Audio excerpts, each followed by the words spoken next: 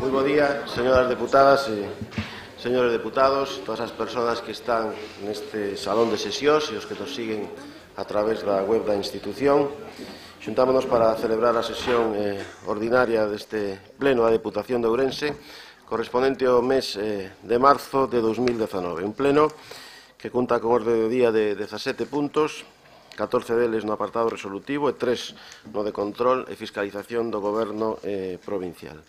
Hai quórum suficiente para o inicio e desenvolvemento da sesión. Comezamos entón polo punto primeiro, que é a aprobación se procede da acta da sesión ordinaria do día 22 de febreiro e da extraordinaria do día 6 de marzo de 2019. Se non hai ningunha cuestión, enténdese entón aprobada por unanimidade as dúas actas. Moitas grazas e pasamos ao punto 2, que di toma de posesión como deputado provincial de don Manuel Pedro Fernández Moreira. Señor vicesecretario, ten a palabra. Sí. Gracias, presidente. Bo día a todos e a todas. En cumprimento do acordado polo Pleno da Deputación no derradeiro pleno, referente á renuncia presentada pola deputada do Grupo Popular, Monserrat Lama Novoa, procedeuse por parte da Secretaría a solicitar da Xunta Electoral Central a expedición da credencial do deputado provincial a quen lle correspondería sustituir. Neste caso, remitiuse pola Xunta Electoral Central en data 7 de marzo o certificado no que designan a don Manuel Pedro Fernández Moreiras en sustitución por renuncia de doña Monserrat Lama Novoa por figurar como suplente en la lista de candidatos presentada por el Partido Popular a las elecciones locales de 24 de maio de 2015. Ademais disto, por parte do deputado entrante, formulouse a presentación no rexistro de intereses da declaración de bens patrimoniais e de posibles causas de incompatibilidade, polo que, para completar a súa toma de posesión, só quedaría que acatase ou prestase xuramento ou promesa a Constitución na forma establecida no Real Decreto. Moi ben, moitas grazas. Vamos a cumplimentar ese trámite. Prego a don Manuel Pedro Fernández Moreiras que se achegue á presidencia, por favor.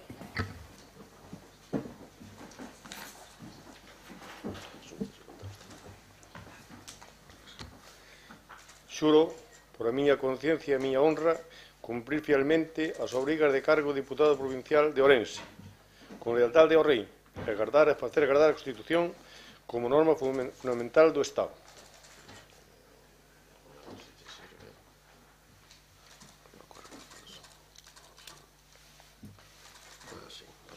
Moitas gracias, presidente. Suerte. Moi ben. Noraboa. Moreira se pode ocupar o seu escano. Moitas gracias. O punto terceiro da orde do día, a delegación na Deputación Provincial de Ourense do exercicio das competencias de recadación en vía executiva das multas coercitivas do Concello de Beariz. Ten a palabra o señor vicesecretario.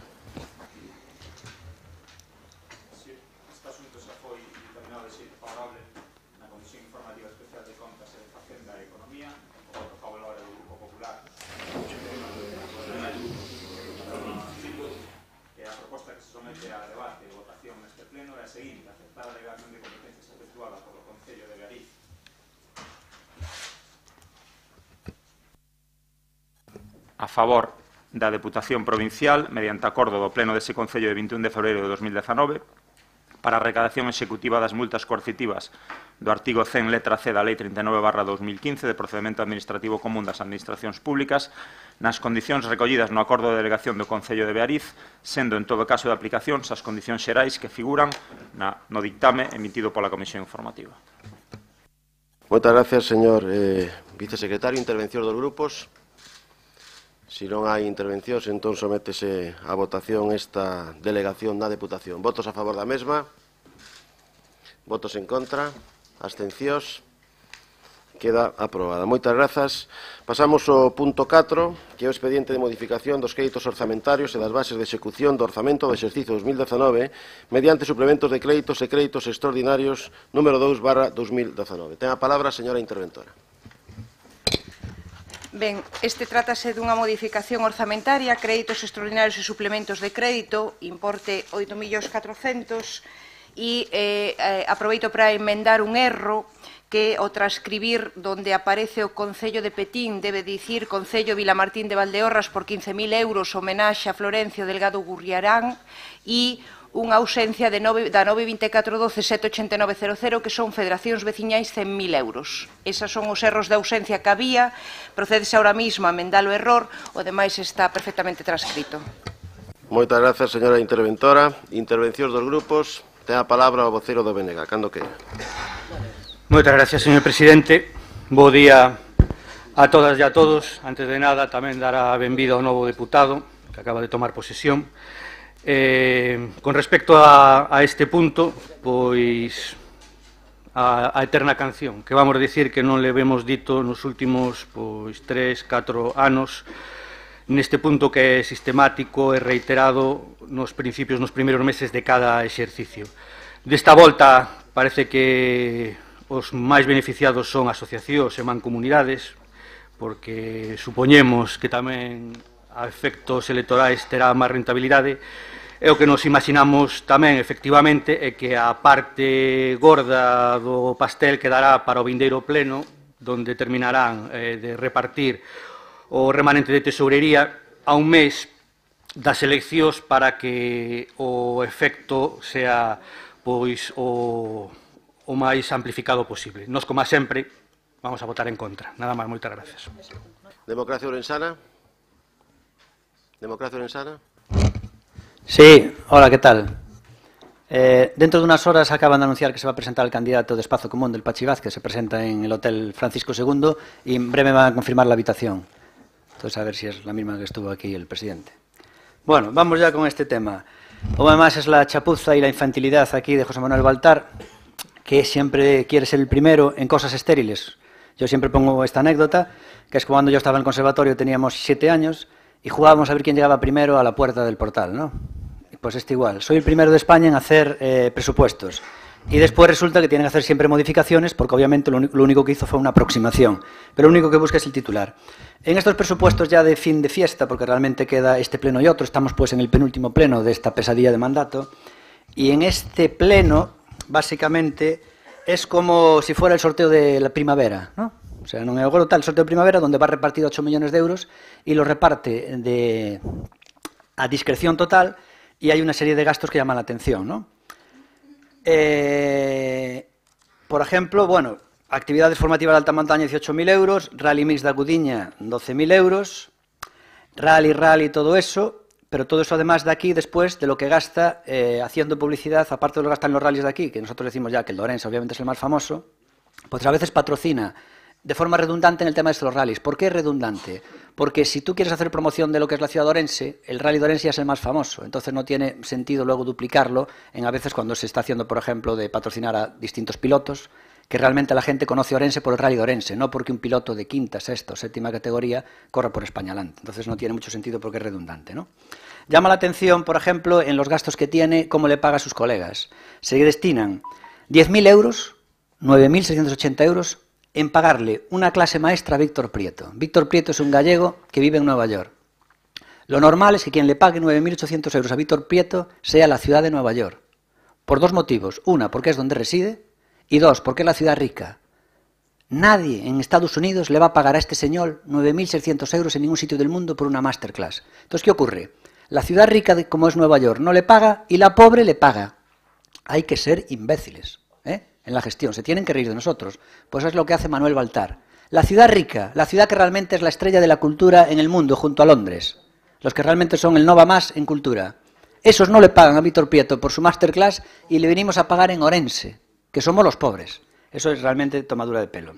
Luego se gasta 250.000 euros, más de 40 millones de las antiguas pesetas, en un filme de Xamulú Film, rodaxe íntegro na provincia de Ourense, de Olvido y León. Es decir, lo que está haciendo básicamente es pagándole el sueño a un director para que haga una película, irse de cena con él varias veces, la película va a ser seguramente un coñazo de estas que en taquilla no recauda nada, que no le interesa nada y que solo le interesa al director, a sus familiares y a algún político. Gastarse 40 millones de las antiguas pesetas, una provincia pobre como Orense, la más pobre de España, se gasta en una película 250.000 euros. Fundación Insúa dos Poetas, 20.000 euros. Expourense, esto también a mí me parece fascinante, en una feria de Expourense, en Vinos Terrae 2019, se gasta solo en una feria 60.000 euros. O sea, todas las ferias, que esto nosotros lo llevaremos a pleno el próximo semana en el Concello de Ourense, y lo traeremos también aquí próximamente. Expo Ourense estamos hablando de que es un cáncer más, porque todas las ferias en el mundo están yéndose para abajo y entonces recortando gastos y desapareciendo del mercado mundial, porque el nuevo escenario del mercado con Internet hace que las ferias tengan cada vez menos sentido, y en Ourense cada vez gastamos más en ferias. Entonces, claro, son todas deficitarias, son una ruina. ¿Para qué sirven esas ferias? Para pagar los sueldos de Expo Ourense y los proveedores amigos de Expo Ourense. Y entonces se le da en una feria 10 millones de pesetas, 60.000 euros para Expo Ourense, 60.000 euros. Así tamén che fago eu feiras, non? La Fundación Sen Rosendo le da 400.000 euros. Claro, con esto yo también monto una fundación. Y luego presumen los de la Fundación Sen Rosendo de que son grandes gestores. Es que con subvenciones la monta cualquiera. Si están haciendo una actividad mercantil, porque realmente hace una actividad mercantil, y le das 400.000 euros, que si digo, con esto monto eu fundacións que fagan falta. Pero lo que me llama la atención es que, claro, estas fundaciones, ¿qué se hace después?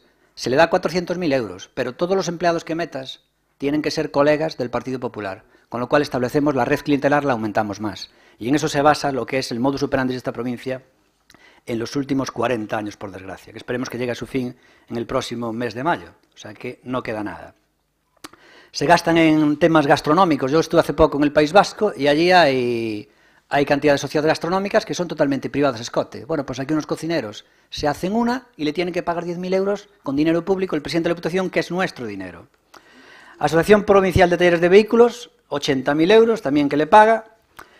Centro Gallego de Innovación de FP, 875.000 euros. Nosotros vemos bien que se haga aquí en Galicia, en Ourense, el Centro de Innovación de FP, pero no podemos engañar a la gente en que esto realmente va a ser innovación. En FP se forman técnicos. Del mismo modo que una escuela de enfermería son enfermeros, los enfermeros no suelen hacer investigaciones de élite. Quien la hace son los médicos, o los químicos, o los biólogos, en ese campo, pero los enfermeros no suelen ser. Los enfermeros no suelen hacer investigaciones de élite. Los enfermeros hacen labores técnicas, totalmente fundamentales. Este centro de innovación es prácticamente imposible que de este centro de innovación de FP salga un avance científico, porque esto viene de la universidad, no de FP. Entonces, claro, intentar engañar a la gente que con el centro de FP Ourense va a innovar y es algo puntero, puntero no. Puntero es la universidad y los centros de investigación, los trabajos de doctorado. La FP no son punteros en investigación, entonces que no nos engañemos. Y punto número 2.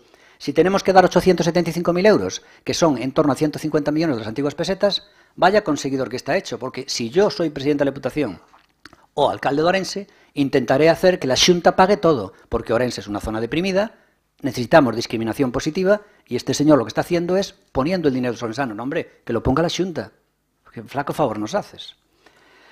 Luego, finalidad de herba carponcital de Salomón de 200.000 euros, y aquí me hace gracia porque aquí pone que el beneficiario también es la Xunta de Galicia, es decir, estamos a favor de que se le ponga herba artificial al campo de Salomonde, pero hombre, que lo tiene que poner la Xunta de Galicia, no la Diputación, coño, tienes que conseguir dinero de la Xunta aquí, que somos la tierra pobre, poniendo pastas y fais amigos calquera. Y básicamente es lo que estamos ya, eso, que la Diputación tiene un sistema de gasto muy superior al Concello de Ourense en lo cuanto a libertad.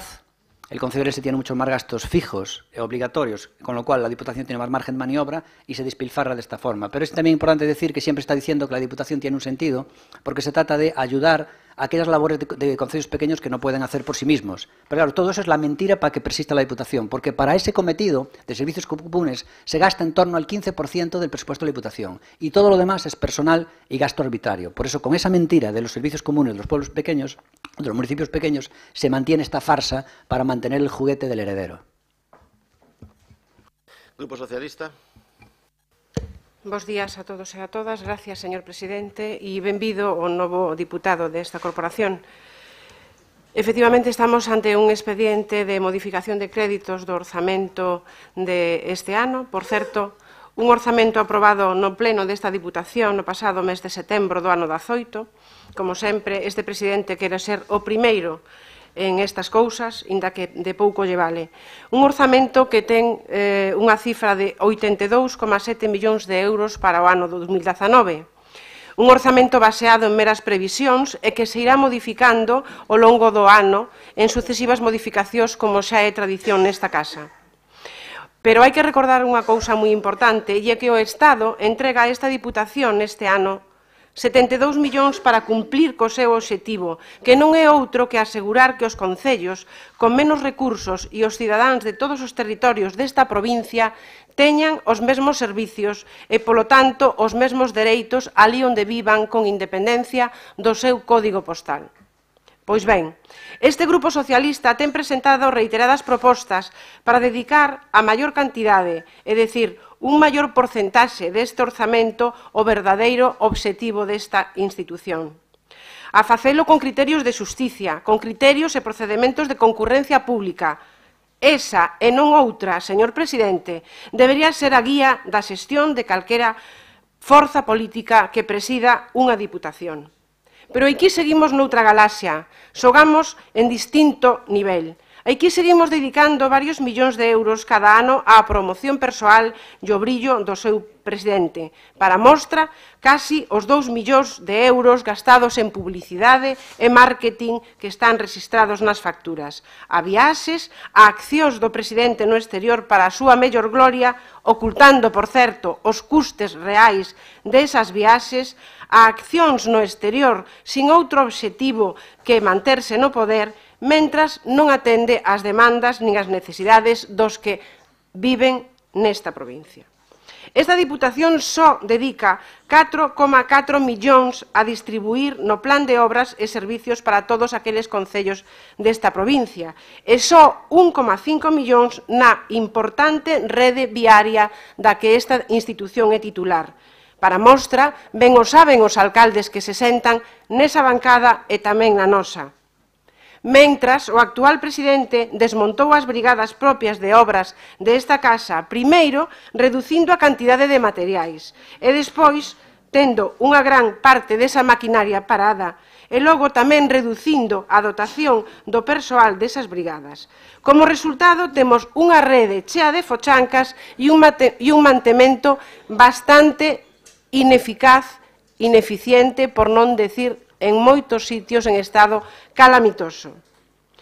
Mentras tanto, o presidente utiliza os poucos recursos que destina ás actuacións cos concellos con criterios claramente partidistas, como reflexa esta modificación orzamentaria. Xa dixemos as cifras no ano 2018, onde o dedo do presidente dedicou 10 dos 12 millóns de euros que distribuiu a concellos do PP, algúns máis agraciados que outros, tamén o saben ben. Cando a realidade é ben distinta, e se quitamos a poboación do concello de Ourense, o cal esta institución non presta colaboración, o PP e o PSOE gobernan un número similar de veciños e veciñas desta provincia, é dicir, sobre uns 100.000 habitantes nos concellos do PP e uns 90.000 habitantes nos concellos de outros partidos, como, por exemplo, o PSOE e outras forzas políticas. Existe, polo tanto, señoras e señores diputados e señor presidente, unha clarísima e máis que evidente discriminación feita a propósito por este presidente dende esta institución, algo que, de non ser delito, a todas luces é indecente e inmoral. O presidente ten rexeitado calquera proposta de cambiar esta situación e de revertila. Rexeitou propostas de pôr en marcha un plan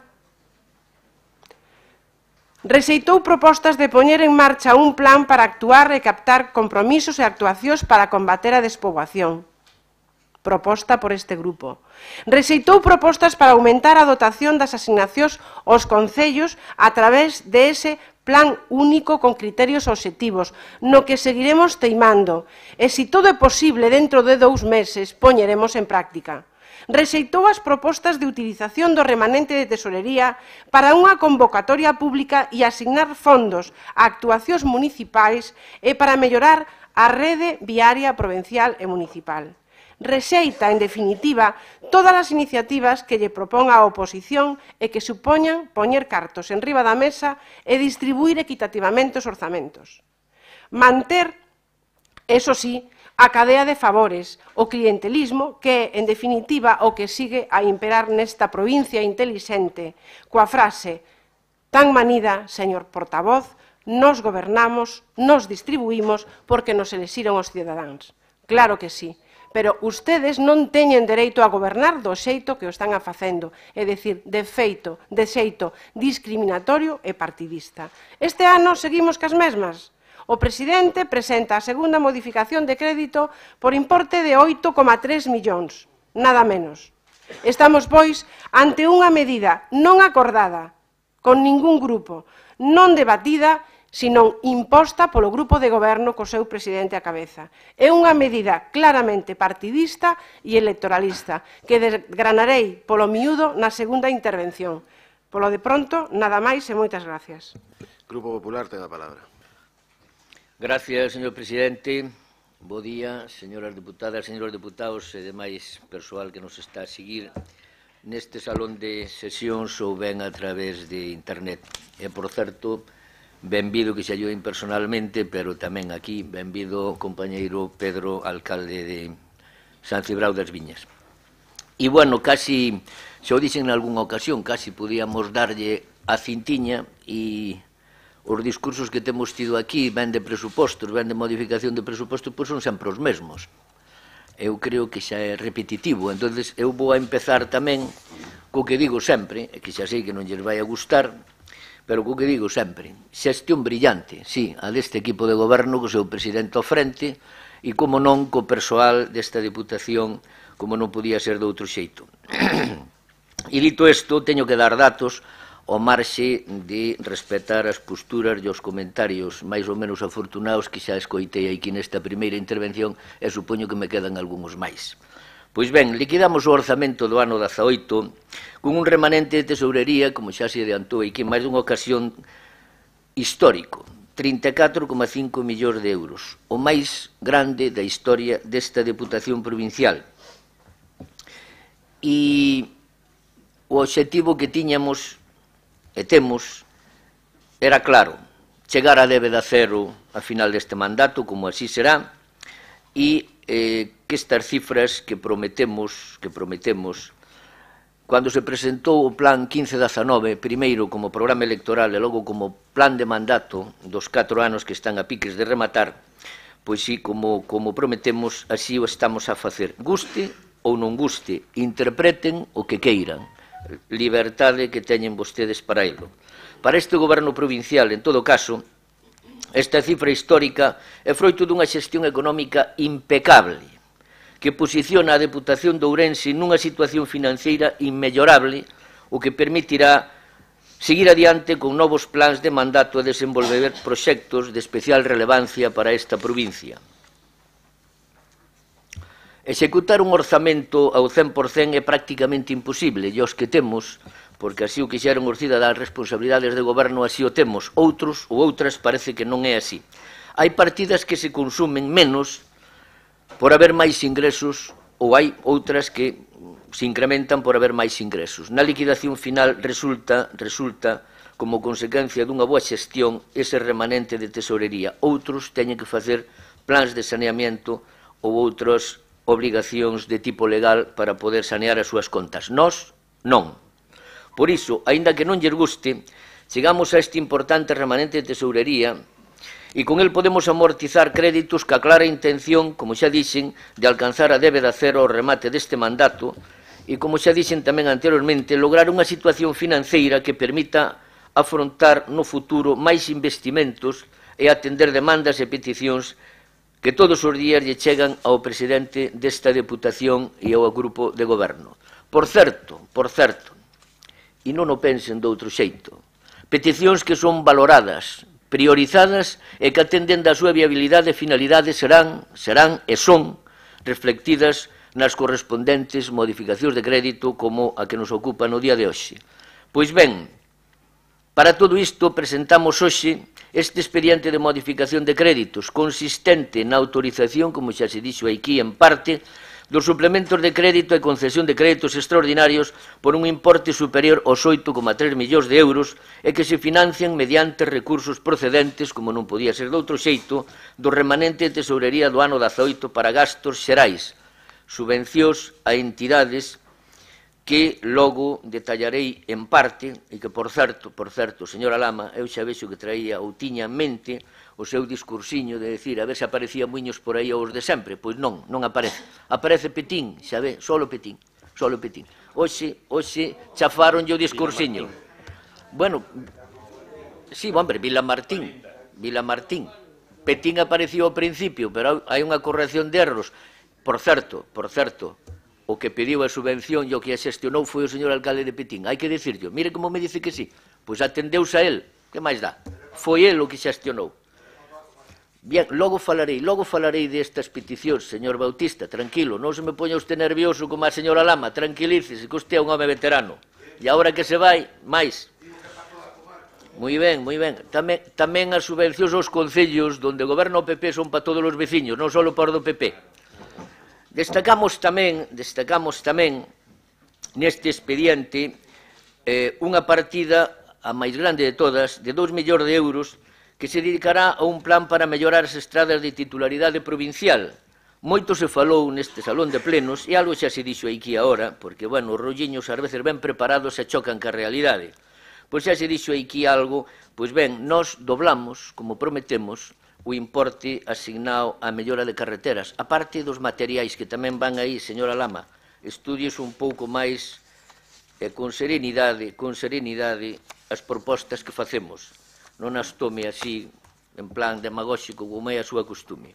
Pois ben, vou a destacar tamén, xa que vostede vai fazer un desglose polo miúdo, eu vou adiantar algo de traballo. Vou adiantar. Logo usted dirá o que teña que dicir. De algunhas, de outras estou seguro que non vai a dicir nada, seguro.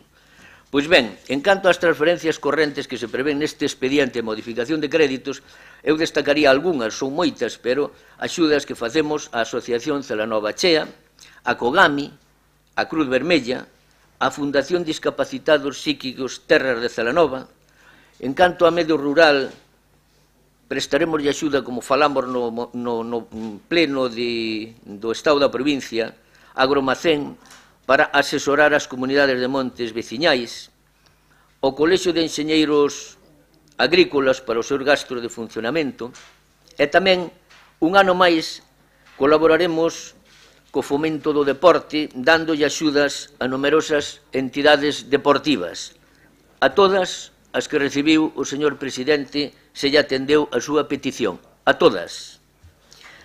Cooperamos tamén cas mancomunidades. E por que aparecen aquí 3 mancomunidades e non as demais? Porque as demais, se recordan, aunque non creo que queiran recordar, aparecen nos presupostos aprobados no mes de setembro. Pero a demagoxia non ten límites e vostedes están o que están. Promovemos multitude de axudas tamén para actividades culturais, recreativas e de outro tipo. E cito algunhas. A Asociación de Empresarios do Polígono de San Cebrao de Viñas, o Centro Agroforestal de Ríos, o Clúster da Pizarra de Galicia, con 60.000 euros, o Consello Económico Social, a Coral de Ruada, a establezamentos asociados do Ribeiro, a Fundación Curros Enríquez, en algo que parece que a algunha deputada lle facía moita gracia o deputado, pois entérense de que se trata. A Fundación Gabela, o Museo Antropolóxico da Ribeira Sacra, a Ruta do Viño do Ribeiro, e tamén axudas no audiovisual, que falarei máis tarde do tema. Sí, señor Pérez Jácome, teño outra intervención, como vostede. Colaboramos outro ano máis ca Universidade de Vigo, como xa ven sendo tradicional, con máis de 50.000 euros. E, por suposto, colaboramos no desenrolo empresarial, unha vez máis co Plan Exportou 18-19 ca Confederación de Empresarios de Ourense cunha axuda de 100.000 euros. Co Colexio de Farmacéuticos de Ourense, nun plan de apoio á farmacia no medio rural. Co Concello de Vilamartín de Valdeorras, a través do señor Bautista, alcalde aínda do Concello de Petín, nun merecido homenaxe a Florencio Delgado Gurriarán. En canto a transferencias de capital, cooperamos ca Mancomunidade Voluntaria de Concellos da Comarca de Ourense para a construción dunha gardería que tanto interés tiñan onde se construiría, pois xa lle digo que se construirá en Paderne de Allariz. Ca Mancomunidade Couso Frieiras, prestaremos tamén axuda á Asociación de Familias de Enfermos de Alzheimer de Ourense, a Asociación As Panas, o Consello Regulador Denominación de Orixe Monterrey, a Fundación San Rosendo, xa se dixo aquí, a Gesmédica, o Padroado San Carlos de Celanova, entre outros. Tamén colaboraremos no desenvolvemento empresarial prestándolle axudas, que xa adiantou aquí algún voceiro, a Asociación Provincial de Talleres de Vehículos, a Asociación de Empresarios do Polígono de San Cibrao das Viñas, e tamén, e por suposto, unha partida importante, que tamén falarei máis tarde algo máis dela, colaboración ca Xunta de Galicia no novo Centro Galego de Innovación de FP en Ourense, promovido, eu diría, peleado por o noso presidente con total determinación e que, coa axuda del e do presidente da Xunta de Galicia, contaremos con el máis pronto que tarde en Ourense. Tamén apostamos polo desenvolvemento no Plan Nacional de Territorios Intelixentes da Axenda Digital para España, tendo como obxecto a creación dunha plataforma integrada de turismo intelixente, algo innovador e consideramos que de gran importancia para esta provincia. Presentamos tamén propostas que se levarán a cabo de colaboración ca Xunta de Galicia, como aquí xa adiantou alguén tamén, no Plan Estratégico das Denominacións de Orixe Galicia Sabe, con 60.000 euros, no campo de herba artificial de Salomonde. Non é o primeiro caso, nin será o último. Na conservación e mantemento do Castelo de Monterrey, con 40.000 euros. E para terminar tamén, no ánimo de velar por a mellora e conservación do noso patrimonio histórico, colaboraremos tamén co Bispado de Ourense cunha axuda de 150.000 euros para a rehabilitación da Caixa Reitoral Santa Mariña de Xinzo de Limia. Estas e outras moitas que teñen vostedes no seu poder son o que vostedes chaman cacicadas do presidente e do grupo de goberno. Pois non, pregúntelle aos beneficiarios. E máis, pregunten quen se acercou á presidencia da Diputación e non foi atendido. Déixense de demagogia e traballen algo máis. E remata este expediente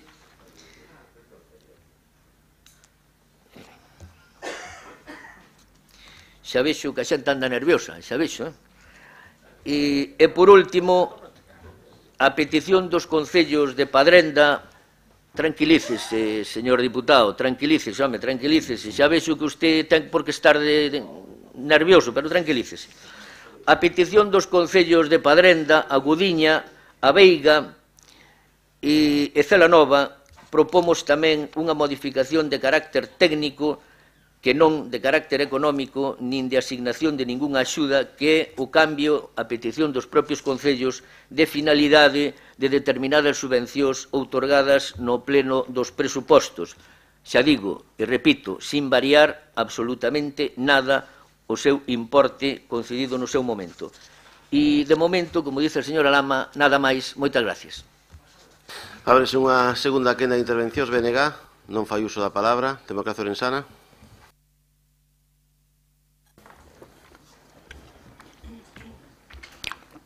Gracias. Si supiera que no iba a hablar del BNG, no hubiera tomado el bombón de licor. Bueno, el alcalde bienvenido, el alcalde de San Ciprián de Viñas, que antes no le dije bienvenido, disculpe. Nos presentamos, por cierto, en las elecciones municipales. Aprovecho para decirle que nos vamos a presentar y a ver si conseguimos quitarle la mayoría absoluta. Bueno, vamos a ver, Plácido. No me vuelvas a echar la bronca o mirar mal si equivoco Lobios con... ¿Cómo era? Con Muiños. Porque tú antes equivocaste, ¿cómo es? Petín con Vilamartín. No, más o menos. Por ahí andan, ¿no? Bueno, no pasa nada. Mira, vamos a ver. Me hace gracia porque uno de los argumentos que dice Plácido, alcalde de Muiños, que repite, ¿no? De momento, que repite. Pues dice, por ejemplo, algo así. Hemos doblado la inversión en mantenimiento de carreteras. Es que no tienes que doblar ninguna inversión en mantenimiento de carreteras. Tienes que llegar a lo que realmente se te exige, que son 6.000 euros por kilómetro. Y la Diputación está muy lejos de eso.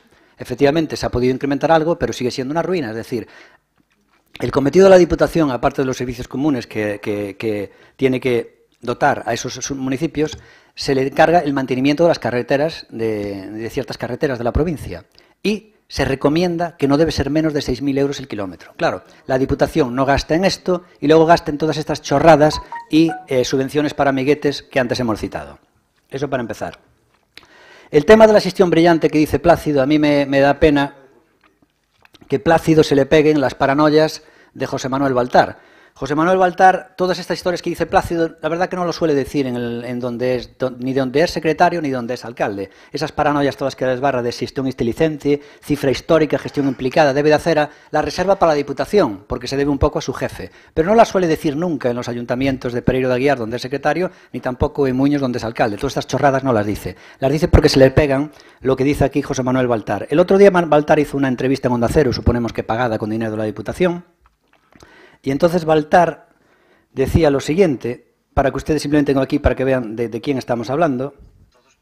Pero eu vexo que hai un estado a calquera outra etapa en Ourense, no ano 14, a primeira conferencia nacional de presidentes de gobernos provinciais e Dice, a primeira conferencia nacional celebrouse en Ourense. Antes dijo, somos los primeros en hacer unos presupuestos. Es realmente una persona que tiene paranoias con ser el primero en auténticas tonterías. Hemos hecho aquí una transcripción de lo que dijo el otro día, y esto tiene que ver en cómo gasta el dinero. Ustedes lo han oído, como dijo, fixemos a primeira, no siempre está con ese rollo, ¿no? Y entonces dice lo siguiente, lo que dijo, un extracto de lo que dijo el otro día en Onda Cero. José Manuel Baltar. Durante este tiempo estamos en Partenalia, Organización Europea de Provincias. Me eligieron vicepresidente y desde mayo de 2018 soy el presidente. Elección unánime por miembros de gobiernos provinciales de todas las naciones del mundo mundial y de todos los signos políticos. Esto pasó también en la Red Europea de Territorios Termales, donde también estamos en 4 años. Me eligieron también vicepresidente y en estos momentos soy candidato a la presidencia. Esta cuestión se resolverá en el mes de junio. No podrá ser candidato a la presidencia porque como no repitan la Diputación no puede ser, ya sería el colmo, ¿no? Que fuera por libre. Y también fui elegido, reitera José Manuel Baltar, y también fue elegido hace 5 meses vicepresidente de la Confederación Europea de Poderes Locales Intermedios, que son unas asociaciones de municipios y provincias de 8 naciones de la Unión Europea.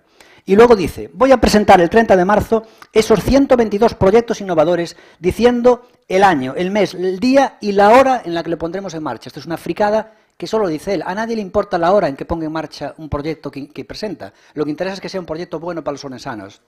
La hora le importa a él porque es el primero que innova en esta tontería, como si otro pone el minuto y mañana otro te pone un segundo y otro te pone la décima y ya te ganó. Esto me recuerda a la película de ¿Qué pasó con Mary? Que dice un tío, voy a hacer un tema para mantenerse en forma que hay que estar entrenando 8 minutos al día. Y le dice el otro, ¿y eso qué es? Hombre, que 8 minutos al día nunca se hizo tan corto. Y dice, ¿y si mañana te viene uno y te lo saca por 7, qué haces? Pues esto igual, ¿no? Lo voy a decir ahora. Entonces son fricadas que realmente Ourense no valen para nada. Fíjense, todo esto que ha dicho Baltar, de vicepresidente, de todas estas historias, es bueno para José Manuel Baltar, porque colma su ego. Pero no es bueno para Ourense, porque Ourense nada se beneficia de esto. La realidad de Ourense, fíjense, a Baltar le va muy bien. He dicho, todo esto es bueno para Baltar, pero no es bueno para Ourense. Porque Baltar, este es el currículum de Baltar, de maravilla, para él. Y este es el currículum de Ourense, Plácido, esta es la triste realidad. Ourense es la provincia de España con mayor media de edad situada en los 50,5 años en el 2018. Ourense es la provincia de España con mayor porcentaje de población de más de 65 años. Todo esto viene en los datos de... Realmente aquí vienen realmente las notas. Esto no son fricadas, esto ya es lo que dice el Instituto Nacional de Estadística. Esto ya no soy el baremo de Baltar, es la realidad. El índice de envejecimiento de Ourense es el mayor de toda España. Menos del 30% de la población de Ourense trabaja. Por cada 1000 defunciones de Ourense nacen 346 niños. Ourense es la segunda provincia española donde menos niños nacen. En los últimos 12 años Ourense ha perdido los 26.000 habitantes. Pronto bajará de los 300.000.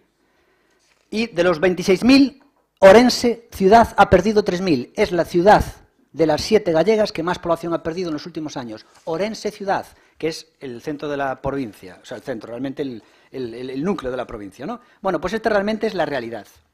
La realidad es que hoy sale una historia aquí en Twitter en la que dice Baltar anunciando su candidatura a las elecciones para el año 2023.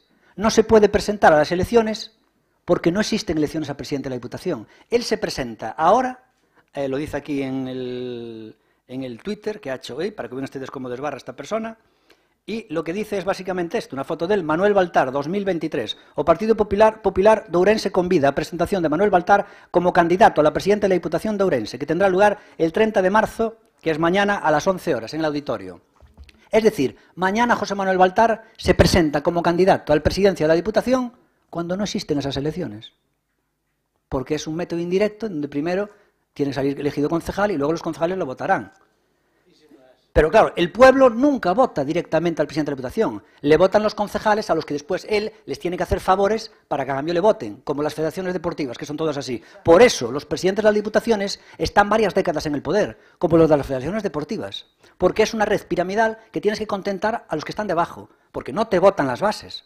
Es un tema delegado. Entonces, claro, es como los presidentes de los partidos. Es muy difícil desbancar. Mientras que si vota el pueblo uno por uno, es mucho más fácil. Si mañana el PP hace una votación de toda la militancia para echar a Baltar, pues obviamente perderían.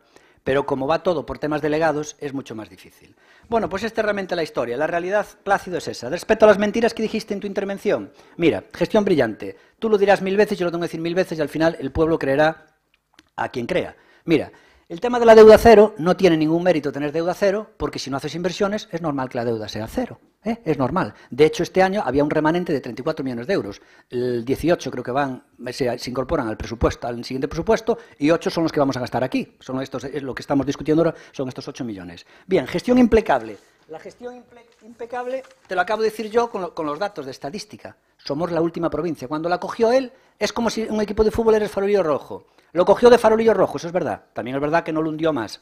Y lo mantiene de farolillo rojo. Es decir, gestión. Yo nunca vi a ningún entrenador que si coge al equipo de último y lo mantiene de último, se diga gestión brillante, Plácido.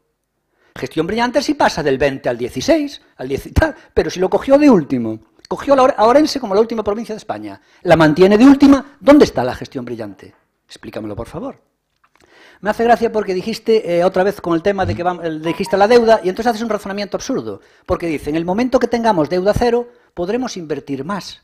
Es que esto me recuerda al chiste del tipo aquel que dice, ¿tú por qué llevas ese yunque ahí pesado en el hombro? Y dice, por si viene alguien, un león, a perseguirme. Lo tiro y corro más. Pues esto es lo mismo, porque esa inversión que dices tú, Plácido, esa inversión que dices tú, ya se podría hacer ahora. O sea, ¿por qué lo normal es hacer las inversiones cuando corresponda? E ir jugando con la deuda. Pero decir, primero voy a acabar con la deuda y luego hacer inversiones, oye, ¿por qué es más importante hacer inversiones a partir de la deuda sea cero o antes? O sea, habrá que hacer inversiones cuando hay que hacer inversiones. Por otro lado, estás amortizando intereses que eran de intereses cero. Entonces, es absurdo amortizar una deuda con intereses cero. Déjala ahí. Como son intereses cero, utiliza el dinero para invertir si hace falta. Y yo entiendo que la última provincia de España no puede esperar a que ese señor tenga deuda cero para colgarse una medalla y hacer inversiones. Las inversiones las habrá que hacer ya, porque somos los últimos de España. O sea, si tú vas de último en la Liga, vou contratar novos xogadores cando Toña debe de cero. Coño, se vas de último na Liga, terás que contratar xogadores xa para cambiar. Entonces es un razonamiento totalmente absurdo. Luego dice lo de turismo inteligente. Yo te vuelvo a decir una cosa. Orense tiene un turismo inteligente. Yo quiero el turismo tonto de Santiago de Compostela y de Sanxenxo. ¿Yo para qué quiero el turismo inteligente de Orense donde somos los últimos? Eso meteo para ti. Eu quero o turismo tonto de Santiago, que está a tope. Pero el turismo inteligente son solo paranoias y palabras para este señor. Nada más.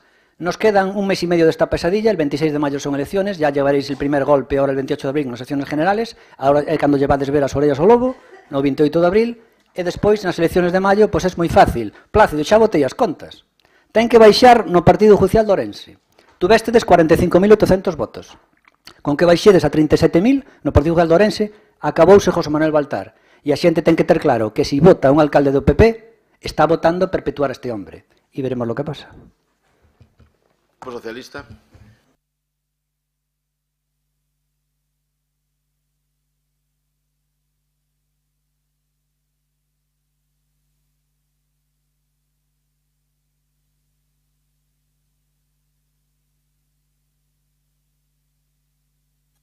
No va. Apaga. Ahora sí. Gracias. Plácido, non me poño nerviosa para nada e os nervios en tal caso van por dentro e a procesión tamén, como suelen decir. Xestión brillante, home, as probas nos remitimos, os datos están aí e son teimudos e as estadísticas tamén, entonces non hai nada máis que discutir. É dicir, os datos son os datos e non son opinións nin subjetivas siquera, nin obxectivas. Os datos son contrastables e están aí, para a nosa desgracia. Con respecto á liquidación do orzamento, dice que teñen un remanente de tesorería de 34 millóns que non se gastaron e que se deberían de haber gastado, porque esta institución non está para facer aforros. Esta institución está para invertir, para colaborar e para axudarlle aos concellos. Por certo, algúns que pasan boas necesidades. Eso en segundo lugar. Mire, evidentemente hai cousas que podemos compartir dentro desta modificación de crédito. Estamos de acordo nese incremento de 2 millóns de euros para a rede viaria provincial, xa que tiñamos unha partida prácticamente raquítica. Tan raquítica que era de 1,5 millón de euros, o que supón unha grave reducción con respecto a outros anos e que deixa a esa partida pois ante a imposibilidade de atallar moitísimas obras que fan falta nunha rede de estradas provincial amplísima, de moitísimos kilómetros, vostedes saben ben, porque temos unha población dispersa, porque temos infinidade de núcleos de poboación aos cales temos que chegar. Pero está moi lexos dos 15 millóns de euros que adica, por exemplo, a Diputación de Lugo ás vías provinciais. Moi lexos. A parte dos 21 millóns que ten como plan único para distribuir entre os concellos a principios de ano, para que cada concello sepa cando empeza o ano, a que ten que dedicar os seus cartos e que prioridades ten que facer. Disculpe. Estou esperando unha chamada importante. Mire, hai moitas accións que son discutibles. Si hai que financiar con 250.000 euros, por exemplo, o Festival de Cine que organiza a cidade de Ourense e do cal nos fixemos cargo este ano, o millor tamén hai que financiar outros festivais de cine curto que están nacendo, por exemplo, na Vila de Verín. Pois ben, este asunto... Perdón. Pois ben, este asunto non se acordou nin foi debatido en ningunha comisión informativa. Con respecto a outra partida, a cátedra, por exemplo, de reto demográfico, vamos a dedicar 12.000 euros. Non é máis que para pagar que o presidente fora a Madrid a dar ali unha charla con un conferenciante e recoñecido periodista, por certo, do cual lle preguntamos o orzamento e se negou que houbera coste nin convenio algún con esa entidade. Por exemplo, está o sistema de dar cantidades a dedo, como se dan cantidades a asociacións de algúns lugares. Vostede relatou algunhas. E por que non se dan a outros? Ou se dá moito menos? Ou, por exemplo, a un colexio profesional de enxeneiros, que vostede acaba de citar, por que non se dan a outros? Ou a uns gandeiros, e por que non se dan a outros? Ou a un club deportivo, e por que non se dan a outros? Isto, señor Plácido e señor presidente, chámase discriminación e tamén discrecionalidade. Hai subvencións directas a determinadas asociacións, é certo, e a determinadas actividades, tamén é certo. Así, subvencionamos, por exemplo, a un acordeonista, como acaba de citar algún compañeiro. Estas son actuacións que están aí reflexadas neste expediente de modificación de crédito. Pero hai outras actuacións que son inaceptables, sinceramente inaceptables. Por exemplo, eses 250.000 euros para facer unha película. Merece unha explicación que xustifique esa cantidade. Non estamos para subvencionar películas, estamos para axudar a crear proxectos que beneficien a esta provincia. Estamos, señor Plácido, para financiar a Fundación San Rosendo con diñeiro público un centro a unha entidade privada, mentras, por exemplo, se negan axudas ou non se promoven residencias de maiores públicas ou que teñan, pois, por iniciativa a determinados concellos. Estamos, señor Plácido, para facer aportacións a colectivos de empresarios, como, por exemplo, unha de 156.000 euros, ou para gastos de funcionamento de sedes, ou para... Mire, nós estamos para axudar os empresarios. Para iso está a CEO. E a Cámara de Comercio a piques de desaparecer? Outro proxecto, así, megaproxecto, que tamén leva unha sustanciosa subvención, é a Insua dos Poetas, para a maior gloria dunha persoa que nos parece, sinceramente, un disparate. Despois están as múltiples subvencións nominativas que van máis alá do límite do normal, por exemplo, a esa asociación gastronómica que citaban antes os compañeros, e por que non a unha asociación micolóxica, por exemplo. Mire, sinceramente, financiar o deporte está moi ben. E por que non financiamos a todo o deporte mediante unha asignación xusta, equitativa e distributiva entre todos os concellos que teñan escolas deportivas de base? Mire, é inaceptable que esta Diputación subvencione a Xunta para un proxecto do cal hai constancia escrita nun libro donde asina nun acto partidista do Partido Popular, donde asiste o presidente da Xunta e o presidente do Partido Popular da provincia, e donde se asigna entre empanada e pinchos o orzamento para un campo de fútbol, 200.000 euros para o Salamonde, e está escrito da seguinte maneira: por parte do presidente da Xunta, traballaremos para un campo novo de herba artificial. Asinado, queda dito, asinado Alberto Núñez Feijóo. E por parte do presidente desta institución, nesta xornada acordamos coa Xunta de Galicia, na persoa do seu presidente, dotar a esta instalación de herba artificial. Nos parece, sinceramente, un acto inmoral, porque hai moitísimos outros concellos que precisan de instalacións dese tipo, porque hai moitísimos outros clubes que necesitan instalacións dese tipo, e non que vaya o presidente da Xunta e o presidente desta institución a asinar nun libro un compromiso. Nos parece indecente e inmoral. Mire, esta expediente de modificación de crédito, señor presidente, trátase de autorizar, polo tanto, un gasto discrecional e caprichoso, sin base nin criterio. Inxusto, polo tanto, sin concurrencia que permita que outros poidan presentarse e sin atender o principal obxectivo desta institución.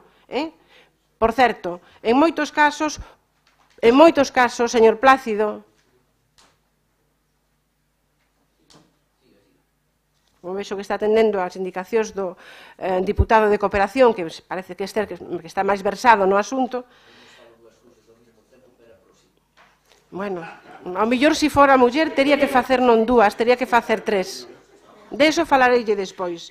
Polo tanto, puenteando, decíalle moitas veces, a propia autonomía municipal, a sociedade civil e afectando a competencia entre empresas e entidades. Están vostedes a facer un traballo non de xestión brillante, un traballo nefasto.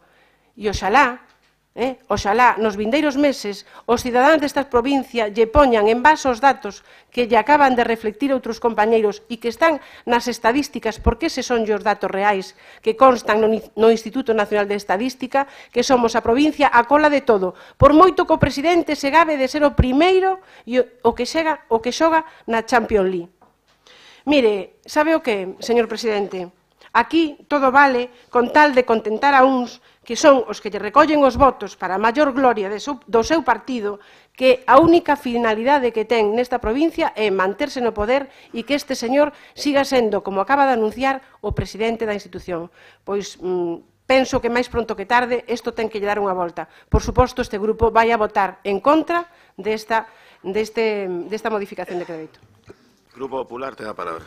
Gracias, señor presidente. Xa vexo que tanto o señor Rodríguez Suárez como a señora Lama dan por feito que vostede será o próximo presidente desta Diputación.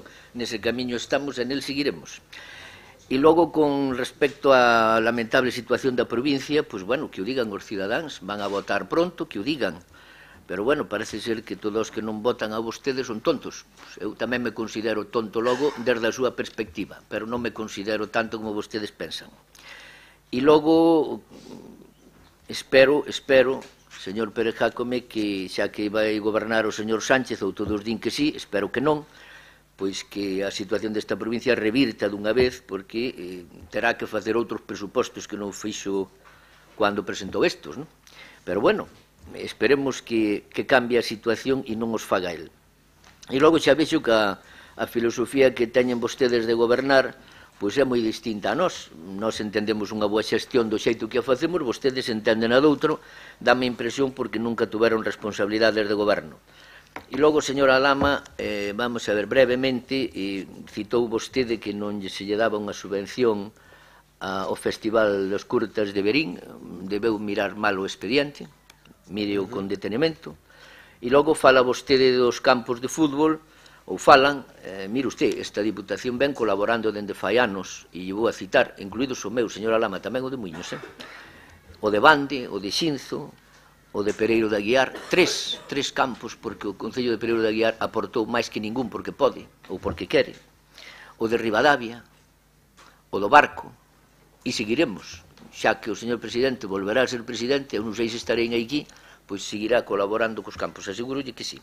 E dito isto, por rematar e dar unhas cuantas pinceladas e sin ánimo de ser repetitivo, pero sí de reiterar algunhas cousas. Estamos a falar de modificación de créditos porque un ano máis, volvo a dicilo, a xestión económica é un dos éxitos fundamentais deste goberno provincial. O entendan ou non o entendan.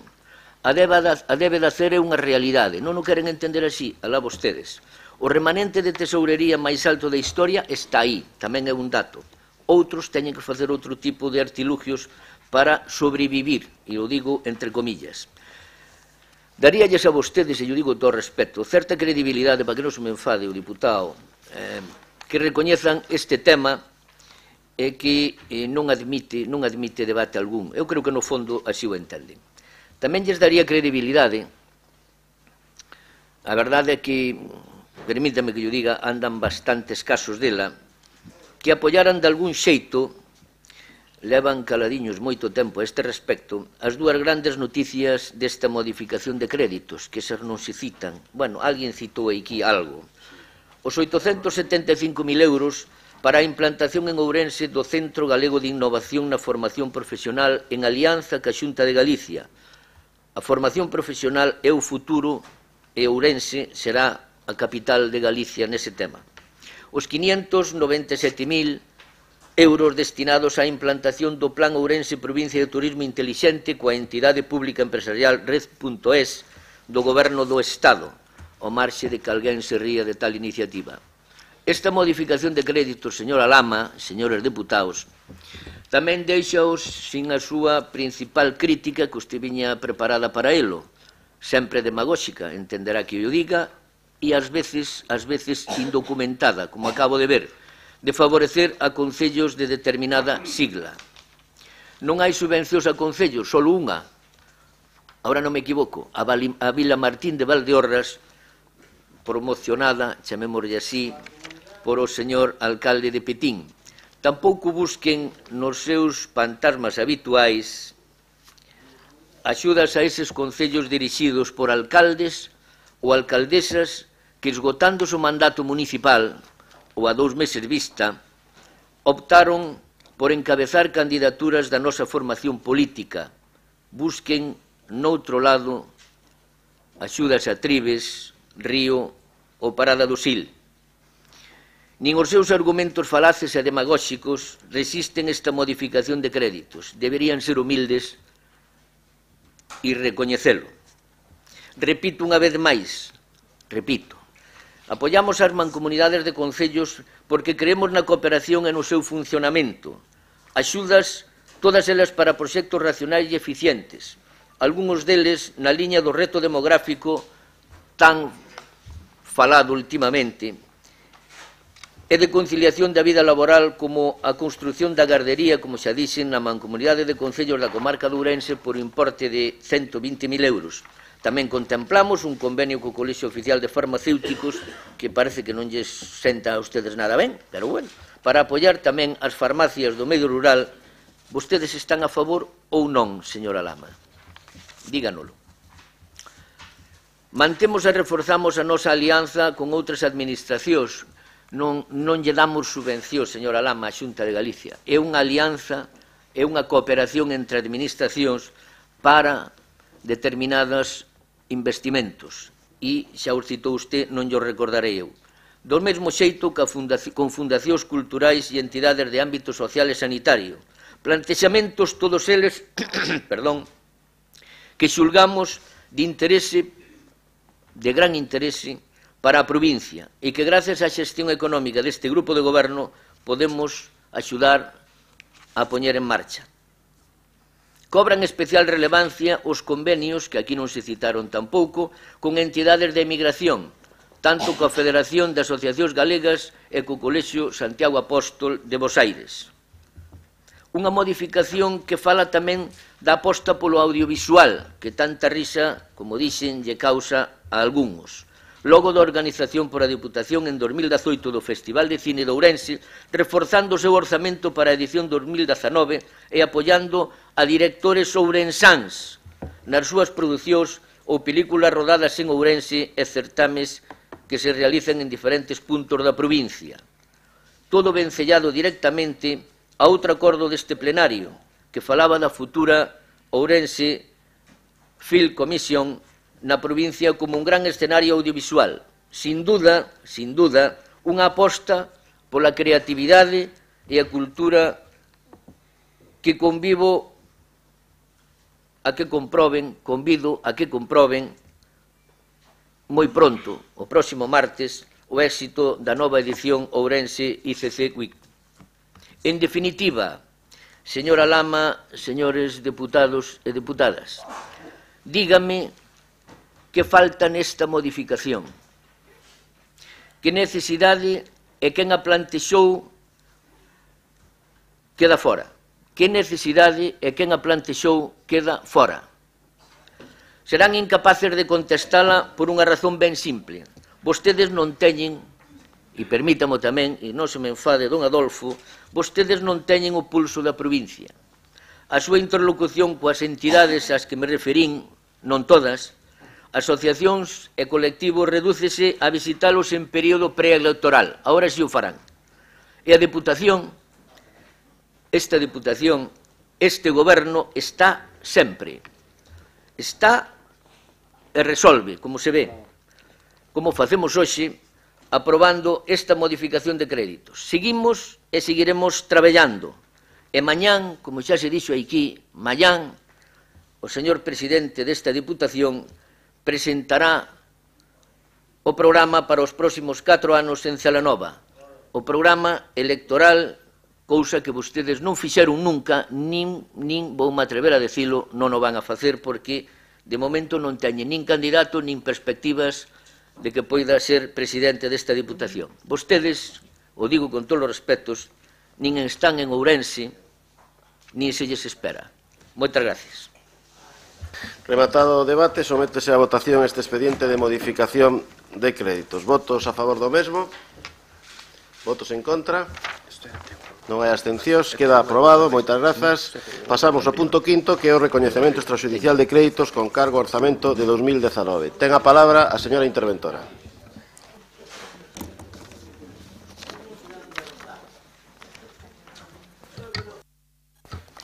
Ben, trátase dun recoñecemento extrajudicial de crédito de 215.000 euros. A maior parte, o 90% das facturas, son retrasos dos que facturan ou ben das conformidades e só supón un 0,25% do orzamento actual. Grazas. Intervención dos grupos. BNG ten a palabra. Gracias, señor presidente. Moi breve. Seguimos afrontando gastos non contemplados nas partidas, gastos de todo tipo, algúns os menos que xustificarían o recoñecemento e outros os máis, desde o noso punto de vista, que son injustificables. Por lo tanto, nos vamos a votar en contra. Nada máis, moitas gracias. Democracia Ourensana. Non fai uso do seu turno, Grupo Socialista. Gracias, presidente. Bueno, despois de escoitar as palabras fachendosas, tamén teño que decir, do señor portavoz, só nos queda decir que, bueno, hai algunha data especial para vir aquí onde o presidente a pedir cousas, porque xa que está é o virrei desta provincia e hai que vir aquí baixar a estola, home, Plácido, estamos no século XXI, estamos presumindo de provincia intelixente, estamos presumindo da intelixencia, e aquí a intelixencia é o que menos funciona. Estamos pedindo plans equitativos, xustos e distribuídos con criterios de xustiza entre todos os concellos, asociacións, clubes e demais. E iso é o que vostedes non queren facer. E non o queren facer, sinceramente e sinceramente, porque lle vai moito mellor así. Vostedes seguen a manter dende esta institución, este presidente siga a manter as vellas prácticas que herdou do seu pai, que é o que mellor funciona para seguir presidindo esta institución. Por certo, a él elíxeno os concelleiros dos concellos donde resultan elexidos concelleiros e alcaldes. Entonces, é unha elección indirecta, vale? Non ten que presentar proxecto de mandato ningún. En tal caso, o proxecto de mandato terá o que presentar diante desta institución o día que se vote como presidente. Porque antes, bueno, cubrir un expediente, sacar unha nota na prensa, nos periódicos, para a súa maior gloria e engrandecemento personal. Con respecto a este recoñecemento extrajudicial de crédito, decir que estamos ante un trámite legal para legalizar chapuzas deste grupo de goberno.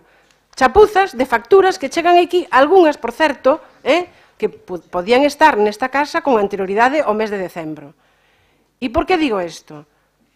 Digo isto porque os técnicos teñen que facer o seu traballo e teñen que imputar ao orzamento deste ano facturas que chegan fora de plazo. A realidade é co que se pretende tapar é o mal funcionamento. É que, bueno, en unha pequena dimensión hasta podería ser razonable, pero aquí veñen actuacións un pouco chirriantes, non? Actuacións de espectáculos diversos por importe de 9.000 euros, 2.400 euros de merchandising para esa tan cacareada Ourensanía. Mire, a Ourensanía non ten que ser unha marca. A Ourensanía ten que levarse dentro, predicar co exemplo e facer da provincia, un líder e non un deserto, que é o que están a facer vostedes con esta provincia. Cantos núcleos do rural lle quedan en algúns concellos con 0 habitantes? Sabe decir vostede, señor Plácido? Sabe decir vostede, señor presidente? Esa é a realidade. Somos portada dos telexornais a nivel nacional, da esa España vacía que se queda sen xente e que se queda sin futuro. De eso somos campións. De eso é do que temos que presumir. Mire, e esos 4.800 euros a unha adega de un futuro candidato de unha alcaldía, por certo, onde teñen vostedes os peores resultados, que se explicou magníficamente ben o vicepresidente segundo na comisión informativa que fora para a festa de Monte de Ramo da carne, celebrada, por certo, no mes de outubro. Eu convido, dende aquí, a todos os alcaldes da provincia que teñan algunha festa de exaltación de algún produto que veñan a esta Diputación a pedirlle cartos ao presidente para viño. Que conste en acta. Están convidados todos os alcaldes, sexan ou non do PP, a vir aquí e que esta Diputación lle pague as botellas de viño de eses eventos. Isto é normal? Ou será un pago por adiantado para convencer a alguén de que encabece unha lista?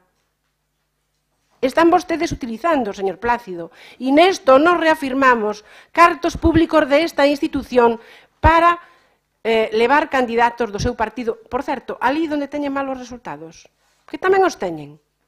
E volvo a recordar, vostedes gobernan aproximadamente a 100.000 habitantes nesta provincia, quitando a capital.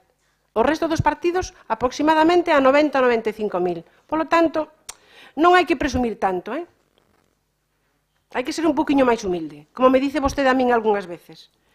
Mire, estamos pois ante a legalización dos caprichos do presidente, dos gastos que na maioría das decisións son de actividades para pagar cacicadas.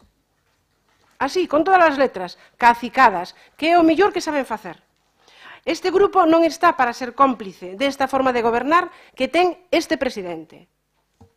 Que, por certo, tan moderno é e tanto nome en inglés lle quere poñer as cousas que xa podía predicar co exemplo, ser un pouco máis intelixente, chamar as cousas polo seu nome e deixar de facer vellas prácticas. Mire, aínda non recibimos, señor Plácido e señor presidente, explicacións de algúns gastos polos que levamos preguntado moitas veces. Por exemplo, ven neste recoñecemento extrajudicial de crédito aproximadamente un importe de 10.000 euros de custes dese viaxe á Argentina que están fora do orzamento que foi licitado, que colleu unha empresa, por importe de uns 70.000 euros. Logo resulta que veñen facturas a maiores. Queremos explicacións e ainda non se nos deron. Como tampouco se nos deron as explicacións do importe total desa magnífica exposición dos suevos que se levou a cabo nesta cidade con unha afluencia bastante importante de público, pero que siguen traendo aquí facturas desa exposición. Por lo tanto, señor Plácido, señor presidente, nós non podemos votar a favor deste recoñecemento extrajudicial de crédito. De ninguna maneira. Se foran facturas que chegaron no último momento, no último mes, e non se poden imputar o a exercicio cerrado, que chegaran no mes de xaneiro, vale, pero o que ven aquí dista moito de ser eso, Isto é un recoñecemento extrajudicial de cacicadas. Por lo tanto, xa lle digo que anunciámoslle o voto en contra. Grupo Popular ten a palabra. Presidente, tratarei de ser breve. Como ben se di na proposta da presidencia, e vou empezar por centrar o tema, porque vexo que, con todos os respetos, non traen os deberes ni mínimamente feitos. Mediante informe do 13 de marzo de 2019 da intervención desta Deputación, a quen lle corresponde, púxose de manifesto a existencia dunha relación de facturas por un importe total de 215.000 euros, insisto nesto, conformadas polos responsables dos servicios correspondentes e non reparadas, como pasa noutros moitos concellos, e non vou a citar a ningún, e que corresponden a obrigacións pendentes contraídas pola Deputación Provincial e que debido a que foron, señora Lama, debido a que foron tramitadas de modo extemporáneo nos termos que se detallan claramente e de maneira moi concisa no informe ou no anexo do informe da señora interventora, non puideron imputarse exercicios o exercicio que lle correspondía ou exercicios, porque incluso temos algunha factura do ano 17 e non é culpa desta Deputación nin dos técnicos nin de quen estamos no grupo de goberno que algún proveedor traiga unha factura cando lle peta, e perdónenme a expresión. E para iso están os rexistros desta casa e para iso están vostedes para comprobalo e os técnicos asesores que teñen no grupo. Debo aclarar tamén que no propio informe de intervención sinálase a posibilidade de proceder á aprobación de ditas facturas e a súa aplicación ao orzamento vixente. Díceo a señora interventora. Vostedes votan man do informe da interventora cando lle queren. Cando non queren, non o votan. Léanso tamén. Mediante un acordo de recoñecemento extrajudicial de créditos que constitúe unha atribución do pleno da corporación. En consecuencia, eso, señora Lama, é precisamente o que faemos hoxe. Traelo aquí. E deberían examinar en detalle a relación de facturas que traemos hoxe aquí, en detalle. Repito, trátase dun expediente informado favorablemente por os técnicos desta casa, cada un na responsabilidade que lle corresponde. Estamos a falar dun procedimento reglado, perfectamente legal e habilitado para tratar este tipo de asuntos, e que temos responsabilidade de goberno, aunque sea humilde como a miña, sabemos de que falamos. Négome, polo tanto, señora Lama, négome a entrar no oportunismo que vostedes buscan nestes casos, e que eu entendo, pero eu non teño por que lle faer seguidismo, pero me vou a referir a dous, e que mire que cosa, sabía que o iba a dicir porque os traigo escritos. Mire vostede. Xa empeza usted a ser previsible, xa que leva pouco tempo. Mire, a viaxe a Bos Aires, co gallo do premio de Ourensanía, tuvo imprevistos, como pasa en calquer casa de veciños, señora Lama, e usted reconoció, e creo que en privado tamén.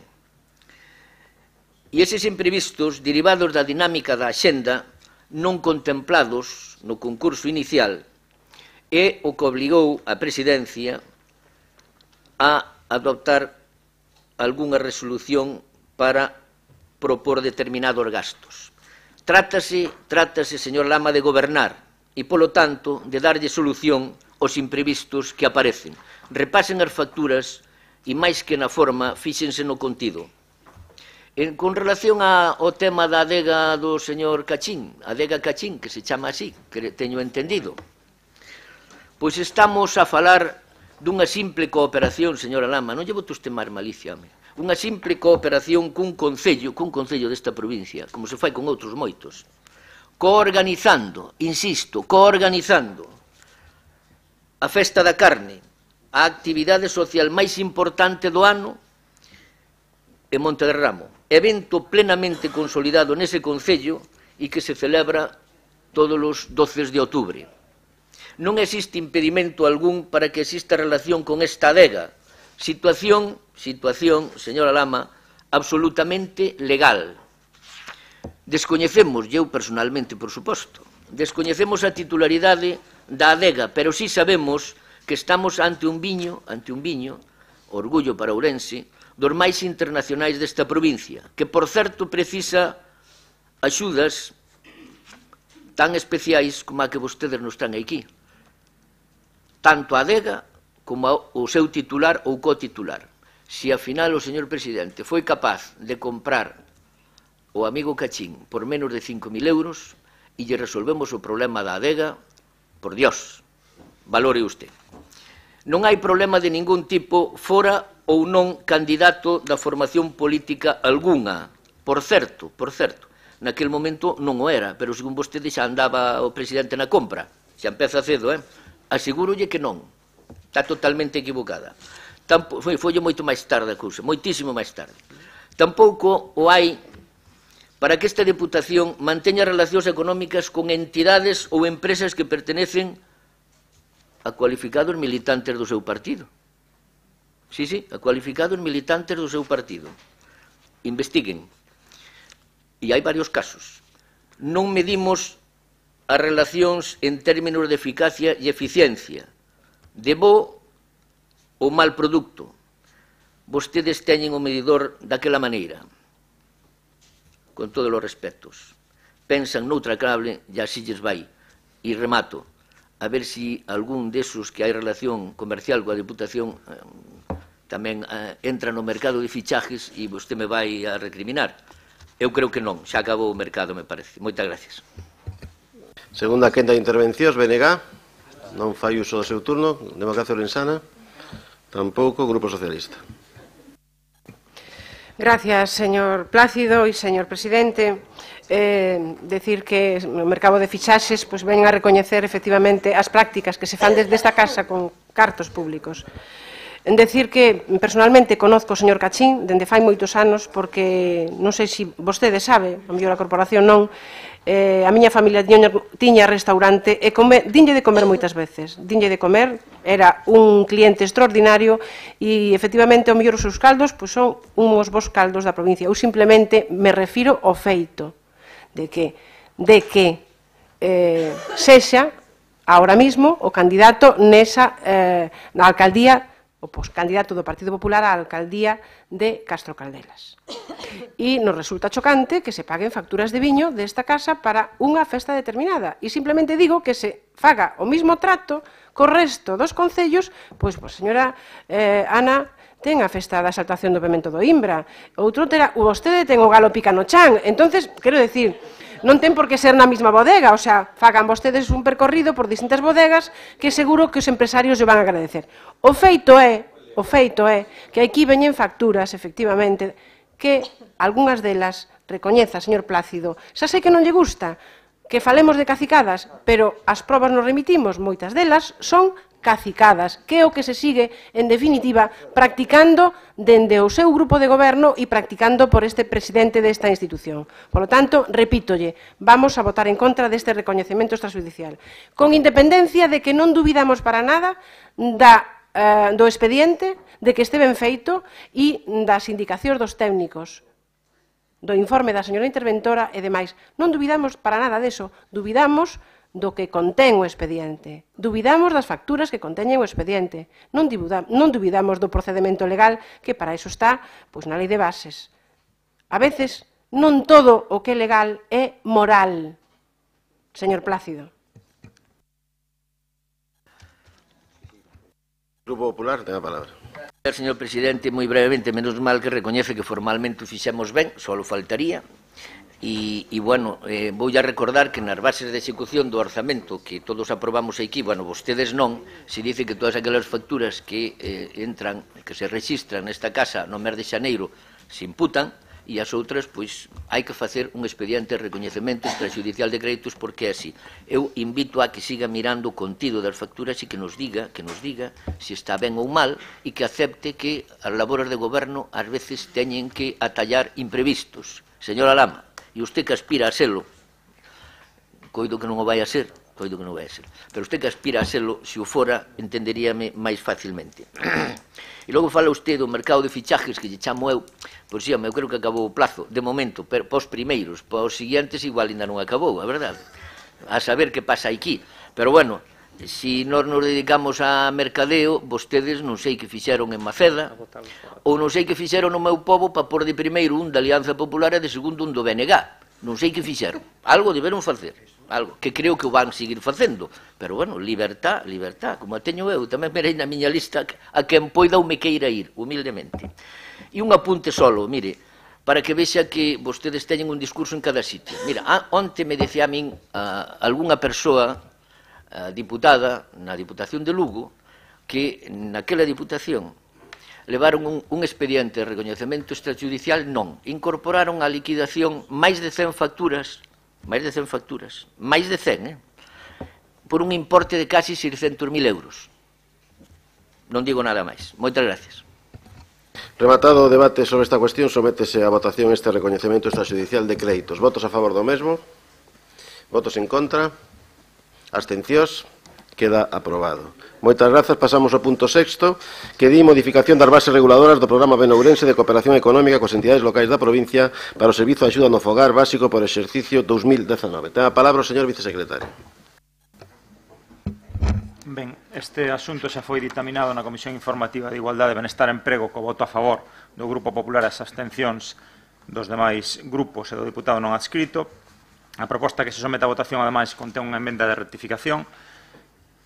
O contido completo do ditame, incluída a emenda, sería, en primeiro lugar, conceder un prazo adicional de 5 días contados desde o seguinte a publicación deste acordo no Boletín Oficial da Provincia para os concellos e mancomunidades que non presentaran a súa solicitude de adhesión ao programa de cooperación benourense axuda no fogar básico para o exercicio 2019 e que poidan presentala. En segundo lugar, modificar as bases do programa benourense, concretamente a base segunda relativa aos beneficiarios e a base sexta relativa a xustificación e pagamento. En terceiro lugar, iría a emenda que é relativo á corrección de erros detectada na Comisión Informativa sobre o grao que lle corresponde ao Concello de Boborás aplicando os criterios de reto demográfico, que sería o grao 2 en lugar do grao 3. E, por último, publicar o contido desta modificación das bases no Boletín Oficial da Provincia aos efectos oportunos. Grazas. Intervencións dos grupos. BNG non fai uso do seu turno. Democracia tampouco. Grupo Socialista tampouco. Grupo Popular. Entón vamos a someter a votación esta modificación. Votos a favor? Votos en contra? Abstencións? Queda aprobada. Moitas grazas. Pasamos ao punto sétimo, que di bases reguladoras do programa de cooperación cos concellos benourense Infancia para a concesión de subvencións a puntos de atención á primeira infancia 2019. Ten a palabra o señor vicesecretario.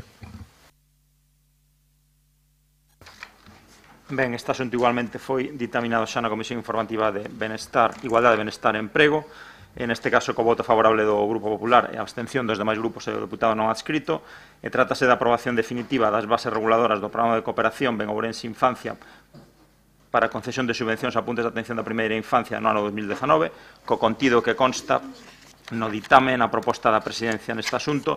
Existe tamén unha emenda no idéntico termo que no punto anterior, que é a de axustar o grao que lle corresponde ao Concello de Boborás aplicando os criterios do reto demográfico, que é o grao 2 en lugar do grao 3. Moitas grazas. Intervencións dos grupos. BNG, non. Democracia tampouco. Grupo Socialista, Grupo Popular tampouco. Entón sometes a votación estas bases reguladoras do programa benourense Infancia. Votos a favor das mesmas? Votos en contra? Abstencións? Quedan aprobadas. Moitas grazas. Pasamos ao punto oitavo, que di moción de Democracia Ourensana relativa a posta en valor do Vido Eiral de Monte de Ramo. Ten a palabra o vocero de Democracia Ourensana. Muchas gracias, presidente de la Diputación, que también candidato, según él, a la siguiente presidencia de la Diputación, sin que haya realmente elecciones. Esto me recuerda una vez una película, o sea, se presenta, ya lo dije antes, pero lo voy a decir de otra forma, se presenta candidato a la Diputación de Ourense cuando no hay elecciones a eso, ¿no? Y me recuerda una película que le dice un tío, oye, corté con esta chica, la verdad que tuve que cortar con esta chica, y le dicen, pero para cortar con ella no hay primero que estar saliendo con ella. Pues es igual, ¿no? Bueno, pues también me hizo gracia una frase que dijo Plácido en su última intervención, en la que dijo, no sé qué más le piden a estas modificaciones de crédito, ¿qué más le piden? Me recuerda una frase de Pumar en el Concello de Ourense, que cuando llevó allí lo del turismo inteligente, de meterle unos indicadores de cuánto las termas, de a qué temperatura están y dónde están las plazas de aparcamiento, debajo de un sitio todo embarrado y con árboles, va a decir dónde están las plazas de aparcamiento libres, y dijo Pumar al acabar su intervención, no sé qué más quieren para Ourense, no sé qué más quieren. Pues es igual. Bueno, pues En este tema del videoviral, lo que nosotros vamos a pedir, me hace gracia porque el Partido Popular ya demostró su intención de votar en contra en este tema, en las comisiones ya de votar en contra, y vota en contra de todas las mociones de democracia orensana, aunque me hace gracia porque una vez pedimos aquí que se mejorara la estación de Manzaneda, y votaron en contra, pero después ellos dotaron allí de servicios, hicieron inversiones en Manzaneda, cuando habían votado en contra de nuestra propuesta. La única vez que votaron a favor el Partido Popular, que votó algo, eso demuestra también las paranoias de él, vota sistemáticamente que no en contra, aunque sea pedir algo bueno para Orense. Bueno, pues lo único que votó a favor es lo de, cuando nosotros hemos hecho una iniciativa para que se defendiera el tema del barallete, ¿no?, que es una jerga típica de ciertos gremios de aquí de la provincia de Orense. Vale, pues es la única vez que el Partido Popular votó a favor de este tema. Y el otro día sacó un libro del tema del barallete y, por supuesto, no dijo nada de que había sido una moción y una propuesta de democracia orensana. O sea, la única que vota a favor, pero después nos omite en cualquier presentación pública. Bueno, el tema de lo que nosotros pedimos aquí, básicamente, en el tema del videoviral, es lo siguiente. Supoño, non sei se estuvisteis vosotros todos en esa zona, yo creo que está en el top 5, de la provincia, sin lugar a dudas, a lo mejor en el top 3 de las zonas más bonitas que pueda haber en la provincia de Orense, ¿no?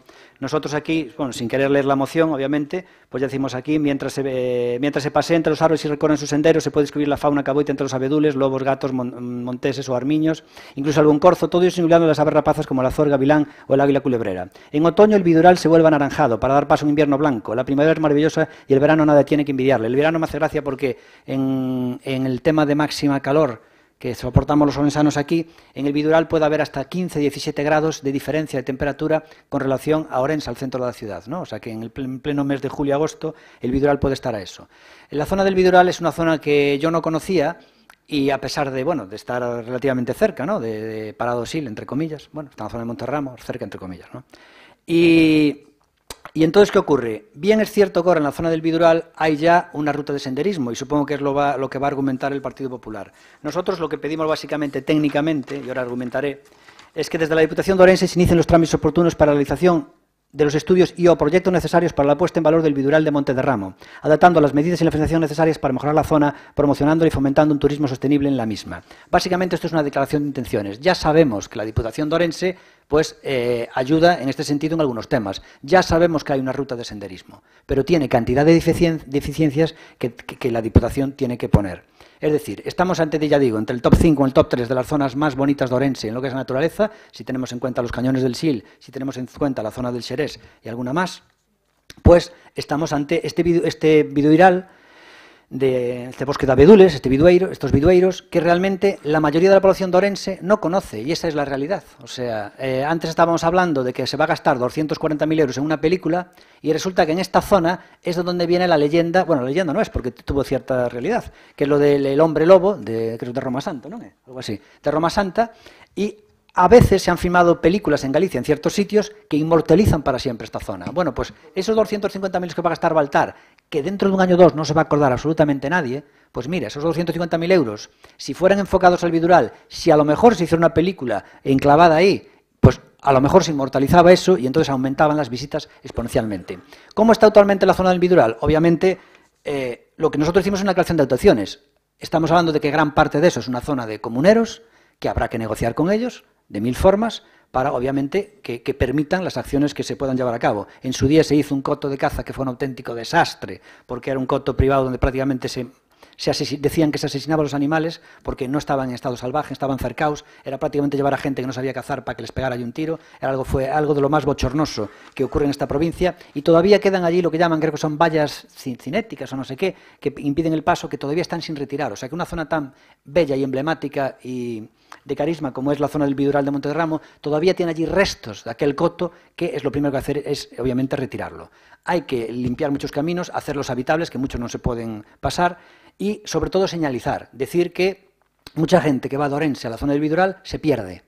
Entonces, hombre, en una zona se pierde, a veces tardan horas en salir, ¿no? Muchísima gente no lo conoce, no sabe ni cómo llegar. Entonces, ¿qué ocurre? Algo tan espectacular como es la zona del vidural, ya siempre se dice lo mismo. Imagínate que esto lo cogen los vascos o los catalanes, e incluso los portugueses, que en el turismo de interior nos dan un baño. Yo pongo este ejemplo. En Parada do Sil, de donde soy yo, pues en su día pues había los típicos bares del pueblo. Una vez que está cogiendo ya fuerza la zona de las últimas décadas, pues hasta hace poco solo había un restaurante. Había dos, pero uno cerró. Y ahora abrieron otro. Es decir, en la zona más bonita del norte peninsular, de las más bonitas, que es los Cañones del Sil, pues ahora tienen dos restaurantes.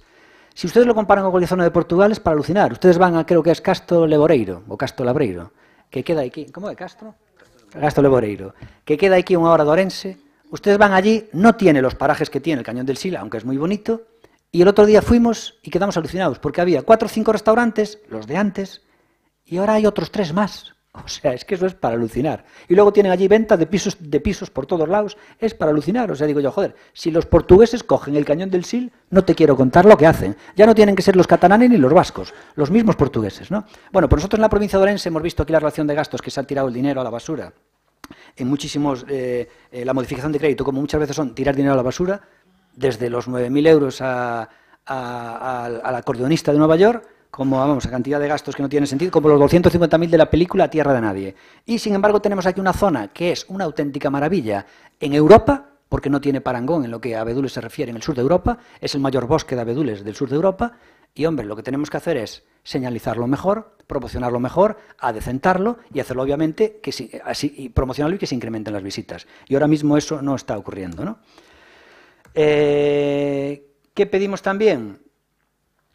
Pedimos también, en este tema de aquí, algo también muy importante, que es el tema de regular también con el tema de la caza, porque decimos que tiene también unos restos de lo que ocurrió con los comunales, aquel alquiler que se hizo, que ahora mismo, pues aquella zona de ahí, tiene una zona en la que tiene un problema con el tema de la caza, porque ya digo, arrastramos de un cozo que está totalmente abolido, y ahora mismo pues también está en tierra de nadie, ¿no? Entonces también había que regularlo. Con lo cual, la Xunta o la Diputación tienen que meter mano aquí y repetimos, es una declaración de intenciones para mejorar esto.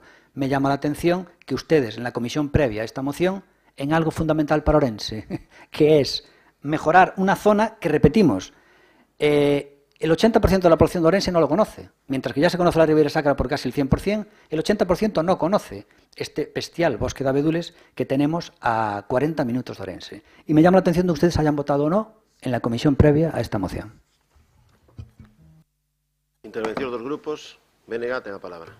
Moitas gracias, señor presidente. Bueno, moi brevemente, desde logo nós tamén compartimos que o espacio é dunha importancia pois extrema, como acaba de explicar o portavoz de Democracia Orensana.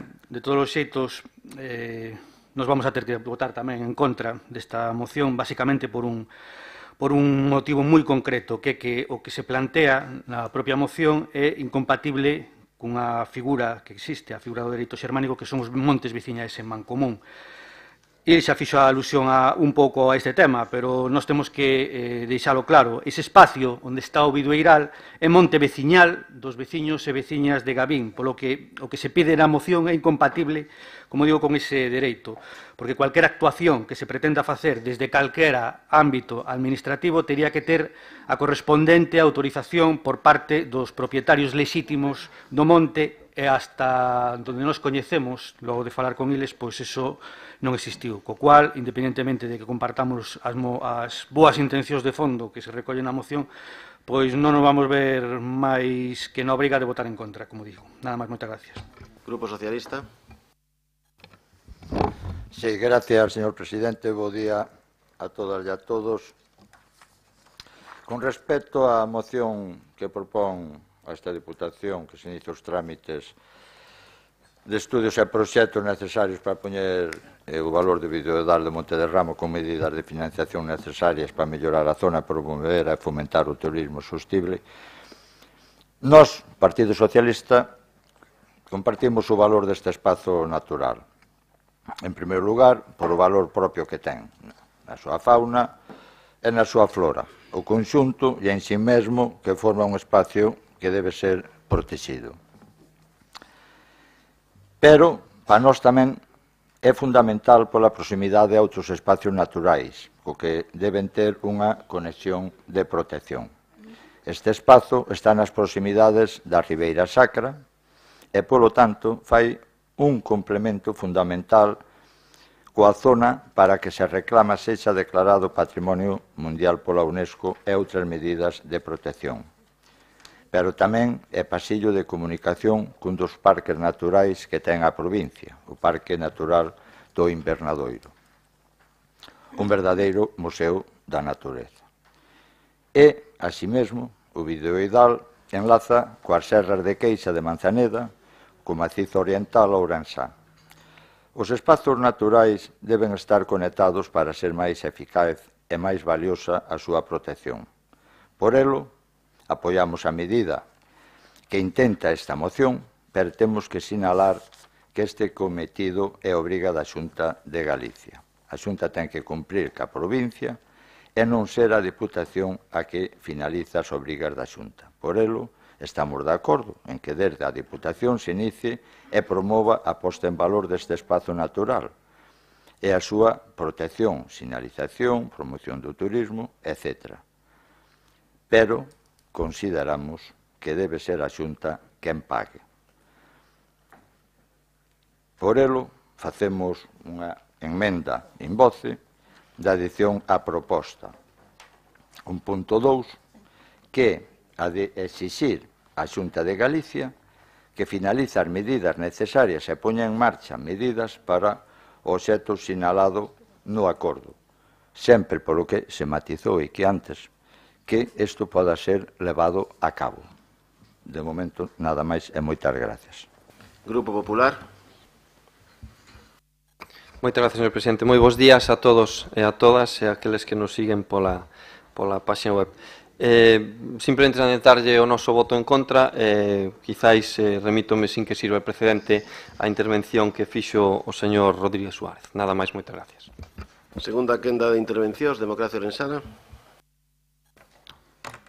Sí, muchas gracias.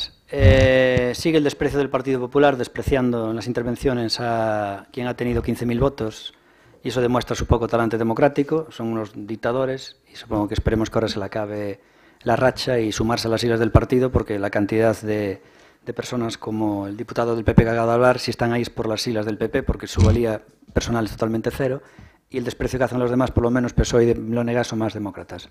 El partido del bloque me hace gracia cómo se aferra a esta historia para decir que no, porque nosotros lo que pedimos es claramente muy claro. Es una declaración de interés, es una declaración es una declaración de intenciones. Entonces, en esa declaración de intenciones, ya hemos hablado de los montes comunales, pues obviamente habrá que negociar con ellos. Es como si nosotros decimos mañana, vamos a hacer las fiestas del barrio. Oiga, pero tendrás tú que falar cos habitantes da zona, non sei que, porque ali hai un terreno que é privado onde se fai a festa de... Perdón, que digo, vamos a hacer unas fiestas de un barrio, un sitio. E que ali onde se facía festa privado, co cual vamos a votar que non, coño. Habrá que negociar cos dueños do sitio onde se facía festa e punto. É dicir, que eso sea un obstáculo, realmente es buscar excusas donde non las hai.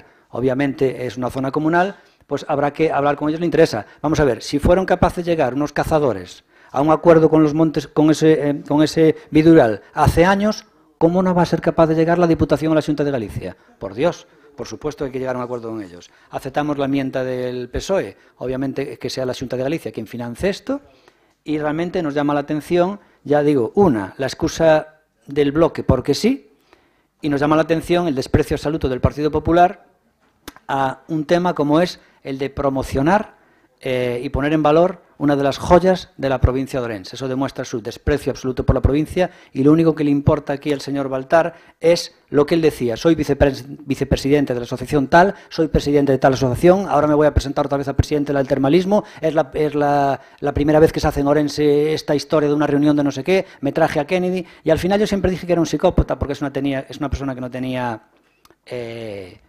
emociones. Dije que era un megalómano, pero es verdad que el otro día, claro, es la verdad que cuando me pasaron un tema de él se me vino a la cabeza y dije yo, coño, no, claro que no es nada de eso.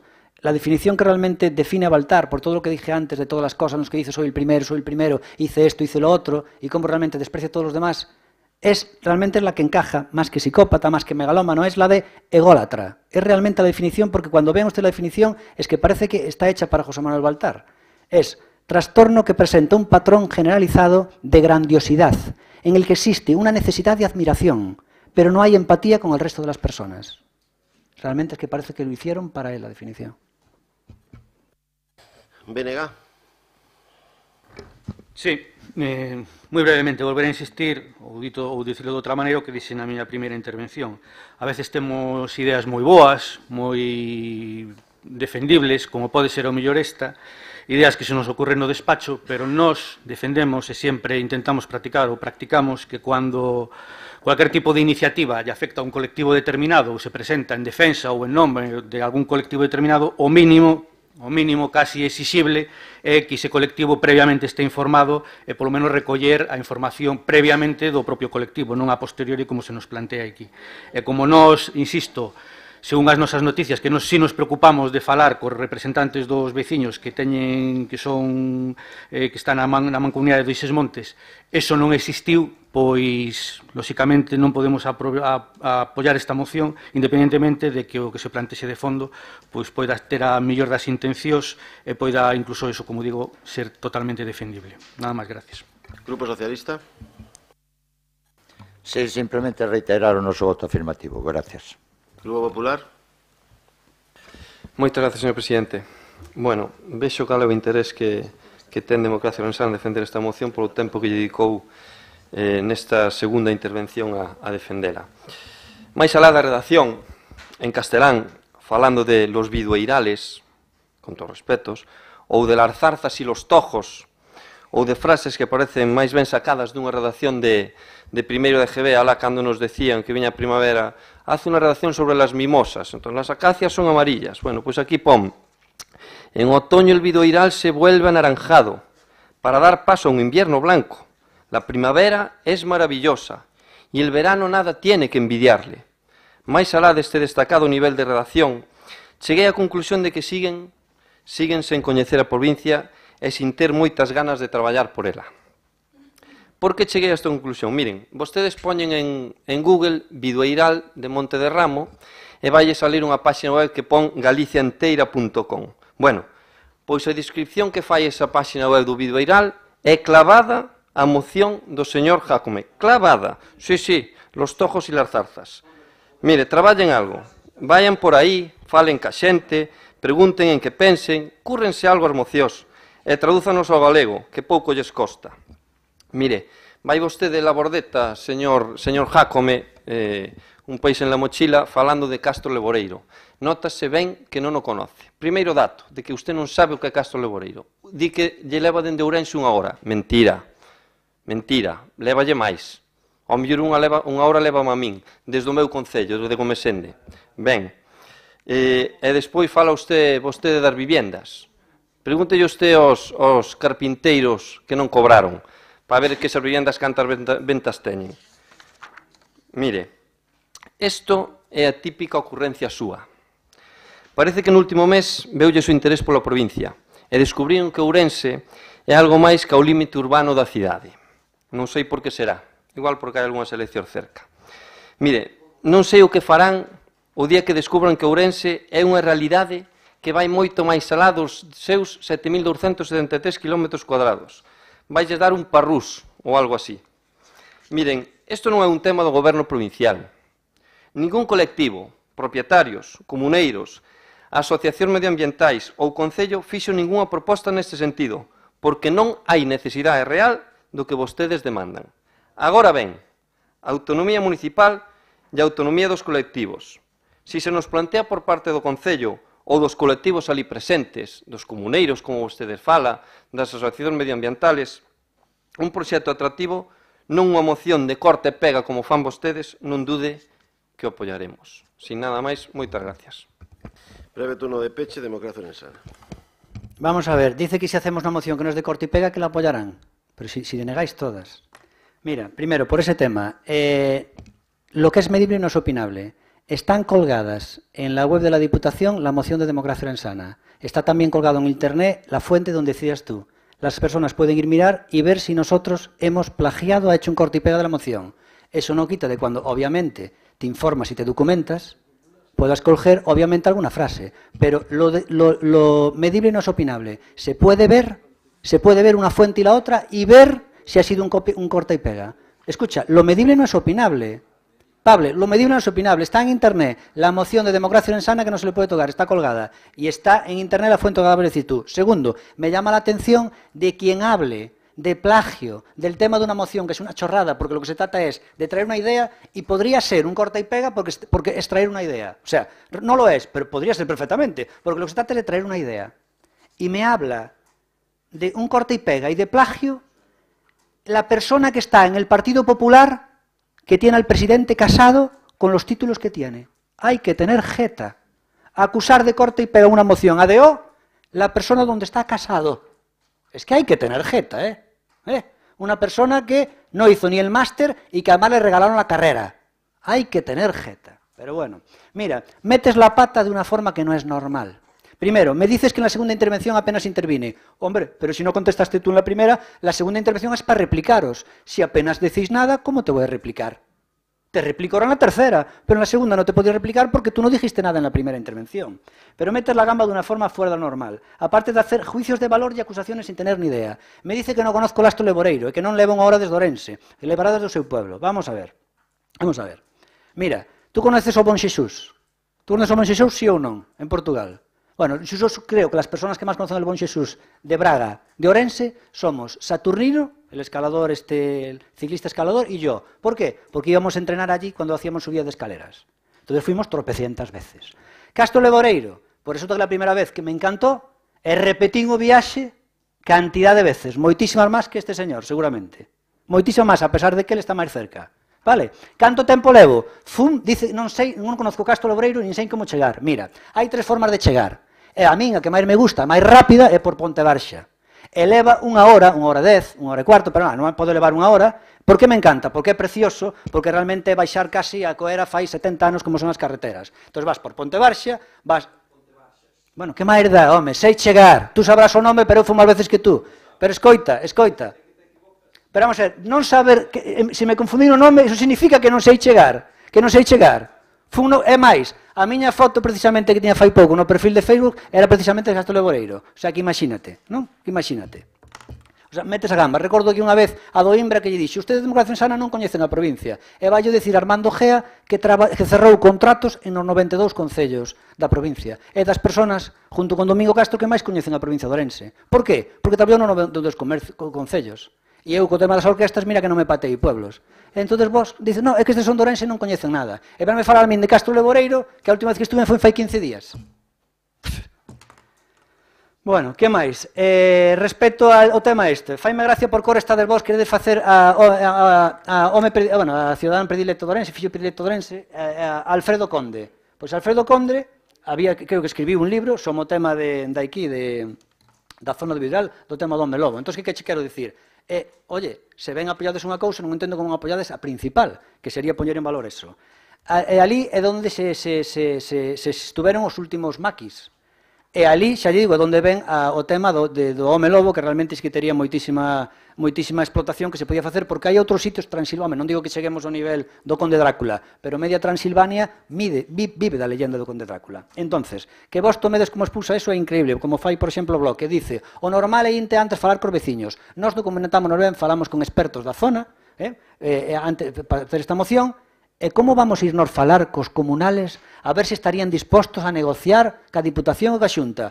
Eso sería facer a cousa ao revés. O normal é traer unha idea e logo vamos a intentar, se esa idea ten trabas, pois intentaremos superalas. E se non, pois non se leva a cabo. Pero pretenden que nunha moción, que é unha proposta dunha idea, traigamos xa o estudio feito e as firmas de todos os comuneiros. Ustedes están mal da cabeza. Además, só piden eso, está mal da cabeza, digo, do PP e o Bloque. Só piden eso cando fai Democracia Orensana a proposta. Porque en Ourense fan o mismo. Dicen, oiga, usted trae un estudio de viabilidad. Pero vamos a ver.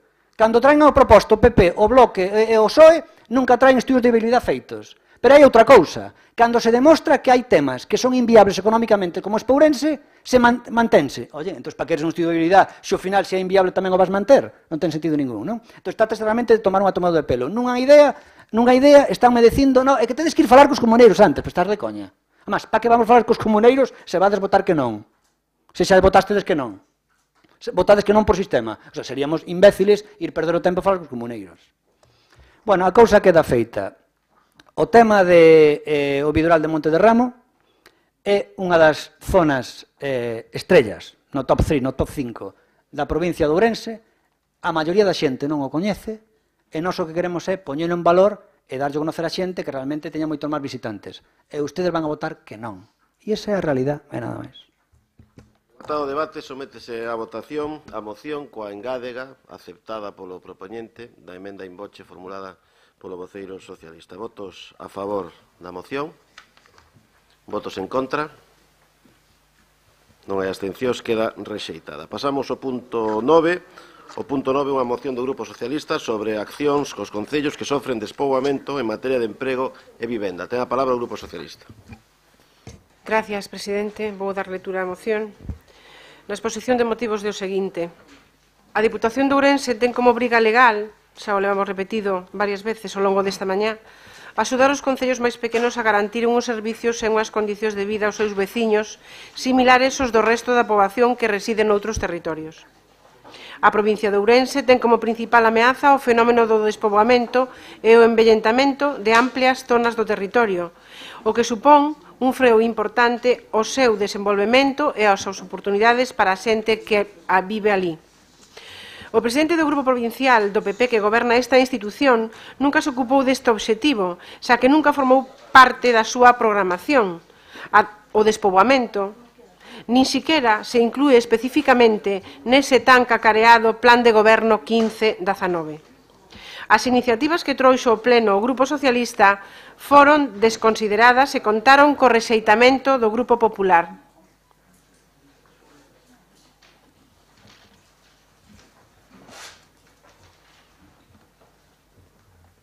Nas miñas clases con nenos de todas as idades, adoito a tomar esa postura, é dicir, cálome un pouquiño para que eles tamén se calmen e logo despois continuamos, si fan o favor. As iniciativas que trouxo o Pleno o Grupo Socialista foron desconsideradas e contaron co rexeitamento do Grupo Popular. Así aconteceu cunha proposta de actuación ampla e detallada presentada no mes de novembro pasado, onde se demandaba un enfoque global co fin de poñer en marcha medidas de actuación dende os concellos e as comarcas coa implicación da Diputación e buscando tamén o apoio da Xunta de Galicia, do Estado e incluso das institucións europeas. Neste mandato, a actuación do presidente tivo outras prioridades e, no lugar de tratar de atallar este grave problema amplamente diagnosticado, segue acudindo a citas, congresos e foros para falar do mesmo como experto dunha realidade que debería ser o primeiro en tentar solucionar. Así, en lugar de dedicar os fondos que o Estado lle entrega para cumprir ca súa obriga legal este exercicio, ao redor de 72, citei anteriormente, millóns de euros, utiliza o só para cumprir o seu propio plan persoal. Ampliar o trato de favor aos fieis, promover propagandísticamente a súa figura e facer de relacións públicas. Así, mentras a provincia de Ourense perdeu 122.000 habitantes dende que goberna a dereita esta institución, o presidente adícase a presumir de ser o primeiro en Twitter en aparentar transparencia e en adquirir presenza nos medios de comunicación. A provincia esmorece mentras o presidente da Diputación organiza misións comerciais que deberían fomentar as inversións e atraer proxectos para esta provincia e que realmente só serven para entobar relacións con personaxes dos Estados Unidos. No último ano, o presidente decatouse de que perdemos poboación a pasos axigantados, nunha provincia onde xa son máis os pensionistas que os cotizantes á Seguridade Social. E, por ende, hai máis persoas perceptoras de pensións que traballadores en activo. Este dato contrastado reflicte que os máis novos seguen marchando polo mundo na procura dun traballo que lles permita iniciar un proxecto de vida lonxe da súa casa e da súa provincia. Dende 1990, a provincia de Ourense perdeu 62.000 habitantes. E no lugar de porse a traballar para frear esta situación, o presidente vai polo mundo dando leccións maxistrais que explican o mal do despoboamento. E mesmo querendo aparecer como o salvador dun problema que, sen ser exclusivo desta provincia, sabemos que non o é, xa hai tempo que debería de estar na senda do grupo de goberno desta Diputación. As continuadas viaxes polo mundo, os relatorios e as participacións en diversos foros que tratan o despoboamento e o reto demográfico non fan máis que insistir no diagnóstico dunha problemática que xa sabemos que padecemos. O drama que sofren os que viven aquí e non atopan traballo tradúcese no abandono do territorio e nunha migración continuada dos máis novos e preparados que está a deixar povos desertos, máis de 1000 aldeas van quedar baleiras e sen capacidade de reacción. Mentras, gran parte dos orzamentos desta institución e os remanentes de crédito, como acabamos de comprobar, malgástanse nunha diversidade de accións que nada teñen que ver co principal reto que ten que afrontar o conxunto da provincia de Ourense. Compre utilizar todos os recursos dispoñibles e outros que hai que captar para actuar no noso territorio, co criterio de parar esta dinámica empobrecedora. Tamén é necesario pôr en marcha plans de actuación local en cada concello e en cada comarca onde este drama amenaza a súa supervivencia. Compre actuar con plans que xurdan de cada territorio e dos habitantes en base ás súas potencialidades, que seguro que son moitas, e buscando o compromiso tamén da Xunta de Galicia, do Estado e das institucións europeas. Pero tamén compre pôr en marcha actuacións con criterios de urxencia en aspectos claves como son a creación de emprego, os servicios municipais imprescindibles ou as necesidades de vivenda ou comunicación que poden ser impulsados dende as entidades locais xunto coa sociedade civil. Polo tanto, este grupo propón os seguintes acordos. Primeiro, a Diputación Provincial de Ourense, en colaboración cos concellos afectados polo despoboamento e o envellentamento, impulsará durante o 2019 a posta en marcha de programas de desenvolvemento e fomento de emprego co financiamento que se vaya acordando con cargo aos remanentes de crédito e, en concreto, nas seguintes materias. Primeiro, un plan específico para a rehabilitación de vivendas desocupadas, coa finalidade de crear bolsas de alugueiro con opción á compra para familias novas que queran residir neses núcleos.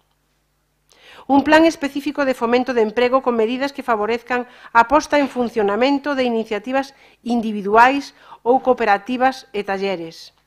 Terceiro, unha liña de axudas específicas para favorecer a instalación ou ampliación de novas actividades vinculadas co territorio.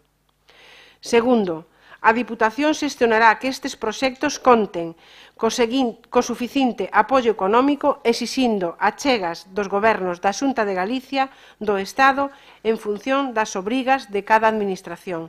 De momento, nada máis e moitas gracias. Intervención dos grupos. BNG, cando queira. Gracias, señor presidente. Galiza pasou nun século de representar o 10,6% da población do Estado español a só o 5,8%. Os expertos alertan da demotanasia no país. A demotanasia, explico, é unha palabra que combina a poboación con morte. É o proceso polo que, debido a accións políticas ou a omisión das mesmas, se provoca a desaparición da poboación dun territorio. E isto é o que está a acontecer en Galicia, e singularmente na provincia de Ourense, que se está suicidando demográficamente. Só 11 das 53 comarcas de Galicia registraron aumentos de emprego e 50 perderon poboación nos últimos 7 anos. Un 69 e pico por cento dos municipios da Coruña, un 45% dos de Pontevedra, un 89% dos de Lugo e un 90% dos de Ourense mostran un comportamento demográfico regresivo entre os anos 2000 e 2015, e que tamén podemos ver a Galiza de dúas velocidades, por un lado a franxa atlántica e por outro lado o interior, Lugo e especialmente Ourense. Pero se estes datos son preocupantes, según os expertos, o ano 2010 é o ano da creba demográfica definitiva, porque se vemos os datos no período 2010-2015, os valores son aínda máis dramáticos. Na Coruña perden poboación un 80% dos municipios, en Pontevedra un 74 e pico por cento, en Lugo un 94,1% e en Ourense un 94,6%. Isto, según expertos, según profesores, por exemplo, da Universidade de Vigo, é indicio dun comportamento estructural e que ten difícil reversión. E para abordar o drama do despoboamento rural en Galicia e de xeito singular en Ourense é preciso coñecer cales son as causas e non son conxunturais, son causas estructurais que están a provocar un problema socioeconómico nunha inmensa dimensión con efectos sociales, económicos e medioambientais. En esta cuestión é na que temos que poñer toda a carne no asador porque nos estamos xogando a supervivencia como país e tamén como provincia.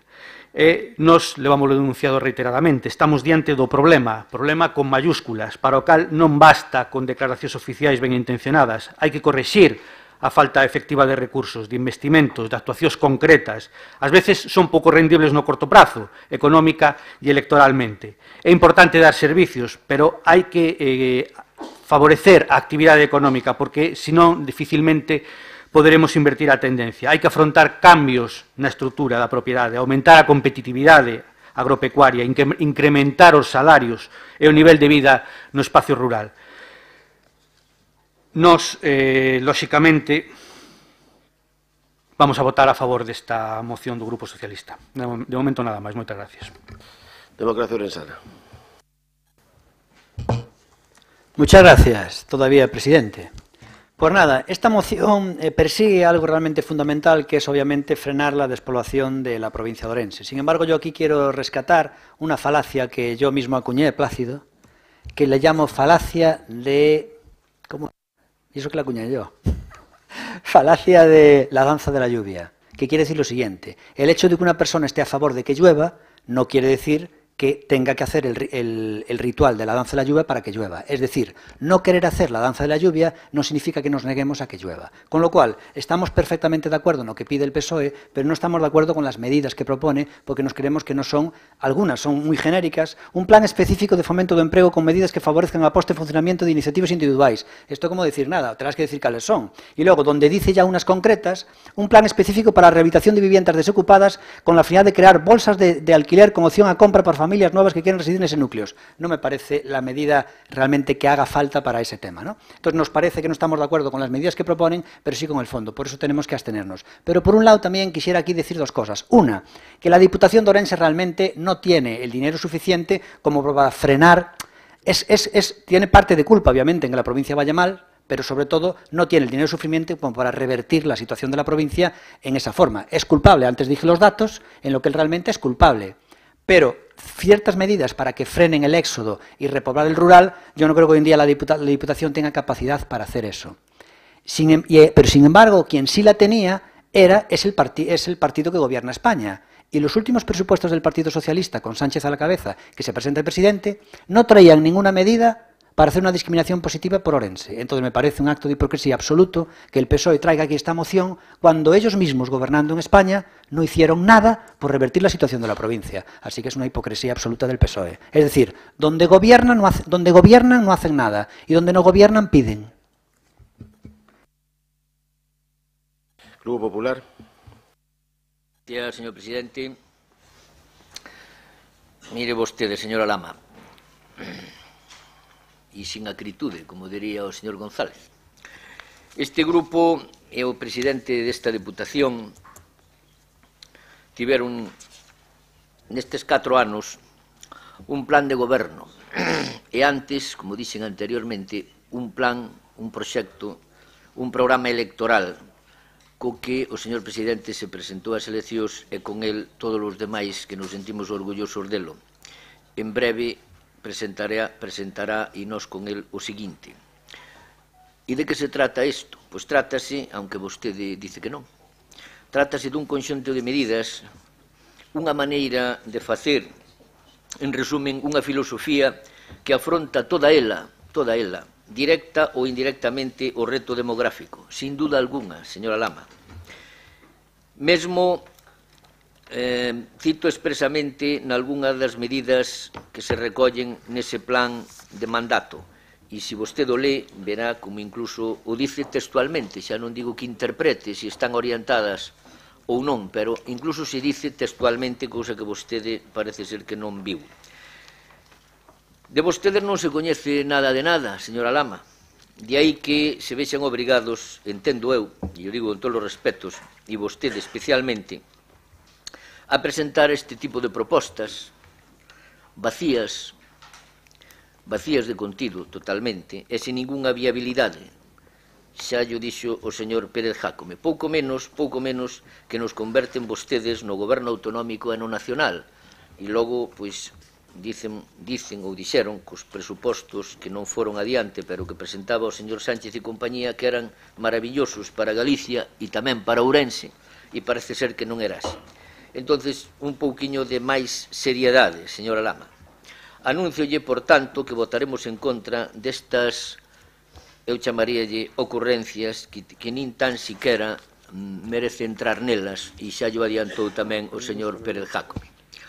Mire vostede, este grupo de goberno, pero sobre todo o seu presidente, destacou nestes 4 anos polo apoio unánime que recibiu de gobernos provinciales, vostede dedicando de turismo por aí, pois digo, de gobernos provinciales deste país e de outras nacións europeas, de diferentes grupos políticos e todo elo para representalos. Esa unanimidade motivou que as súas propostas tiveran un éxito nunca antes conseguido e o recoñecemento internacional ao labor das entidades como Partenalia, a Asociación Europea de Gobernos Provinciais que preside dende 2018 Manuel Baltar, e que conseguiu un fito histórico, recoñézano polo menos, que as provincias teñan protagonismo no novo marco financeiro plurianual, tanto como receptoras como xestoras de fondos comunitarios. A primeira partida non será inferior a 13.000 millóns de euros para cuestións demográficas. Aí está o primeiro éxito. Débese ao labor de lobby realizado por Partenalia e polo Comité de Rexións, e por iso, entre outras cousas, asinamos a Alianza pola Cohesión. Vostede, señora Lama, con todos os respectos na súa exposición de motivos, mezcla, como dirían alá na nosa terra, allos con bugallos. Ter liderado significa que te elixan para representar a moitas provincias de moitas nacións para conseguir un obxectivo común. E hoxe podemos falar dunha realidade innovadora en décadas grazas ao compromiso e esforzo do noso presidente, onde vostede ve gastos para non sei que, hai investimento e traballo duro. Onde vostede ve propaganda, outros gobernos ven xestión. Eu diríalle, señora Lama, por favor, antes de facer tanta demagoxia con este posicionamento político, hasta pode que ignorante e ruín, e yo digo con todos os respetos, pero con toda claridade, pregúntelle vostede aos líderes provinciais socialistas do papel de Manuel Baltar no traballo en rede en Europa. Pregúntelle a Miguel García, presidente da Diputación de Huesca, a Paco Reyes, presidente da Diputación de Jaén, a Miguel Ángel Gallardo, presidente da Diputación de Badajoz, e tamén a Isaura Leal, supoño que sabe vostede quen é, era, ata fai uns días, a comisionada para o reto demográfico do Goberno de España, do seu partido. Xa sabe que vai agora na candidatura do PSOE por Madrid, por certo, agora de número 9, logo de renunciar Lorenzo Sánchez pola súa relación coa Púnica. Como ve, en todos os sitios cocen fabas. Pode preguntarlle tamén por Manuel Baltar a esta señora. Señora Lama,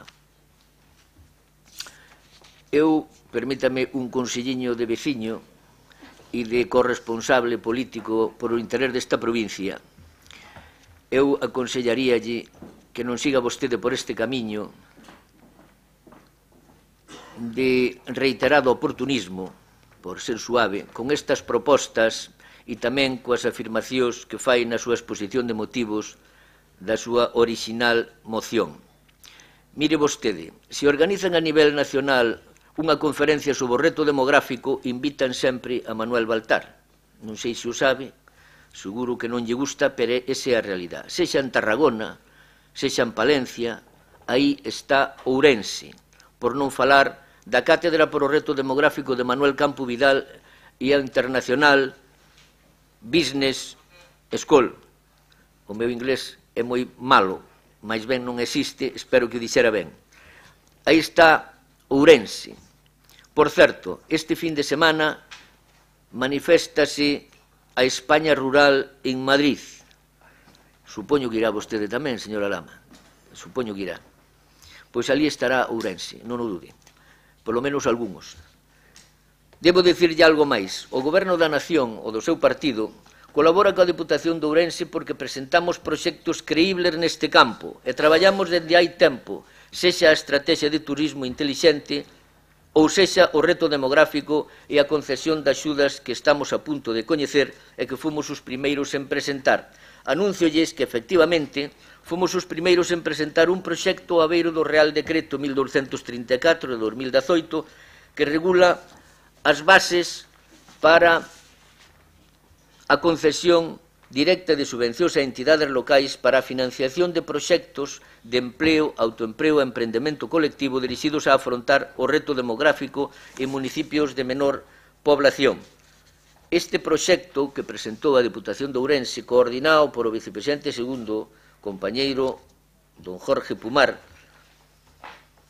pois permitirá, porque lle anuncio que fomos o primeiro en presentalo, é un proxecto que se presenta sin concurrencia competitiva, entonces estimo que nos lo aprobarán, permitirá, unha vez aprobado, atender 250 iniciativas de autoemprego. O importe da axuda solicitada ascende a 1.860.000 euros, o 92% do custo total que ascende a 2.025.000. Estas axudas están destinadas a mozos e mozas maiores de 16 anos e menores de 30, incluídos nos concellos de menor población, naquele territorio deses concellos, 82, como usted sabrá, menores de 5.000 habitantes. Polo tanto, esta Deputación, o seu grupo de goberno e de maneira especial o seu presidente estuvo, está e seguirá estando na medida das nosas posibilidades, eso sí, na vanguarda da loita por evitar a despoboación galopante do medio rural. Estuvo, está e seguirá estando. E adiantou o dato o señor Rodríguez Suárez. Vostedes que levan gobernando non sei cuántos anos, ou cogobernando co BNG a Deputación de Lugo, non creo que neste aspecto lle vaya moito mellor que a nós. Moitas gracias. Segunda quenda de intervencións, Grupo Socialista. Moitas gracias, señor presidente. Señor portavoz do Partido Popular, cando traemos aquí mocións sobre este tema tan preocupante que debería ser o gran problema, o principal problema que nos debe encher e ocupar o tempo de debate nesta institución, resulta que son ocurrencias. Menos mal que nas propostas de acordo non se nos ocurriu poñer ningunha cantidade. Simplemente puxemos ou falamos de plans, de programas, de plans específicos e de axudas específicas. Menos mal que non se nos ocurriu poñer cantidades concretas, porque, entre outras cousas, me parece que hai técnicos que teñen que facer ese traballo e non os políticos.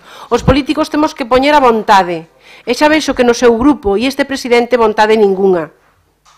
Xa lle teño dito moitas veces que este presidente o que lle gusta é pasearse por os foros, por as conferencias, para falar de reto demográfico. Pero vamos a ver. É que o diagnóstico está claro. O que temos que facer é atallar a enfermidade. E atallar a enfermedade significa poñer axudas, facer plans, axudar os pequenos concellos e axudar aqueles mozos e mozas para que non se vayan dos nosos povos. Por certo, de algúns pequenos como que vostede goberna. Mire, voulle dicir unha cousa, señor Plácido, que inviten a Manuel Baltar a falar de reto demográfico, para él podo encher de orgullo. Sin embargo, mellor sería que o invitaran a falar, por exemplo, do gran tecido empresarial desta provincia, ou que o invitaran a falar da explotación forestal desta provincia en rendementos de termos de silvicultura. Ou mellor sería que o invitaran a falar, por exemplo, de agricultura sostible ou de gandería sostible, como provincia punteira. Eso, realmente, é o que enchería de orgullo a un presidente se tuvera que ir a falar por o mundo adiante de cousas positivas para esta provincia. Pero volvo a repetir, os datos e as estadísticas que manexa o Instituto Nacional de Estadística están aí. E non nos veña a decir que os presupostos do señor Sánchez, porque, mire, os presupostos do señor Sánchez serían moi malos para esta provincia. Pero os que tiña o señor Rajoy durante os últimos anos que gobernou este país, a esta provincia xa se lle notou como lle cambiou o pelo. e gobernan vostedes. Esta institución gobernan vostedes a Xunta de Galicia e gobernaron durante máis de 7 anos o goberno do Estado. Polo tanto, aquí leccións ningunha. Isto non é unha ocurrencia, isto é un problema gravísimo. Saben vostedes que abrimos os telexornais a nivel nacional por ser unha das provincias e unha das rexións de Europa que vamos camiño de converternos no deserto. Somos parte da Galicia deserta en habitantes no rural. Saben vostedes que moitos mozos e mozas prefiren quedar a vivir cerca das súas familias creando aquí o seu proxecto vital, o desenvolvemento dun traballo acorde co seu nivel de formación? Saben vostedes de eso? Gobernan moitos concellos, de eso fachendean nesta institución. Deberíano de saber. A xente non marcha por deporte. A xente marcha porque aquí non encontra recursos para alugar unha vivenda, para reformar unha vivenda se é que a herda da súa familia, para ter aquí o seu proxecto de vida. Eso é como se combate o despoboamento do rural. Saben vostedes cuántos soños quedan solamente en soños porque pasan os anos e chegados os 30, moitos mozos e mozas sen vivenda, sen traballo e sen proxecto vital collen a maleta e marchan cara ás cidades? Non sople, señor Juan Anta. O seu concello debe ser un dos poucos que gana a poboación, polo que se ve. Por certo, tanto vostede como a señora que está ao lado foron beneficiarios e agraciados con un proxecto que, como se chamaba? Febreiro do ano 2017. A Veiga rehabilita vivendas gracias a un proxecto que se chama Revivenda, apoiado por esta casa. Concello de Oimbra, a Diputación vai a financiar a adquisición de terreos para a vivenda social. Eso é o que estamos pedindo, pero que o fagan co resto dos concellos. Non con 2 alcaldes que se sentan no grupo de goberno deste presidente e que se trata con cariño. De eso estamos falando. Miren, hai que poñer financiamento tanto para rehabilitar vivendas e polas en aluguer para esa xente moza con opción a compra, como para apoiar e cofinanciar proxectos, moitísimos proxectos que hai no rural, moitísimos. En caso contrario, sabe en que punto nos atopamos? Por moito que o presidente vaya a falar miles de veces de reto demográfico, sabe onde nos atopamos? O decía antes o compañeiro do BNG, ante unha morte anunciada. Por iso pensamos que os tempos son chegados, como decía Pondal, para mudar e reverter esta situación. O que pasa que vostedes vaille millor de outra maneira.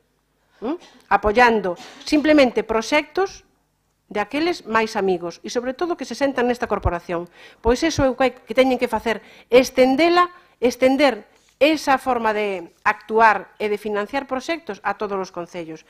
Non sei se saben que onte no Parlamento de Galicia, a instancias do Grupo Socialista, todos os grupos apoiaron na Comisión de Agricultura do Parlamento unha proposición non de lei para reclamarlle ao Goberno galego que tome medidas eficaces co obxectivo de incorporar máis mocidade ao rural. Máis mocidade ao rural.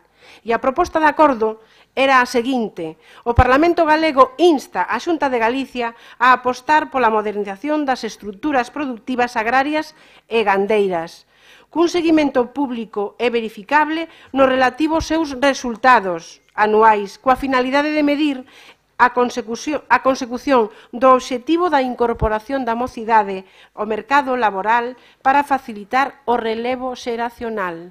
Isto aprobouse onte no Parlamento. Xa vexo que este grupo de goberno, co seu presidente á cabeza, lle importa máis falar de reto demográfico e de despoboamento por aí adiante que poñer medidas para tallalo. De momento, nada máis e moitas gracias. BNG, non fai uso do seu turno, de Maca Zorensana, sí. Sí, hola. Yo quisiera matizar ante las palabras de antes, poner un ejemplo. Usted imagínese una persona... se golpea el brazo constantemente y el codo, ¿no? Escaralla o codo, ¿no? Bueno, pues para curarlo hace falta un médico. Ya no es que él deje de darse golpe con el codo. Es una analogía que puede ser falsa analogía, pero bueno.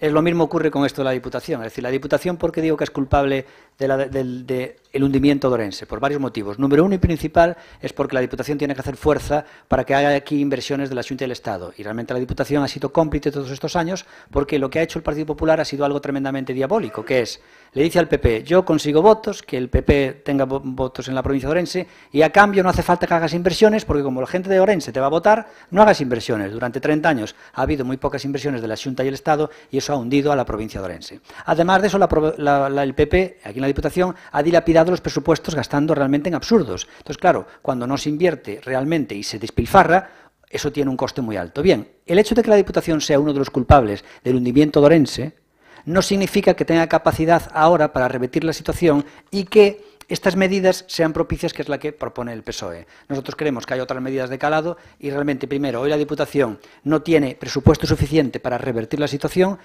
tampoco es su cometido porque realmente, primero, sería incapaz de abordarlo y tiene otros cometidos que hacer, como es el mantenimiento de las carreteras, y a quien sí le compete revertir la situación es al Estado y a la Xunta. Y por eso decía antes que el PSOE, que tiene el poder, no lo hace. Entonces, pedirle a la Diputación que lo haga, nosotros que la Diputación tiene armas para intentar hacer cosas, pero revertir la situación, como es el despoblamiento, que no tiene que hacer es el Estado español, nada más.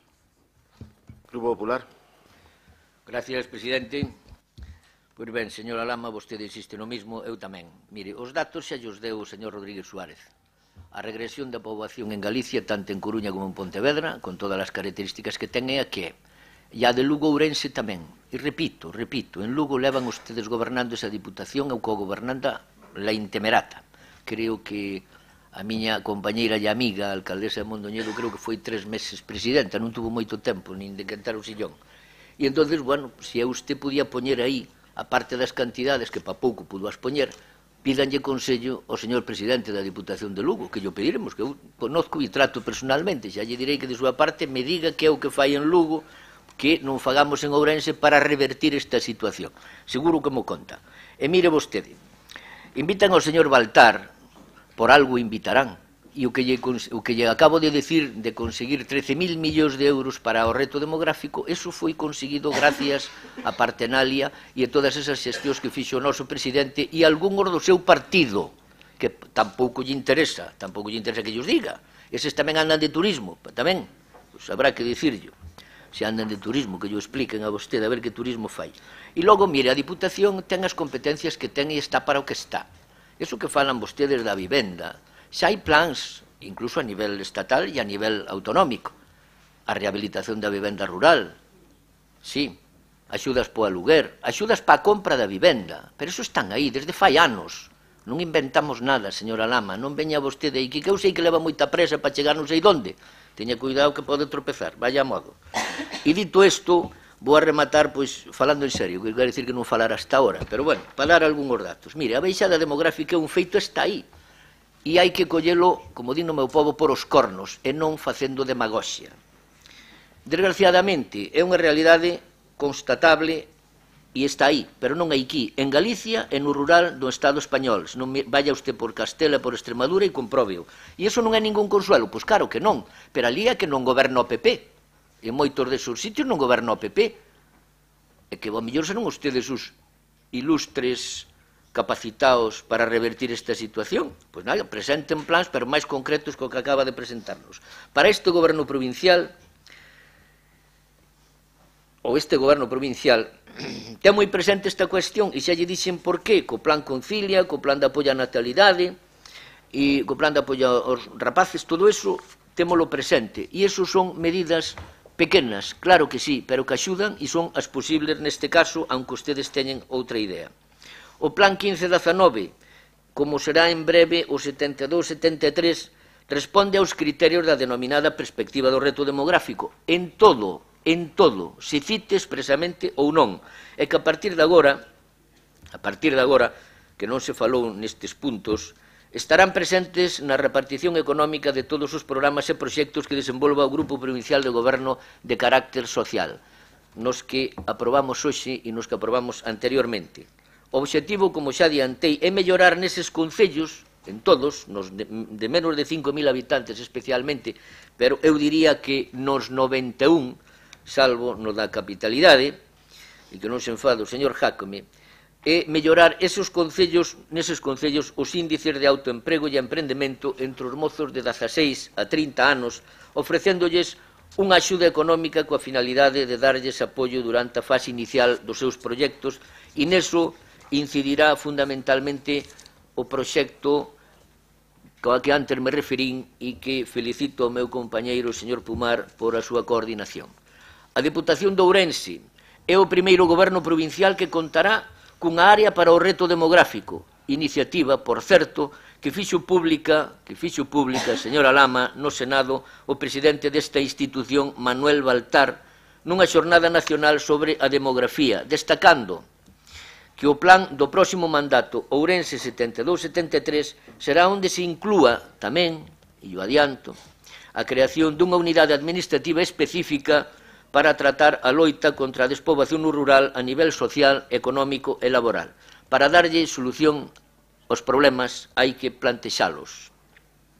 O reto demográfico está instalado xa na axenda política, ninguén o discute.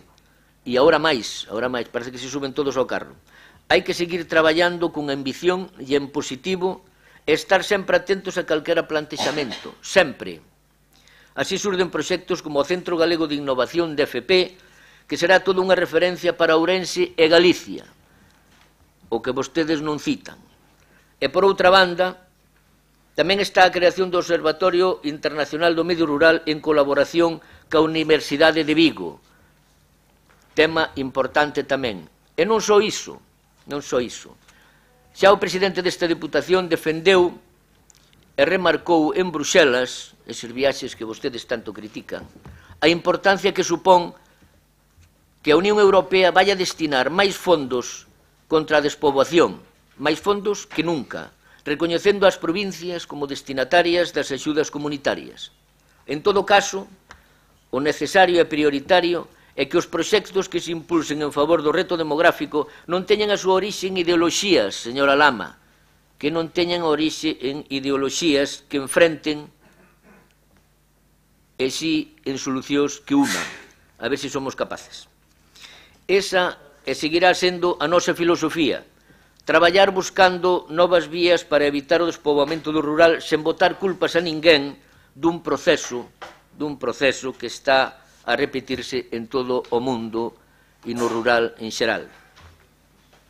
Temos un rural con moitas posibilidades no sector primario, fundamentalmente como fonte de riqueza e de emprego, e no ámbito patrimonial e cultural, como tamén no ámbito turístico.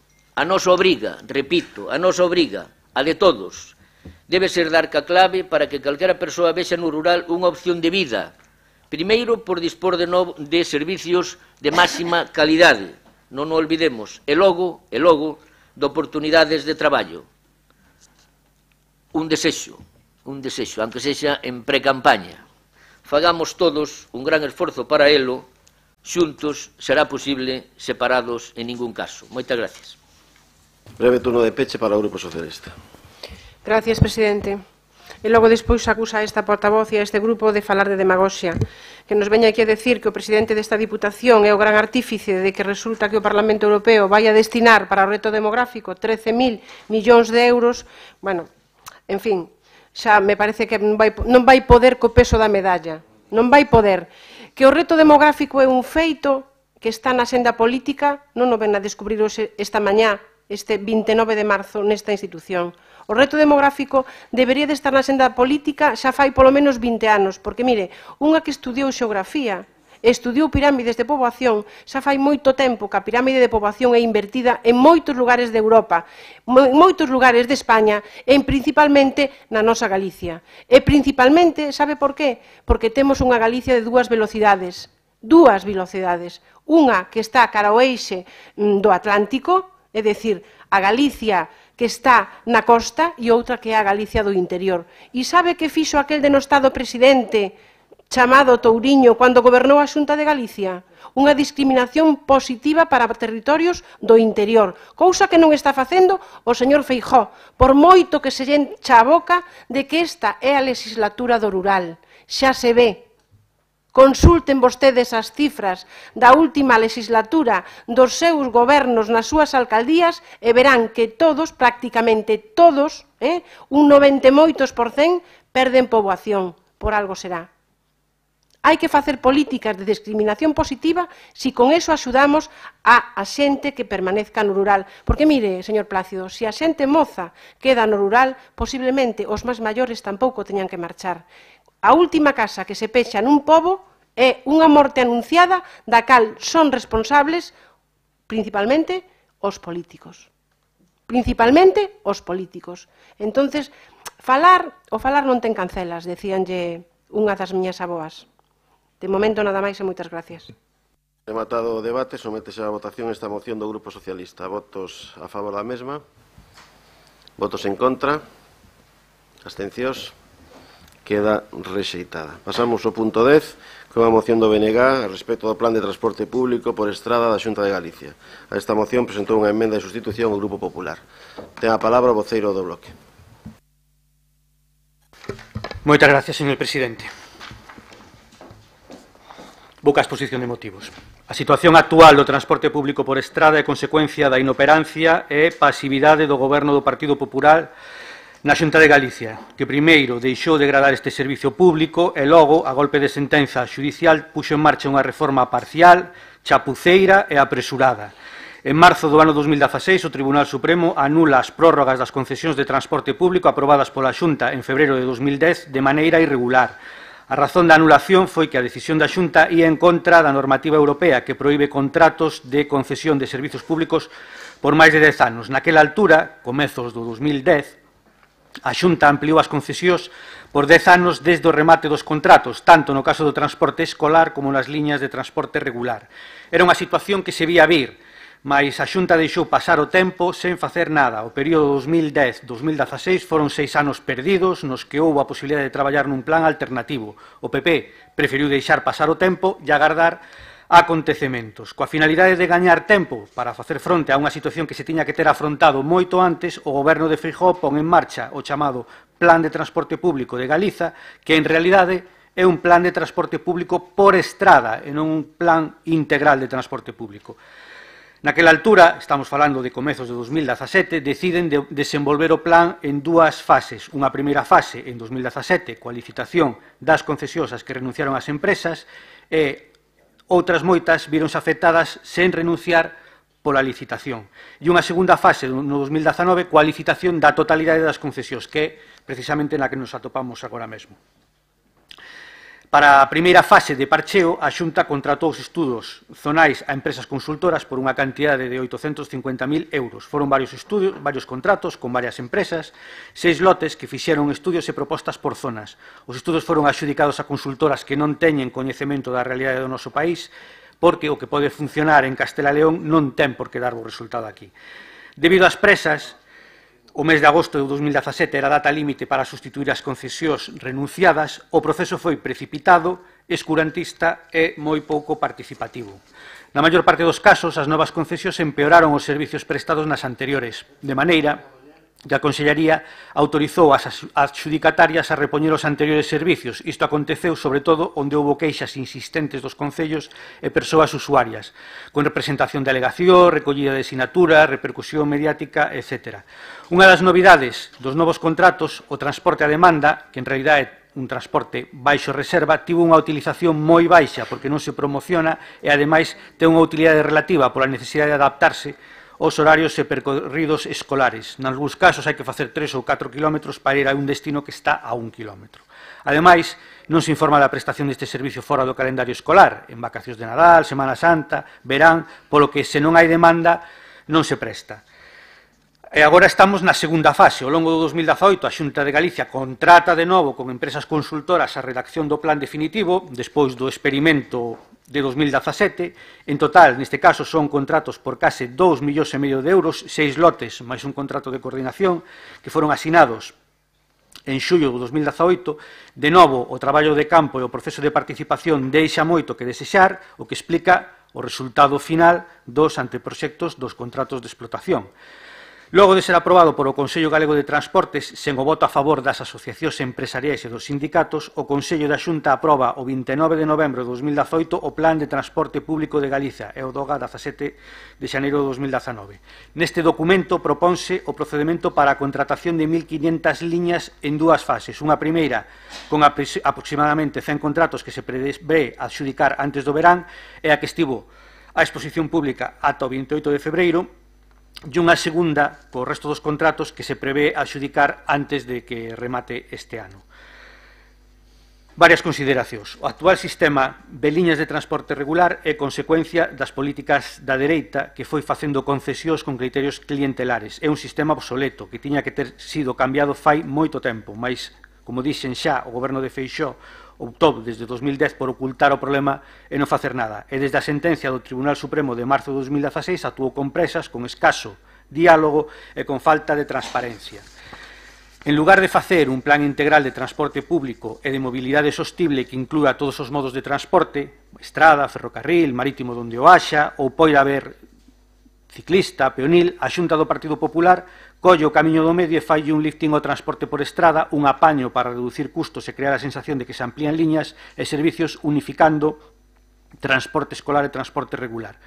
A Consellería de Infraestructuras e Mobilidade asume a competencia do transporte escolar e integra as concesións escolares no transporte regular, transporte integrado ou bus compartido con reserva de prazas para escolares e posibilidade de utilizar polo público as que quedan libres, creando a ficción de que se amplían liñas, servicios, frecuencias, horarios e paradas. O obxectivo desta operación non é mellorar o servicio, senón reducir costos, xa que se emprega o orzamento de 120 millóns de euros do transporte escolar para financiar o bus compartido e as liñas de transporte regular que son deficitarias. Os novos contratos que están a licitación non hai estudio de demanda, por exemplo, grandes núcleos xeradores de demanda como os centros de saúde, parques empresariais, campus universitarios, aeroportos, etc., senón que se parte da realidade preexistente con liñas e servicios que moitos deles en moitas ocasións están obsoletas. Tampouco hai un estudio serio sobre o transporte urbano e metropolitano e sobre a necesidade de integrar as relacións e as conexións entre estes dous espazos. Dase por boa a situación preexistente, únicamente se aplican solucións de abaratamento do precio, mais non se mellora o servicio. Para as zonas rurais contémplase o transporte baixo demanda, mas a única solución que se achega é o uso das prazas libres nas antigas liñas de transporte escolar agora integradas. Realmente, como xa dixen tamén, é un servicio baixo demanda, non propiamente un sistema de transporte a demanda. Ademais, a falta de información fai que esta forma reduccionista de transporte baixo reserva teña un nivel de uso moi baixo. Prevese que o transporte a demanda poida ser prestado por taxis, mais non se avanza nesta proposta. Os anteproxectos de novos contratos, proxectos de explotación que saíron á exposición pública, son unha trapallada, xa que adoecen de falta de información e teñen numerosos erros. A partida orzamentada para persoal, a cal en prácticamente ningún lote cubre os salarios mínimos ou en distintos lotes exactamente iguais en número de autobuses, conductores e acompañantes nas que hai diferencias realmente abismais. Cuestións moi grave se temos en conta que foron elaborados por empresas consultoras que cobraron máis de 2.400.000 euros. Parece un traballo amateur feito desde un gabinete a golpe de Google Maps. Non hai unha verdadeira reordenación dos servicios, mantense liñas obsoletas que non teñen sentido e non crean novas liñas que poderían ter demanda. Prever recorridos inviables, por onde non pasa o bus, cos horarios a horas intempestivas sin sentido, ningún no transporte a demanda. Teñen numerosos erros nos nomes dos lugares e na identificación das paradas. Liñas no mesmo concello aparecen en 3 contratos diferentes. Propostas tarifarias discriminatorias. Carecen de datos para avaliar os custos de explotación do servicio, etc. etc. Nos o que pedimos é instar a Xunta de Galicia a que elabore un plan integral de transporte e mobilidade sostible a partir dun amplo proceso de diálogo e participación social e institucional, cousa que, insisto, non ten acontecido.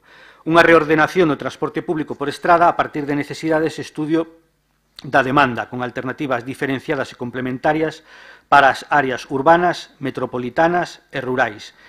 E, en terceiro lugar, a defensa dos postos de traballo do tecido empresarial do país fronte ás grandes multinacionais do sector. De momento, nada máis. Moitas gracias. Democracia Orensana. Hola. Por enésima vez, Democracia Orensana no entra a debatir mociones que no hacen referencia a Orense, y en toda la moción creo que no ha nombrado la palabra de Orense ni una vez, y en la exposición, bueno, en la petición final no viene nada que sea relativo a Orense. Está hablando de mejorar la situación de Galicia en general. La Diputación no es el sitio, no es la Administración para proponer mejoras en Galicia. La Diputación es el sitio para proponer mejoras en Orense y, en tal caso, reclamar algo para Orense. Pero reclamar algo para Galicia en general tiene que hacerlo el Parlamento gallego. Entonces creo que se equivocó de Administración el bloque y nosotros aquí nos tenemos que abstener. Grupo Socialista.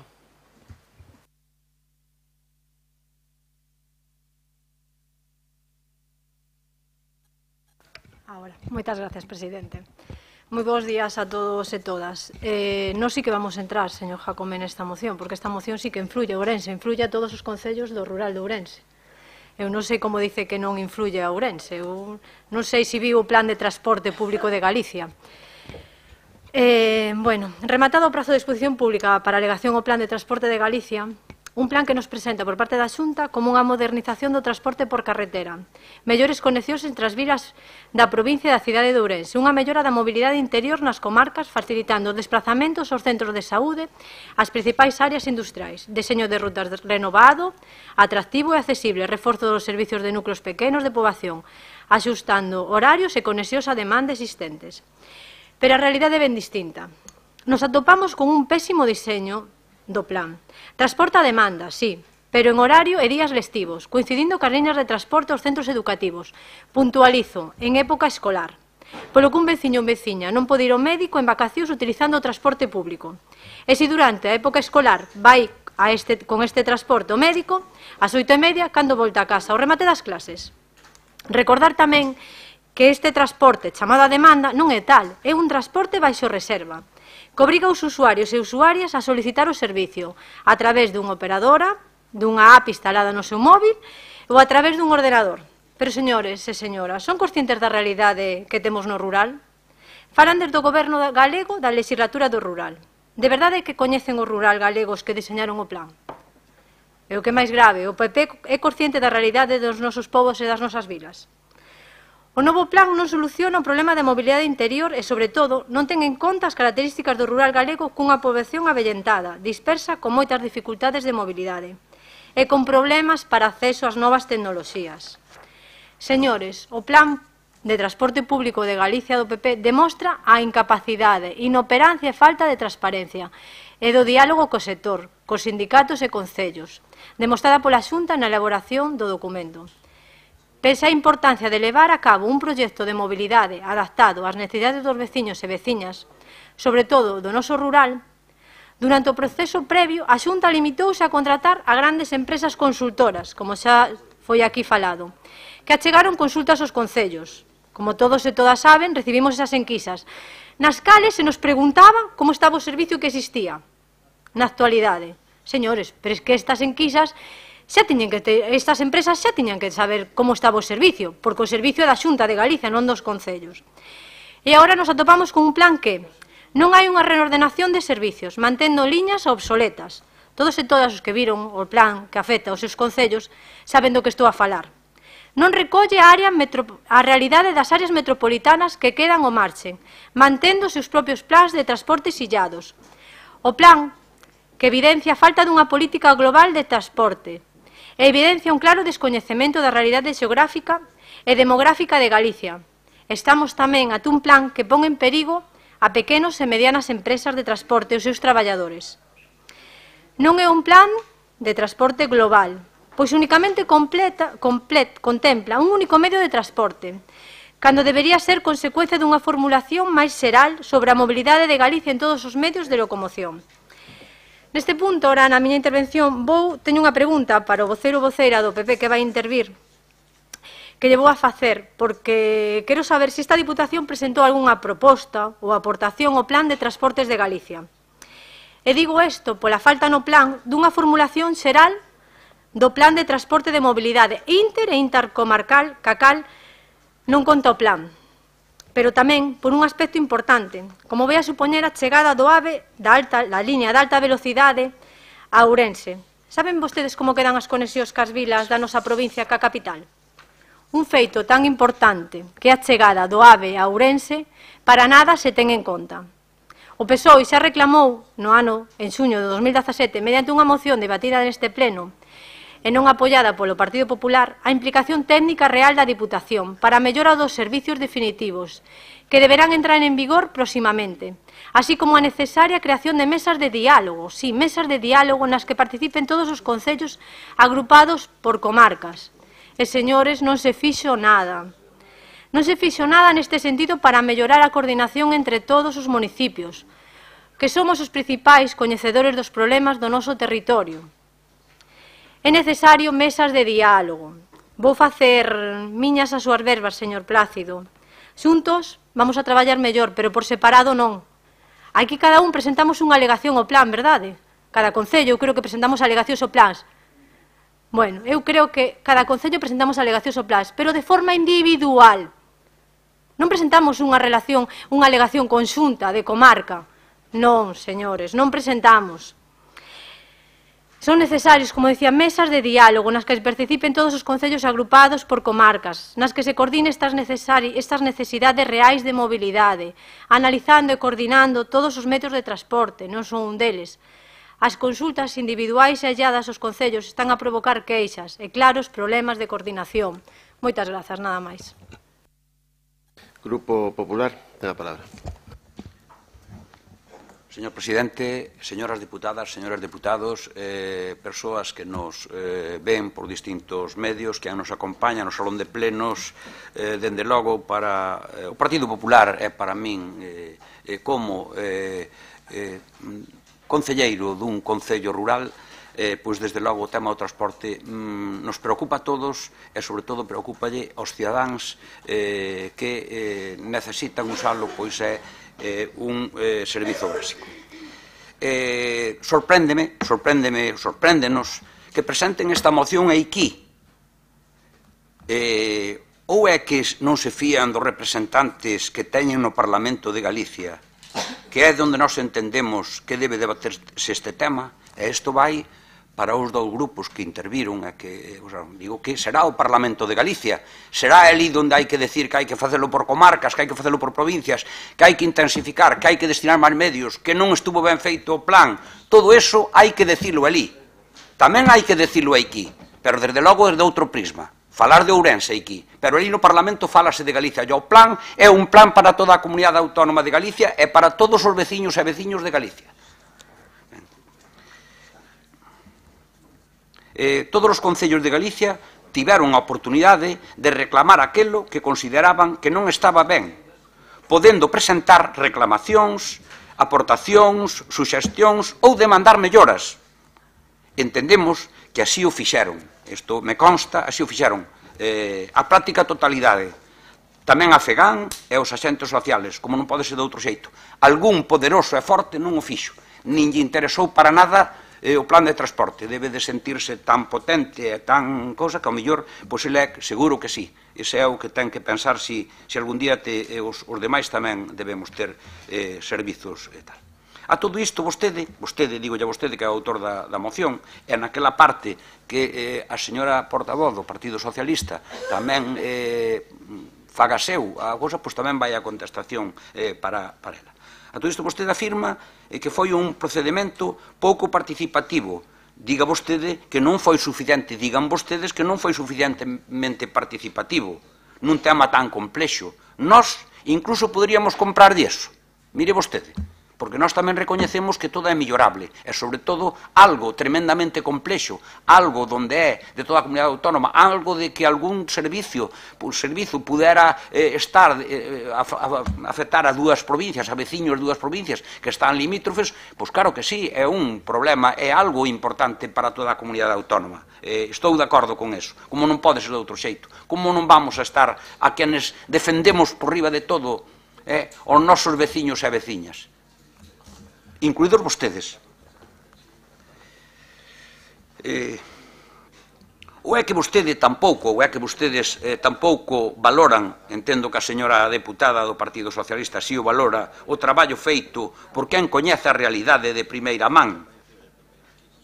Ou quere cercenar a autonomía coas súas afirmacións? Tamén pode ser que só escoite os da súa corda, porque eu tamén os escoitei facendo declaracións.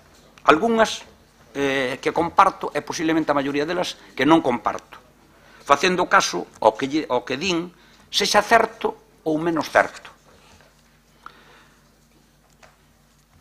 Tamén me sorprende tremendamente que vostede veña aquí defendendo asociacións de empresarios. Hombre, tamén sorprende. Ademais, defenderonas cando estuvo o plan, cando deixaron, abandonaron os servizos e deixaron os veciños sin o servicio básico. Vostede aínda non se decatou que o plan de transportes lle queda camiño por diante e que se precisa a colaboración entre a Administración autonómica no seu conxunto, non somente a Consellería de Infraestructuras e Mobilidade, absolutamente todas as consellerías, todas, absolutamente todas, pois é un tema tremendamente transversal, e como non, as demais administracións, xa sexa a Administración do Estado, que ten competencias en materia ferroviaria, que ten competencias en materia de aviación, que ten competencias en control de aeropuertos, que ten competencias en moitas cousas, en portos, aeroportos, etc., claro que sí, que se precisa tamén. Pois aporten desde esas administracións, que aporten todas, todo o mellor, todo o que teñen que aportar e colaboren.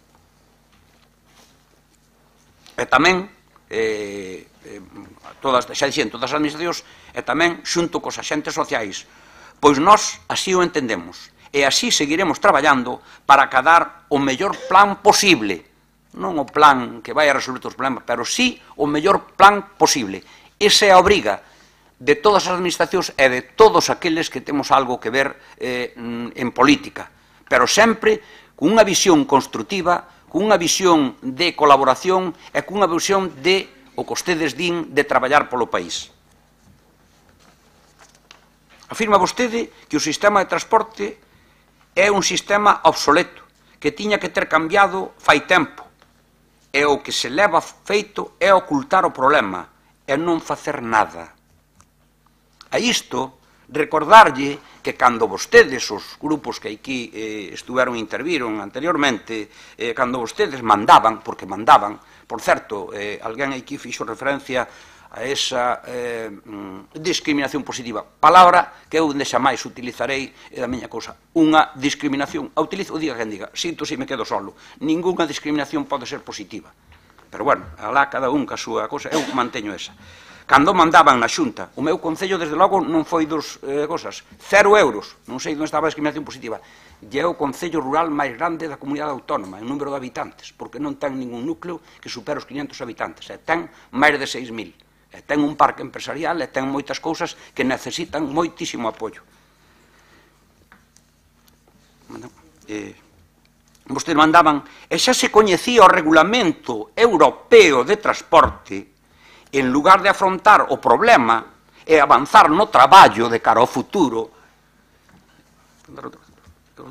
o que fixeron foi licitar os contratos de transporte por un ano, deixando o problema para os que viñeran detrás. Iso é o que fixeron vostedes. Mire vostedes como podían, ese plan, que usted dice, ese plan tan importante que podían facer, pois tuveron a oportunidade de comenzalo ali. Os estudos, escoitar a todos os veciños e veciñas, escoitar as comarcas, tuveron ustedes a oportunidade. Que casualidade que en lugar deso, por un ano. Oiga, por certo, houve outras concesións que fixeron por bastantes máis anos, xusto en víspera de eleccións.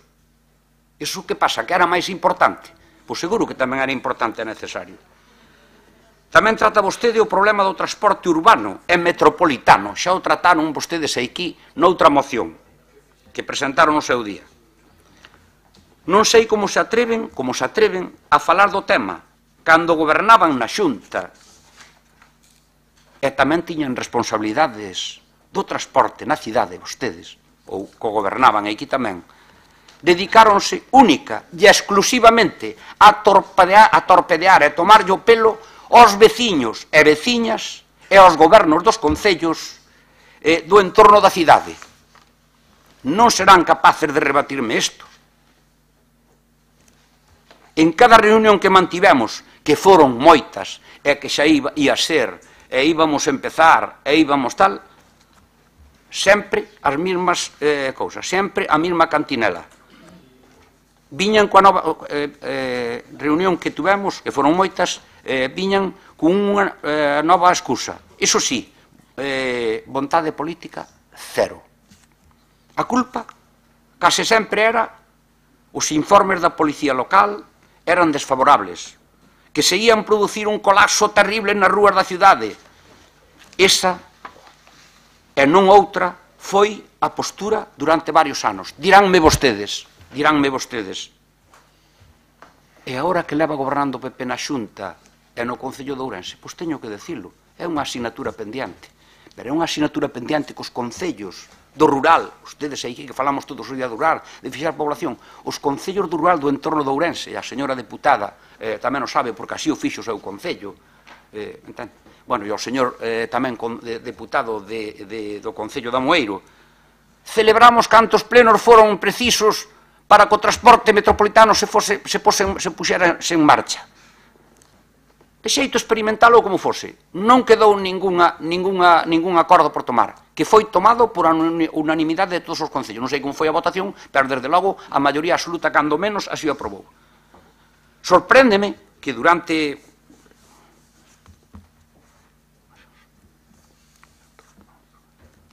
o Concello de Ourense non os tomou. A última vez que se tratou o tema no Concello de Ourense, na presente legislatura, lamentamos que, unha vez máis, lle desen as costas aos veciños e veciñas dos concellos do entorno da cidade. Tamén os da cidade. Pois a quen beneficia máis o transporte metropolitano? Os que viven na cidade ou os que viven no entorno da cidade? Eu diría que a todos.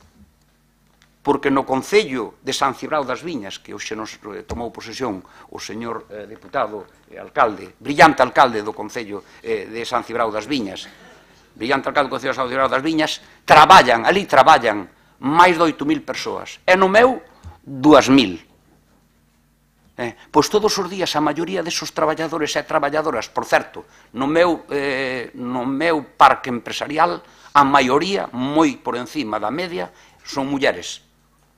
Algo facemos desde o Partido Popular cando gobernamos. Perdón. Por favor, non interrumpan. Non interrumpan. Graciñas, señor alcalde de Ribadá, graciñas. Digo o meu, sabe por que digo o meu? Porque traballei moito para que saíra adiante. E pasei moitas notas de dormir, graciñas. Seguro que usted non sei se traballou no seu. Gracias. Pero, por favor, prosiga, señor Doval. Moitas gracias, señor presidente.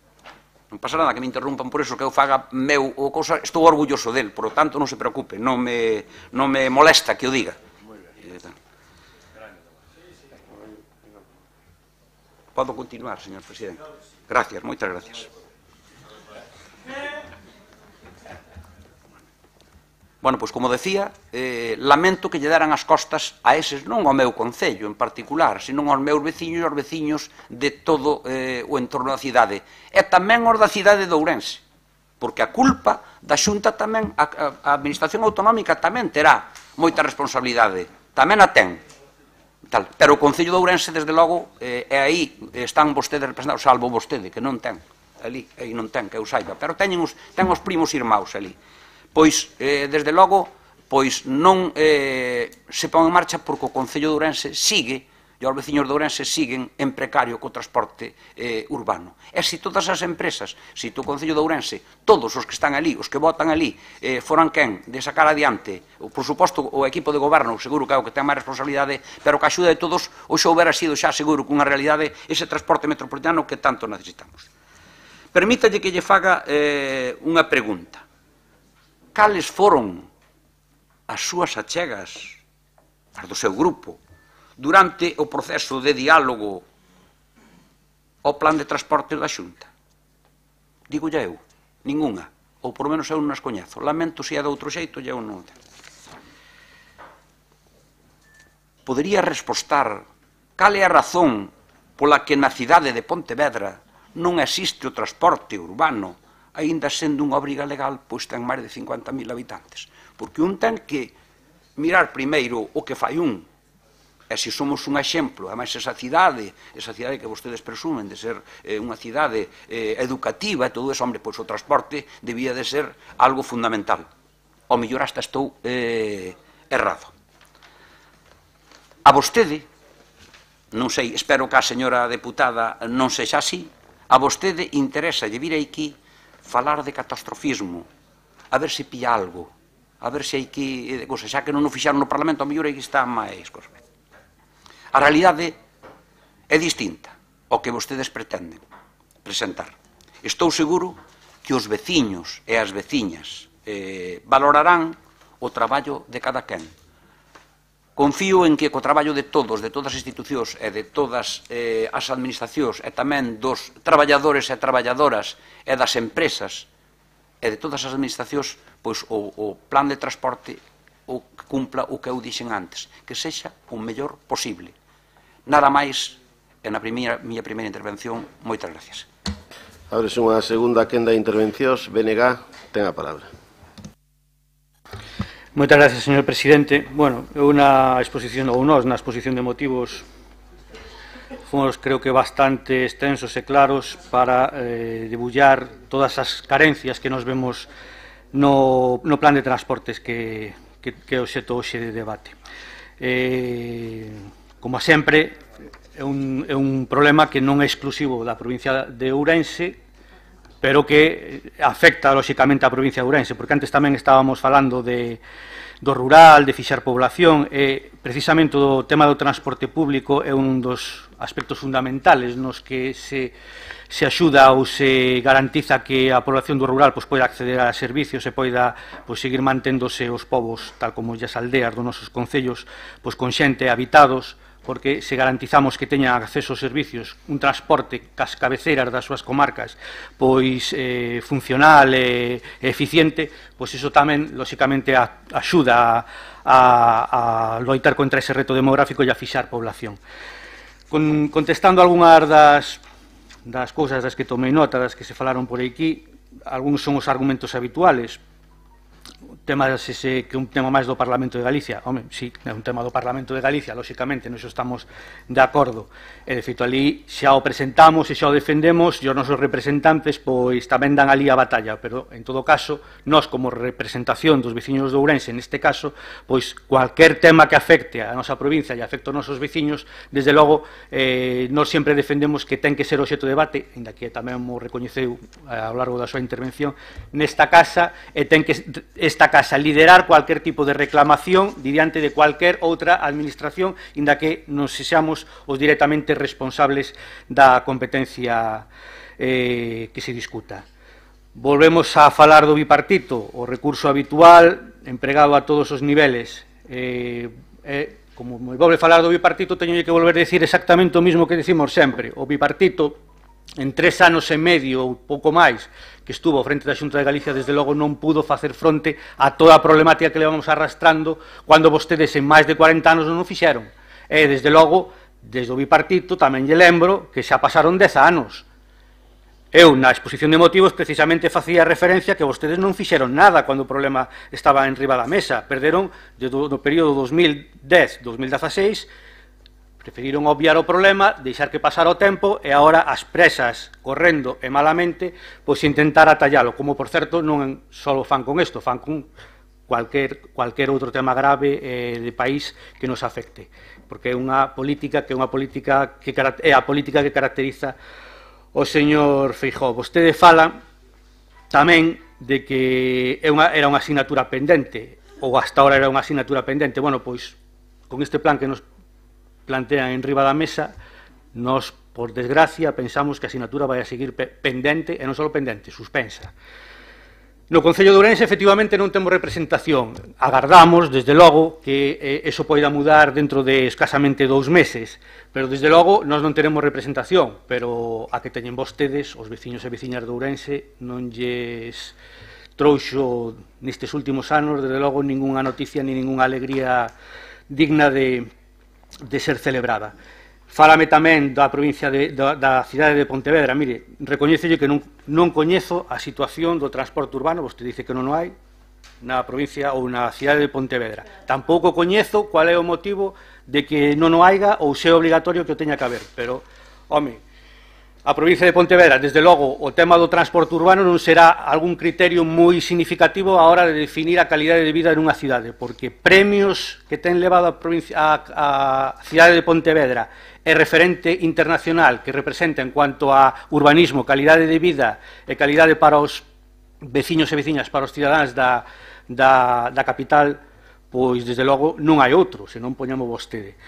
Entón, dito isto, vostede non me falou da emenda, eu voulle dicir que non a podemos aceptar, primeiro, porque, inda que pide cousas que, vistas por enriba, poderían parecer parecidas ás que nos solicitamos, pois non é así. O espírito que está detrás desta emenda non é o que nos plantexamos no acordo orixinal, e, sobre todo, porque se deixa fora un dos temas fundamentais nos que nos facemos incidencia na nosa moción, que é que se defendan os postos de traballo e o tecido empresarial do país fronte ás grandes multinacionais do sector, que son as que, por desgracia, pois máis posibilidades teñen de acometer contratos como estes plantexados tal como está ahora mesmo por parte do Goberno da Xunta.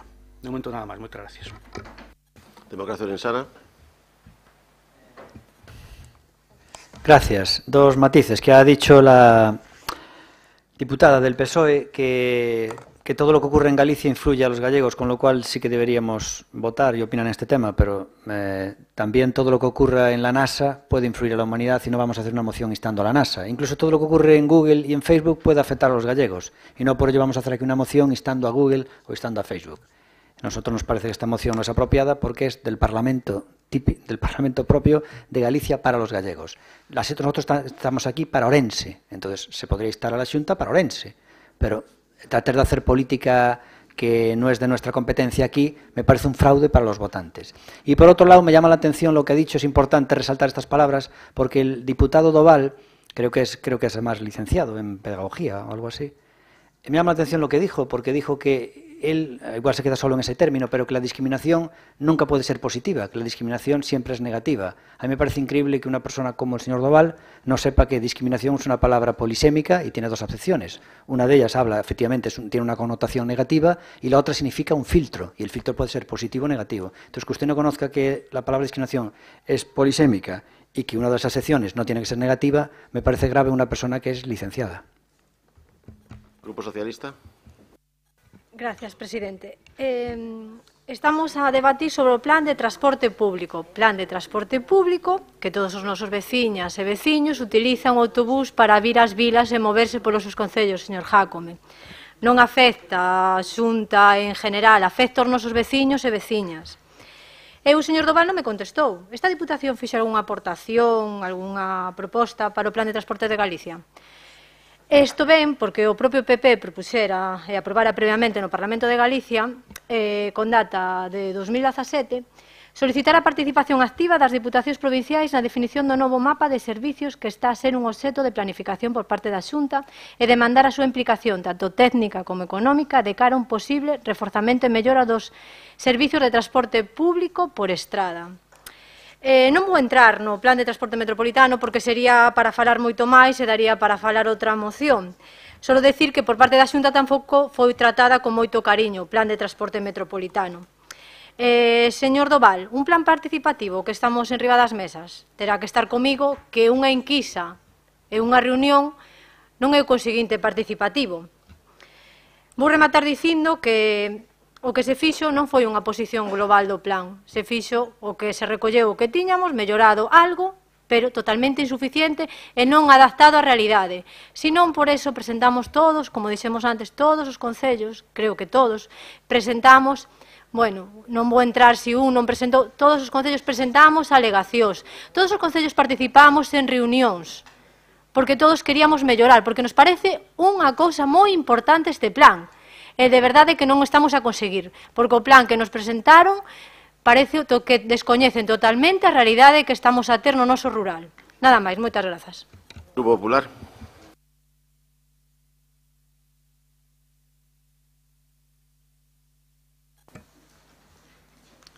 Eu eu sigo lle dicindo, sigo animando a que sigan dando a batalla para mellorar o transporte, porque é o que eu sigo dicindo aquí, por aí vai a nosa enmenda de sustitución.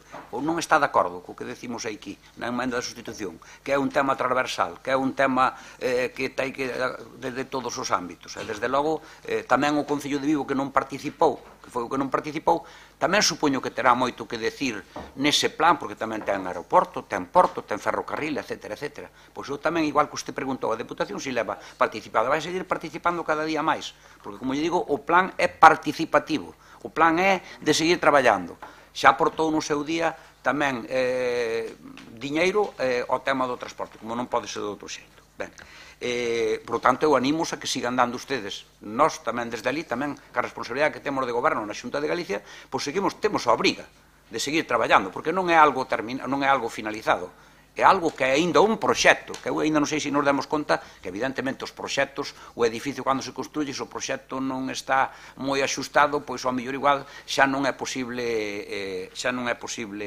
pois sacalo adiante, pero bueno, eu animo a seguir traballando, e non decir que todo está mal, sigue habendo moito traballo.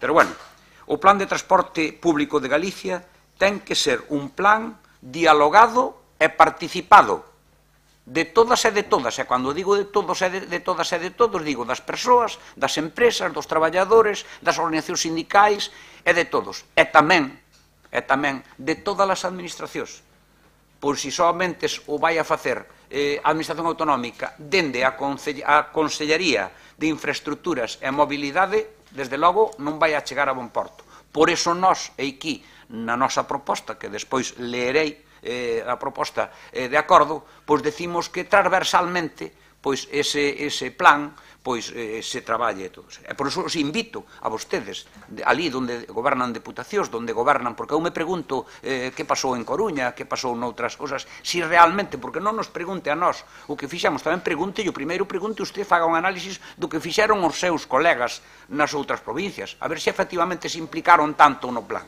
Claro, se me pregunta aquí, me parece ben, que me pregunte aquí porque estamos na Deputación de Ourense. Pero, hombre, cando un fai iso, dice, hombre, as outras deputacións, que é un plan que afecta a toda a comunidade autónoma, a todos os galegos e galegas, e os que non son galegos tamén, porque se chega alguén da fora, e aquí, que cada día estamos reclamando que veñan máis aquí, que veñan máis a disfrutar do que temos, do moito que temos, pois tamén se teñen un bo plan de transporte, pois mire usted, tamén nos beneficiará, e ademais servirá para que valoren aínda máis o que somos.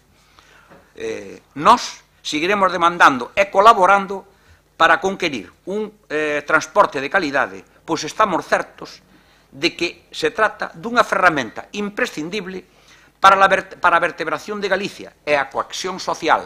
Eso que vostedes dicen, ou que dixeron hoxe, aquí que falaron o eixo da costa e a Galicia do interior, sobre todo a Galicia do interior, pero parece que os que están na costa o transporte xa o teñen resolto. Entón, por tanto, non interveñen. E cito o Concello de Vigo, debe ter o problema resolto, porque non lle interesa intervir. Eu chamo tamén ao Concello de Vigo que tamén se implique, porque tamén redundará no beneficio de todos os galegos e todas as galegas, e creo que tamén é unha obriga, e tamén é bo. E ali gobernan para todos os de Vigo, e gobernan para moitísimos de Ourense, porque hai moitísima xente de Ourense en Vigo. Así que eu tamén invito a ese Concello, desde a humildade de deputado provincial e concelleiro de pueblo, a que tamén participen e colaboran, que tamén o necesitamos. Aínda máis se cabe para os que vivimos no rural. Sempre deixaré iso aí. Aínda máis se cabe para os que vivimos no rural. O transporte axeitado incide positivamente para fixar poboación no rural. Apostamos, como xa dixen noutra ocasión, neste plenario, cando vostedes trouxeron aquí outra moción, polo transporte e tamén polo transporte compartido. Os nenos e as nenas do rural non son distintos aos que viaxan no transporte urbano das cidades. Son nenos e nenas, e cos nenos e nenas poden viaxar persoas maiores, e poden, tamén o fan no transporte urbano, sin problema ningún, dándose a circunstancia de que ao mellor non todos son necesarios, pero que no transporte que comparten os nenos e as nenas no rural, vai unha persoa responsable. Nos das cidades, no transporte urbano, naquelas cidades que o teñen, non vai ninguén, vai o conductor e nada máis, e non ocorre absolutamente nada. Tamén apoiamos o transporte a demanda, que non é todo o que quixéramos, pero que seguirá mellorando. Confío en que sí, confío en que así será. Si todos traballamos en positivo, seguro que prestará tamén un bo servicio. Tamén teño que decir, por a información que teño que eu non a fixen, que de 3 de cada 4 veciños e veciñas consultados son favorables a estes sistemas. Por lo tanto, que hai que seguirlos mellorando para que efectivamente mellore todo. Por todo isto, é porque temos unha obriga cos veciños e veciñas aos que debemos dar resposta, presentamos a emenda de sustitución que non é nin máis nin menos que unha aposta polo futuro, e non como vostede, parece, perdóneme, se non é así, que pretende apostar polo pasado. Nós apostamos polo futuro. Eu me pregunto, supoño que sí, que se deron conta que a complexidade e a transversalidade necesita de todas as administracións, necesita de todos os concellos, incluso desos do que ten moitísimos habitantes, para que... E aí vai a nosa emenda. Aí vai a nosa emenda e vou a dar solamente o acordo porque creo que é o que interesa. A proposta de acordo, a emenda de sustitución, di demandar á Consellería de Infraestructuras e Mobilidade a avaliación con máximo rigor das suxerencias e aportacións presentadas ao Plan de Transporte Público de Galicia durante a exposición pública polos concellos, pois son os mellores coñecedores das necesidades concretas de mobilidade, así como tamén as presentadas polos demais axentes sociais, dando unha resposta axeitada ás achegas. Aí tamén vai o que di vostede das empresas, que decía usted que non recollíamos. Eu, para min, o que pasa que non vou enumerar aquí a todos. Os traballadores e traballadoras, as empresas e a todos os que teñen algo que decir, como non. Millorás do país, cas multinacionales. Non sei que a palabra multinacionales, desde logo, non a incluímos. 2. Solicitar que se intensifique aínda máis a colaboración transversal entre a Consellería de Infraestructuras e Mobilidade cos outros departamentos do Goberno da Xunta e demais administracións públicas para acadar un transporte público de calidade ao que teñen dereito os cidadáns con independencia de que residan na cidade, na vila ou no rural. Dar traslado do presente acordo á Consellería de Infraestructuras e Mobilidade. Nada máis, gracias por a súa atención e pídolles perdón de antemao por a miña paixón na defensa do que creo como un servicio básico e fundamental para os veciños e veciñas de toda Galicia e dun xeito especial para os que vivimos no rural. Breve turno de peche para o BNG. Gracias, señor presidente. Sí, moi breve. Desde logo, vamos a seguir dando a batalla. Iso non lle quepa a menor dúbida. Aquí hoxe temos unha proba palpable do que digo. Nós tamén, efectivamente, vamos a seguir tamén reclamando ese diálogo do que vostede falaba. Non vou insistir nos argumentos, porque xa eu creo que están claros por parte de todos.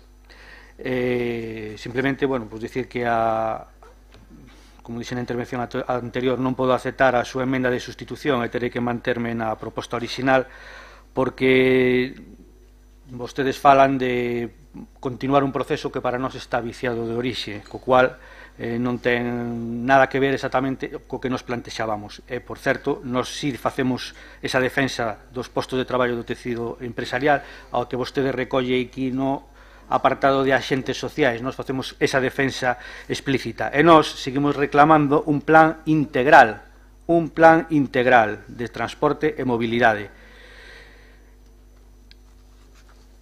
Desde logo, hasta o que temos agora en riba da mesa non é integral, tampouco vemos que vaya a satisfacer as demandas que nos plantean, porque non se van a reordenar liñas, non se parte dunha reordenación ou dun estudio que sea real e que nos permitira pois ter un transporte público integral, un plan de transporte pois que superara o que temos hasta ahora e solucionara as eivas que se viñan arrastrando, porque vai ser unha continuación, basicamente, do que xa existía.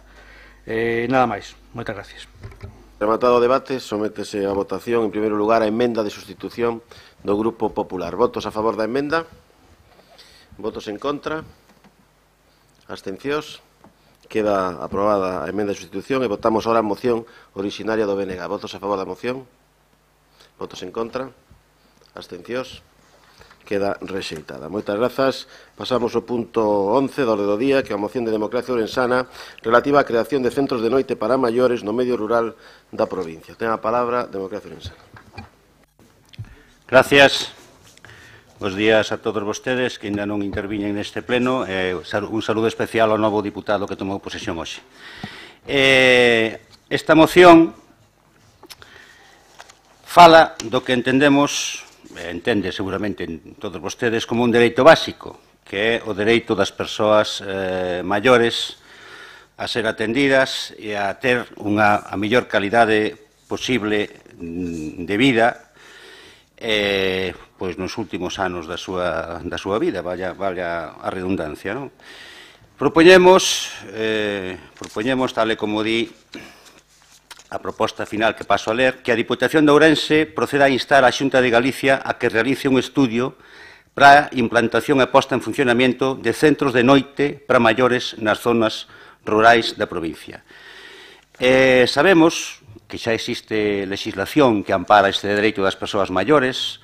Existe unha lei 39/2006 de 14 de decembro que xa prevé no seu artículo pois a creación, entre outros moitos, pois de servicios de centros de día de noite, de centro de día para maiores, de centro de día para menores de 65 anos, centros de día de atención especializada e centros de noite, que é o que propoñemos nós. Pero unha cousa é o que este escrito nos papeles, como é neste caso, pois neste BOE do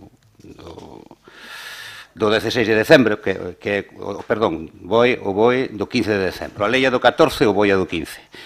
E outra cousa é a realidade, non? Unha cousa é que xa na legislación se contemplen a creación destes centros e outra cousa é que na práctica se impulsen esta clase de servicios, como moitos outros, como sole dicirse sempre, entre o dito e o feito hai un treito, non?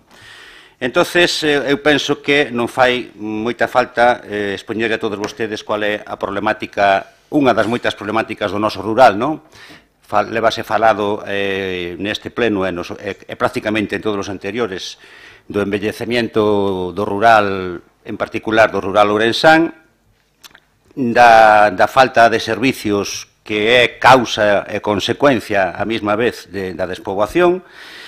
E claro, un dos problemas que ten a inversión da pirámide demográfica é que en proporción existen cada vez máis persoas dependientes nos últimos anos da súa vida e con un menor número de familiares ou de poseos que os poden atender. Entonces, é cando a Administración ten que votar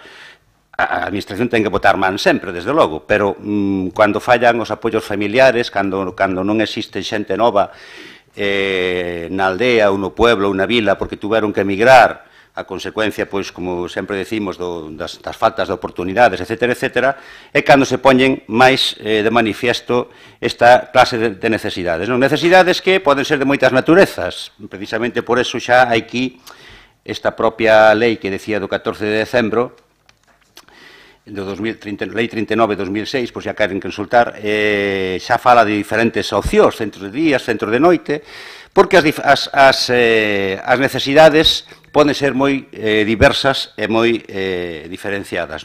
Nesta moción en concreto propoñemos esa, a dos centros de noite, porque, inda que a dos centros de día e as residencias, etcétera, sería de desexar que houvese máis das que hai, desde logo, pero no caso particular dos centros de noite, pois estimamos que se adolece moitísimo da súa falta.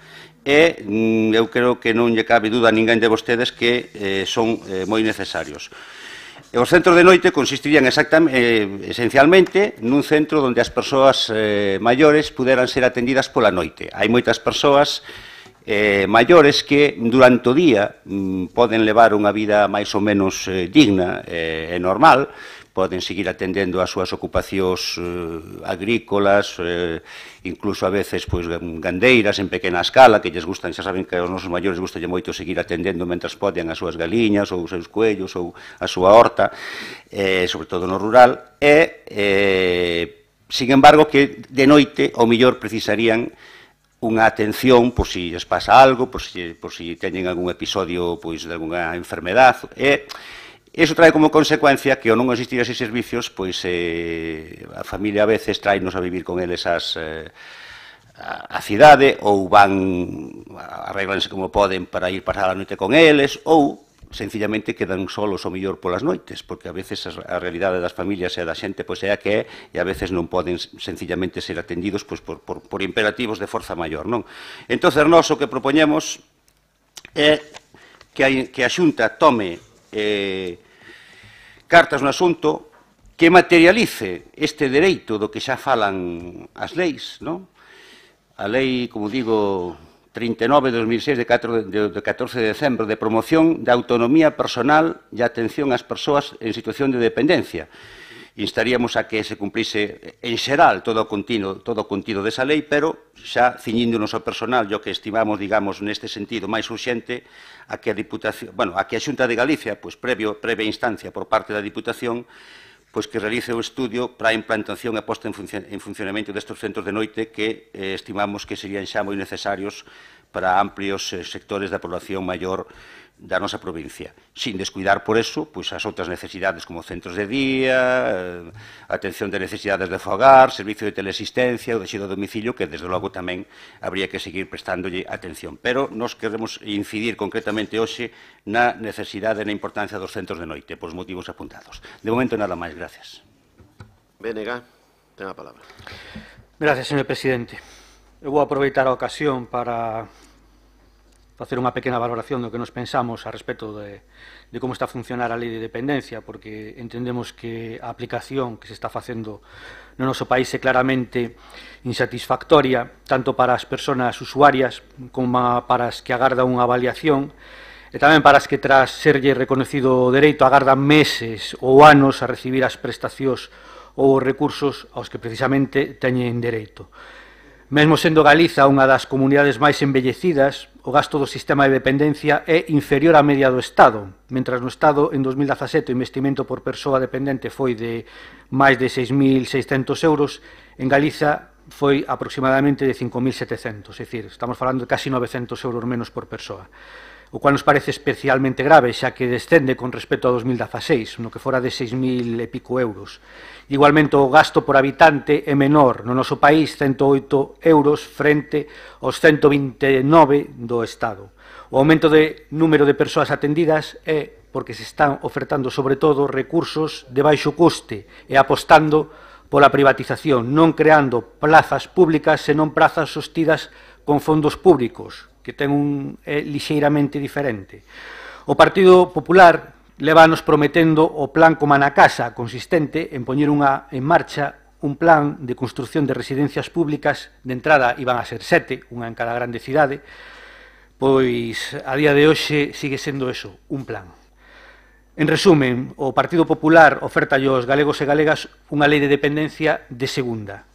Como digo, cun investimento público por dependente inferior á media do Estado, bastante inferior, repito, casi 900 euros menos, e con prestacións ofrecidas aos usuarios que se centran en servicios de baixo coste, como a axuda ao domicilio ou a teleasistencia, mentras que en servicios de coste máis elevado, como a atención residencial, precisamente, nin siquiera se logrou manter a taxa de reposición de anos anteriores, porque se pechou o exercicio anterior, o exercicio do 2018, con 78 prazas residenciais menos. E nós o que reclamamos é que o Goberno de Feijóo se poña as pilas e convirta a atención á dependencia nunha prioridade política. É preciso o incremento de centros de día e aumentar o personal para que as axudas poidan ser tramitadas no plazo que establece a lei, non teñan que estar agardando, como dixen, meses e anos para recibir as prestacións. Nós tamén reclamamos recursos, porque sen recursos, lóxicamente, non se pode atender a dependencia. E os recursos teñen que vir por un financiamento xusto por parte do Estado que destina a dependencia ou destinou 84 millóns de euros, que é unha cifra moi alonxada dos 186 millóns que nós defendemos que se lle deben ao noso país, sobre todo como consecuencia dos recortes do decreto do ano 2012, e tamén moi lonxe da cifra de 140 millóns de euros que o Estado recada por vía impostos, por a Seguridade Social, IRPF e IBE do propio sistema de dependencia no noso país. Tamén defendemos e exiximos que o Estado asuma o 50% dos gastos da Lei de Dependencia e que revirta os copagos. E, sobre todo, unha medida de choque, un investimento para loitar contra o limbo no que se atopan as 30.000 persoas dependentes que precisan axuda a domicilio, os 14.000 que precisan transporte adaptado e os 12.000 que precisan un centro de día.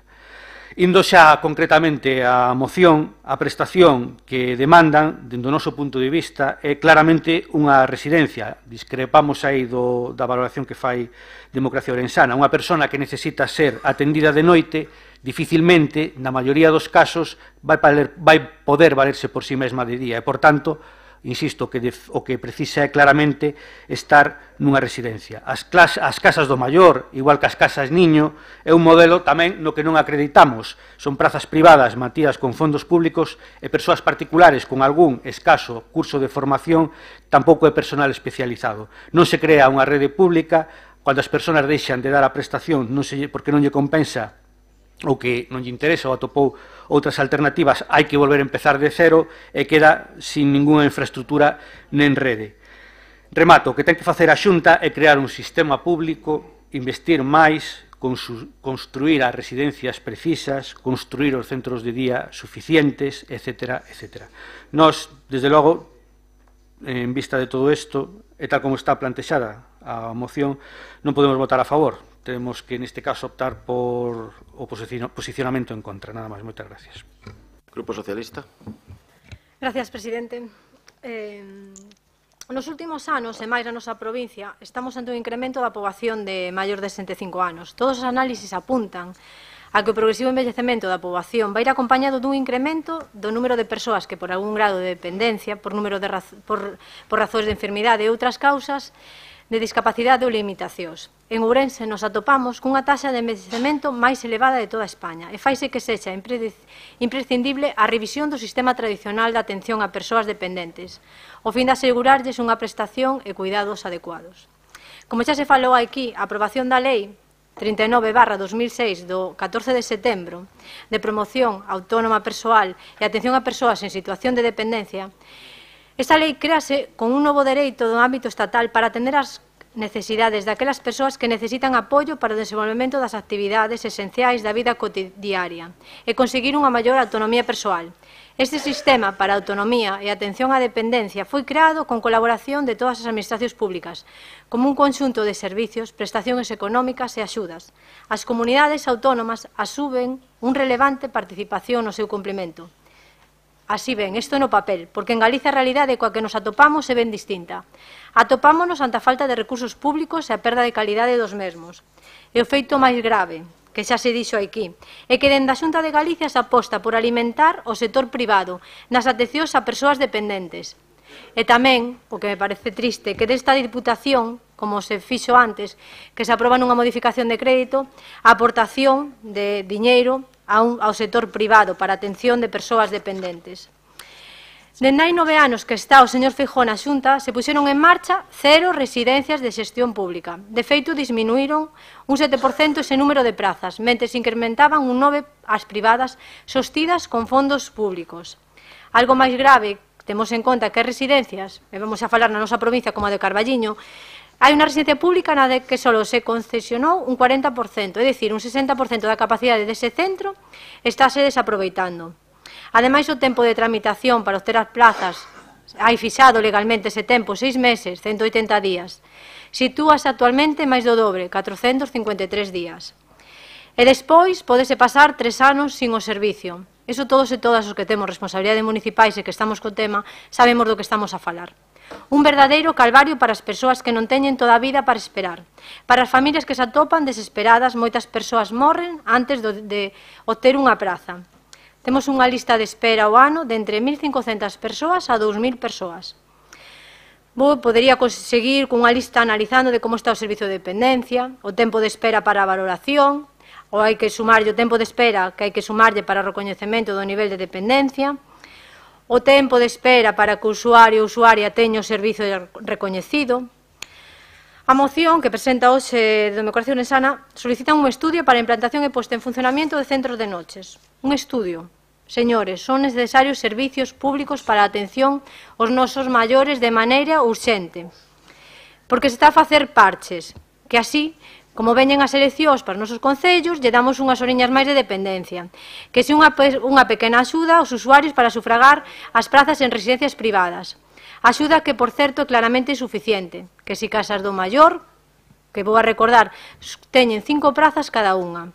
Señores, é claramente insuficiente. Os datos que temos, o noso carón son claros. É necesario incrementar de maneira urxente o número de plazas en residencias de maiores de xestión pública, os números de centros e optimizar os existentes. E son necesarios máis centros días, reitero, públicos e xestión pública. Nesta moción que se nos propón Democracia Sana, de que nos pide un estudio que se propón, vamos a votar a favor. Sí que é verdade que todos os servicios para o noso rural son necesarios, pero creemos que son claramente insuficientes. Son necesarios máis servicios públicos e de xestión pública. Grazas. Grupo Popular.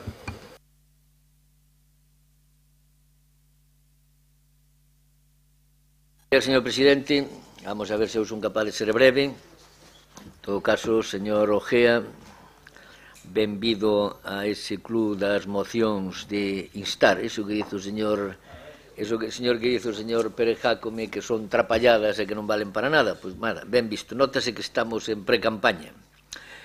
En todo caso, para nós e para min en particular, nada máis importante nunha sociedade que os servicios sociais, e non serei eu quen poña en dúbida tales iniciativas. Miren vostedes, ao marxe de propostas ocurrentes e con máis ou menos oportunismo por os tempos que nos tocan, está claro que o dato certo é que o envellecemento da poboación é un dos principais problemas cos que contamos no rural ourensán, xunto co despoboamento, debido, sin duda, e hai que dicilo tamén, por sorte, a esperanza de vida, o aumento da esperanza de vida. Por suposto que un dos obxectivos desta Deputación foi, e sigue sendo, tentar de axudar a resolver os problemas, e digo, axudar a resolver os problemas aos que se enfrentan os nosos maiores no rural. Non podía ser de outro xeito. Pero os medios son os que son. O principal obxectivo é respetar a independencia e a liberdade dos nosos maiores, ofrecéndolles servicios que os axuden a realizar as súas actividades dentro dun marco seguro e funcional, tentando compaxinar a idiosincrasia propia dos nosos maiores do rural coas súas necesidades. Pero outro aspecto a ter en conta na nosa comunidade autónoma é a elevada dispersión xeográfica, o que fai que Galicia teña unha importante desigualdade, así ao longo do eixo atlántico que tanto se cita aquí, e non sei por que se ríe doña Isabel, concéntrase a meirande parte da poboación, mentras nas provincias e zonas do interior o problema sexa o contrario. E por si fora pouco, a todo o anteriormente dito, únese unha orografía moi complicada que dificulta, e todos o sabemos, o acceso a determinados lugares, o que pon tamén grandes atrancos á planificación dunhos servicios sociais mellores para os nosos maiores. Por tal motivo, a colaboración entre as distintas administracións é imprescindible. Hoxe estou eu no lema de cooperar. É imprescindible. E debemos recoñecer xuntos que nos últimos anos fixose moito por os servicios sociais, moito, moitísimo. En este senso, os nosos esforzos, os desta Deputación, do seu grupo de goberno e do seu presidente, de cara ás persoas maiores, irán sempre dirixidos a atender a súa demanda de permanecer, moi importante eso, a súa demanda de permanecer no seu propio domicilio o maior tempo posible, manténdose autónomos e tentando retrasar ao máximo o tempo de dependencia de outras persoas. Esta Deputación a través do Plan Ben Ourense, asumiu dende o ano 2013 a prestación do servicio de teleasistencia domiciliaria en todos os concellos de 20.000 habitantes, é dicir, 91 dos 92 co que conta esta provincia, para que todos os maiores que o soliciten sexan atendidos de inmediato.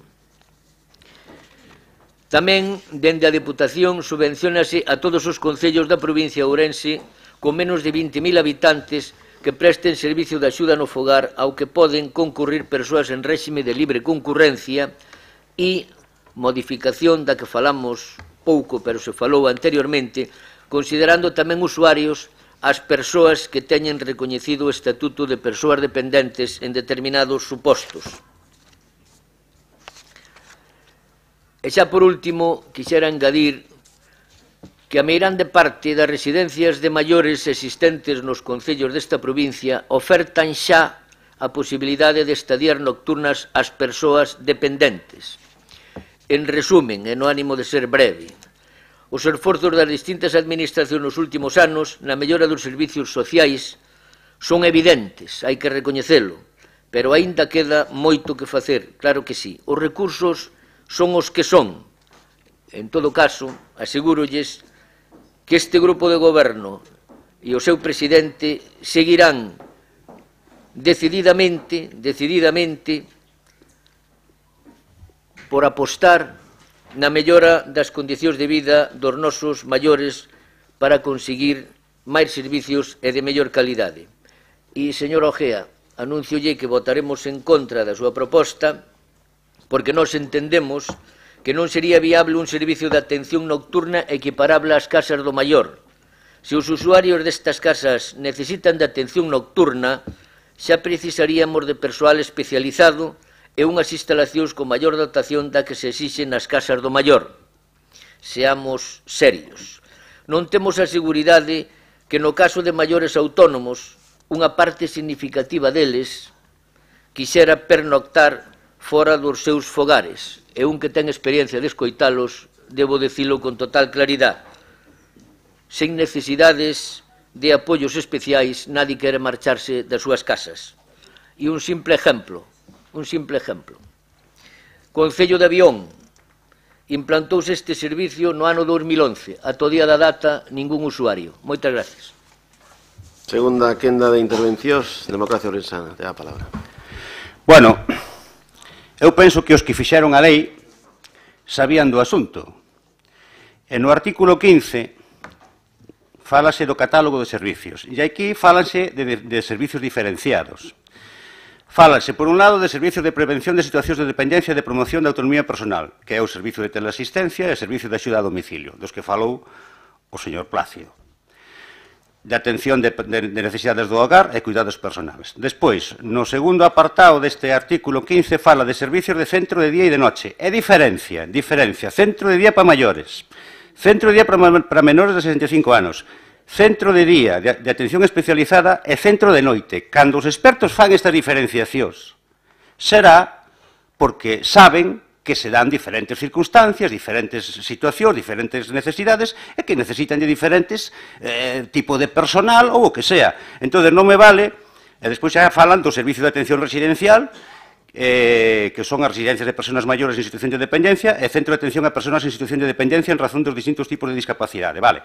Cando fan estas diferenciacións tan sutiles e tan especializadas os expertos, será porque non é o mismo. Por exemplo, decía o portavoz do BNG que entendía que un centro de día era unha residencia. Pois digo yo vostede aos expertos que redactaron o artículo 15 da lei, onde diferencian perfectamente o que é un centro de noite dun centro, dunha residencia de personas maiores en situación de dependencia. Digo yo aos expertos. O mesmo lle digo ao señor Plácido. Falou de que xa están prestando os servicios de teleasistencia e os servicios de axuda a domicilio, etc. etc. Volvo a repetir, léase o artículo 15 da lei, que se supón redactado por expertos, e verá que diferencian perfectamente o que é un centro de noite do resto dos servicios. Dice vostede que a nadie lle gusta ser atendido só pola noite. Vaya, eu non sei quen é vostede para falar en nome de todo o mundo. Eu particularmente coñezo casos nos que moitas persoas gustarían de ter un centro onde ir pasar a noite e podendo pasar o día nas súas casas. Entón, non sei, é moi arriscado falar así en nome de todo o mundo, non? Xa calificou de ocurrencia o señor Plácido que propoñamos un centro de noite, e volvo a me remitir o mismo. Nos acollémonos ao que din os expertos. Os expertos establecen perfectamente diferenciado, volvo a repetir, artículo 15 da Lei 39 de 2006 de 14 de diciembre, onde aparecen diferenciados todos estes servicios. Nos, concretamente, nesta moción, instamos a un concreto deles, sin que obste, pois que lóxicamente todos os demais, algúns dos cuales vostede fixo de referencia, fagan falta. Xo deixei na miña primeira intervención. Claro que fan falta moitos máis servicios dos que tamén xa falou o BNG e o PSOE. O que pasa é que a nosa moción é, en este caso, especializada porque estimamos que, a pesar das moitas deficiencias que hai nos outros servicios, nesta concretamente ainda hai máis. É concretamente no rural ourensano. E aquí, mire, voume acordar dunha cousa que dice, cando lle cuadra, o meu pai. Dicía que hai 4 tipos de persoas, atendendo a un criterio moi concreto. As que non lle hai que dicir as cousas ningunha vez, porque eles mesmos as discurren ou as inventan, non? Os genios. As persoas as que basta con dicirlle as cousas unha vez e xa quedan aprendidas. As persoas as que hai que repetir as cousas varias veces, pero, bueno, ao final acaban as aprendendo. E as persoas as que, por máis que lle repitas e repitas, non as acabarán entendendo nunca. Pois eu non sei cantas veces temos explicado desde Democracia Orensana, particularmente o meu compañeiro, que criterio utilizamos nós para votar nas instancias a outras administracións. Non creemos que instar a ningunha administración sea un xeito eficaz de traballar, salvo no caso concreto, en esta institución concreta da Diputación, que se inste a algo que afecta aos intereses concretos e específicos de Ourense. A ver se esta é a última vez que o temos que decir para meter o Grupo do Partido Popular na terceira categoría das 4 das que falei antes, e non na cuarta, que polo menos, inda case que repitiro varias veces, ao final que se acabe aprendendo, non? Bueno, sencillamente, agradecerlle ao Partido Socialista o seu voto a favor, inda que puxeron as asociacións que puxeron, e vou repetir, o feito de que nos pidamos os centros de noite non é ningún motivo para excluir a demanda dos outros servicios, desde logo, son totalmente compatibles e totalmente necesarios, e sencillamente apoiarnos nos criterios dos expertos, que, tal como digo, están perfectamente aclarados na Lei de Dependencia, de que o centro de noite é un servicio específico e diferenciado, e non é asimilable aos outros, por moito que queiran decir o señor Plácido ou o señor portavoz do BNG, de que isto xa se pode asimilar a un servicio de teleasistencia ou a un servicio de residencia. Non, é un servicio diferenciado. E aí é precisamente o que pedimos nós nesta moción concreta. De momento nada máis, gracias. BNG, non fai uso do seu turno. Grupo Socialista tampouco. Grupo Popular. Sí, gracias, presidente. Simplemente para dicir ao señor Ojea que deixeme usted a min, non ao PP, a min, que fun o que interveñín na categoría cuarta. Tampouco pasa nada, non pasa nada. Tampouco me vou enfadar con usted, que sabe que temos boa relación. Deixeme na cuarta. Pero, bueno, mire, o que fixo a lei, que a fixeron expertos, sí, a realidade é outra. Vostede que presume de coñecer moito rural galego, pois dame a impresión que non o conoce, Dame a impresión, porque o que dixen eu é a realidade de escoitar aos nosos maiores. Vostede, a súa, é de escoitar aos expertos. Vaya a mollar os pés por as canellas, que é moi importante para aprender. E logo dice que hai que meter máis recursos, hai que fazer máis recursos, máis servicios sociais. Pois claro que sí. Tamén na miña casa e na súa necesitamos máis cousas, pero necesitamos máis recursos. Entón, aquí estamos nunha carreira de demagoxia que isto dá gusto, non? Isto dá gusto escoitalos a vostedes, dá gusto, non sei onde van quitar os cuartos, non sei onde os van quitar. Todo se vale, bueno, ahora tamén temos que nos facer as casas do maior e os centros de día desde a Diputación. Cando tal tenos que facer a Xunta de Galicia. Fago o favor e non interrumpa, señor Jaco. Por favor, non interrumpan, está no uso da palabra o señor Alberto. Eu sei que están nerviosos, porque están nerviosos. Eu, cando este fala, nadie o molesta, e eu especialmente. Por que non aprenda a ser educado? Que é moi xa é moi sano, eso, Aprenda, que está no tempo. Vaiselle pasar o arroz. aprenda. Bueno, pois digo que a Diputación non está para facer esas casas do maior nin os centros de día. En todo caso, para colaborar, pero como non deixan terminar, pois sí, o fomento está aí. E colaborou en moitas residencias esta Diputación, en moitas, de xestión pública e de xestión privada. Non sei onde está o problema. Que vostedes queren ver as cousas á súa maneira. Expliquei porque as casas ás que vostedes se refire non son viables neste momento, tampouco me escoitou. Acabei no de decir antes de anunciar o noso voto en contra. Non me escoitou, porque traen, con perdón, o rolliño aprendido e hai que soltalo e nada máis. Por lo tanto, eu creo que o dixen claro e breve. Moitas gracias, nada máis. Breve turno de peche, Democracia Orensana, te a palabra.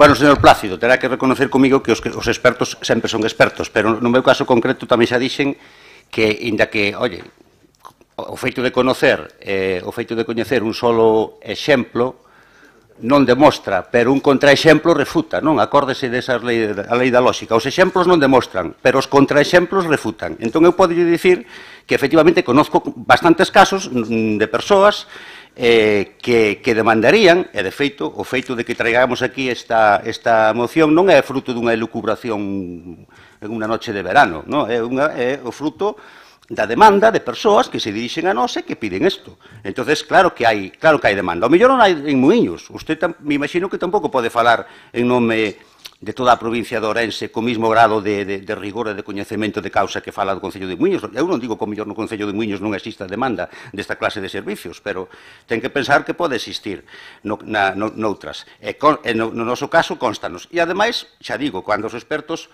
o dicen, pois a min, que quere que lle diga, pero os expertos nesta clase de cousas, de asistencia social, de enfermeiros, todo eso, a súa opinión suéleme ser interesante, non? E mire, xa sabemos que as necesidades son infinitas. Eu moito de economía non sei, só li, creo que un libro, un tal Mochón, que escribiu e dese libro só li o capítulo 1, que dicía que as necesidades son infinitas e os recursos son escasos. Entonces, pues bueno, que a economía consiste na administración dos recursos escasos. Pero eso non quita que deixemos sempre constancia de que hai que seguir satisfacendo o máximo posible de necesidades, optimizando o mellor posible os recursos. Co cual, pois, eu creo que neso estamos todos de acordo. E, sobre todo, unha maneira de chegar a ese objetivo é non gastar os recursos tan escasos en chorradas. E en tonterías, como dicimos moitas veces desde aquí, se gastan neste caso concreto. E fíxese que eu tampouco dixen que fora a Diputación a que fixera esas casas. A moción fala de que insta a Xunta de Galicia, que a quen estimamos competente xunto co Estado español, e despois, se procede coa cooperación do resto das administracións, concretamente da Diputación ou dos concellos, para facer esa clase de cousas. Pero a moción fala de instar a Xunta, a quen estimamos, en principio, moito máis competente e con moitos máis recursos para facelas. De momento, nada máis. Sencillamente recordar que vostedes votan en contra, como acaba de dicir, de que se inste a Xunta de Galicia a creación de centros de noite na nosa provincia. Bueno, pois, se é así, pois voten en contra. Gracias. Rematado o debate, sométese a votación esta moción de Democracia Orensana. Votos a favor? Votos en contra? Non hai abstencións, queda rexeitada. Pasamos ao punto 12, punto 12, que é unha moción do Grupo Socialista sobre o éxodo das mulleres rurais. A esta moción presentou unha emenda de sustitución o Grupo Popular. Ten a palabra o Grupo Socialista. Gracias, presidente. No mes en que estamos, no mes de marzo de 2019, algunhas mulleres pensamos que estamos xa na carta ola feminista.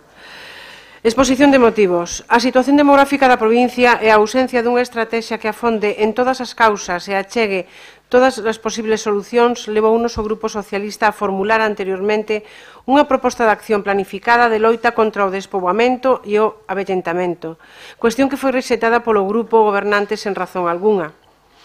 Entre outros numerosos condicionantes que complican as perspectivas demográficas, aparece o factor de xénero como un dos máis determinantes.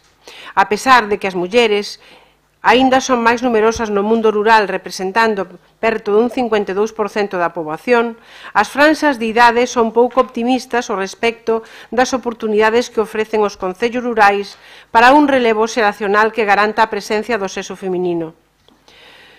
Hai moitos factores que fan que as mulleres máis novas marchen do rural: falta de servicios de conciliación familiar e laboral, falta de apoio a iniciativas de emprego ou autoemprego, falta de infraestructuras e novas tecnoloxías con conexión eficaz ou a masculinización dos traballos agrícolas e gandeiros.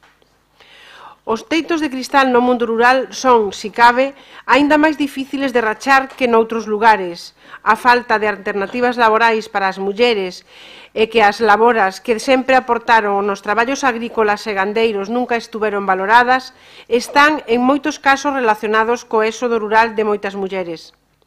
O mesmo acontece cos espacios públicos, onde se presentan poucas opcións de ocio e participación na meirande parte dominada polos homes, ao tempo que os recortes ou a ausencia de servicios de conciliación provoca que resulte máis atractivo atopar un traballo na vila ou cidade máis próxima nos sectores que tradicionalmente ocupan as mulleres, como son o comercio ou os servicios. A falta de alternativas laborais obriga a marchar as máis mozas que os mozos, quedando un rural masculinizado e embellecido. Se non revertemos esta situación, impediremos o relevo xeracional e botaremos o éxodo masivo ás mulleres das aldeas e os lugares. Se non se aplican incentivos e medidas correctoras transversais en todos os aspectos que competen a vida no rural en todos os seus ámbitos, productivo, social, económico, captación de axudas, non poderemos garantir a inclusión efectiva das mulleres. As mulleres padecen unha dobre discriminación cando viven neste medio, xa que están máis desprotegidas frente a episodios de violencia machista e tamén menos perspectivas para desenvolver a súa vida en todos os aspectos. Facilitar as ferramentas necesarias, aproveitando o talento feminino para crear emprego, é fundamental. Educar e traballar a igualdade en todos os ámbitos do rural é imprescindible. Formar en prevención de conductas machistas é urxente e necesario para frear a lacra da violencia de xénero que en moitos casos ten resultados dramáticos. Compre, pois, a implicación real de todas as administracións públicas a través de accións concretas, acordadas nunha mesa de traballo, co fin de facer un medio rural realmente atractivo para as mulleres. Por todo isto, sometemos a debate as seguintes propostas de acordo. Primeira, que a Deputación de Ourense deseñe, desenvolva e aplique un plan provincial de loita contra o éxodo das mulleres rurais que inclúa un programa de cooperación cos concellos rurais da provincia ao que se poidan adherir co fin de recibir axudas a través de convocatorias públicas para dotar de servicios, infraestructuras e programas específicos que fomenten a inclusión das mulleres nos seus territorios. 2. Que a Diputación de Ourense exixa da Xunta de Galicia o desenvolvemento dun plan de acción específico acordado para os concellos rurais da provincia, que introduza medidas correctoras e incentivos transversais en todas as políticas públicas destinadas ao medio rural, para favorecer e garantir a inclusión das mulleres con medidas concretas, como, por exemplo, axudas a empresas e entidades para a contratación de mulleres para os proxectos de emprendemento nestes territorios. Complementos retributivos ao persoal das administracións e servicios públicos que residan neses territorios. Garantir en todos estes concellos casas niño, así como primar a implantación adaptada a estes territorios dos servicios de atención a persoas dependentes, residencias de maiores, centros de día e retribución das persoas que os atendan, favorecendo así tamén o emprego feminino. Modificar os requisitos do número de habitantes para estes concellos para que podan manter centros de educación infantil, centros e servicios sanitarios e outros servicios públicos, e aquelas outras medidas acordadas nesa mesa de traballo que se teña que constituir. De momento, nada máis e moitas gracias. Intervención dos grupos. BNG, ten a palabra. Gracias, señor presidente.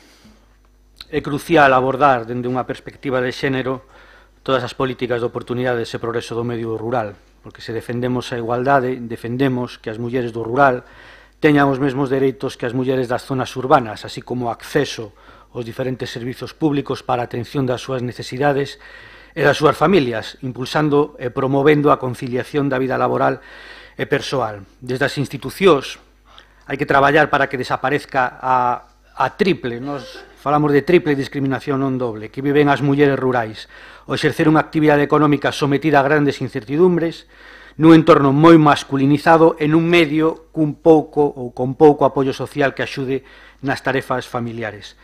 Compre denunciarmos as situacións de discriminación e desigualdade, a necesidade de contribuirmos a mellorar a formación e a capacitación, reivindicarmos o recoñecemento do papel que as mulleres representan ou desempeñan na estabilidade e o desenvolvemento do mundo rural.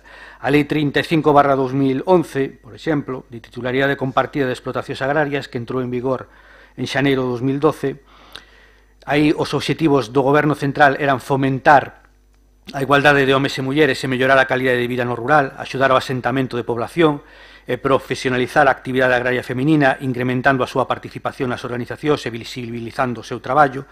Bueno, pois, 7 anos despois, no noso país, en Galiza, a comunidade onde precisamente estaban postas as maiores expectativas, tan só existen 26 explotacións agrarias ou gandeiras con titularidade compartida. En estas hai 25 homes adscritos e 27 mulleres, segundo os datos que nos achega a propia Consellería do Medio Rural a través do REAGA.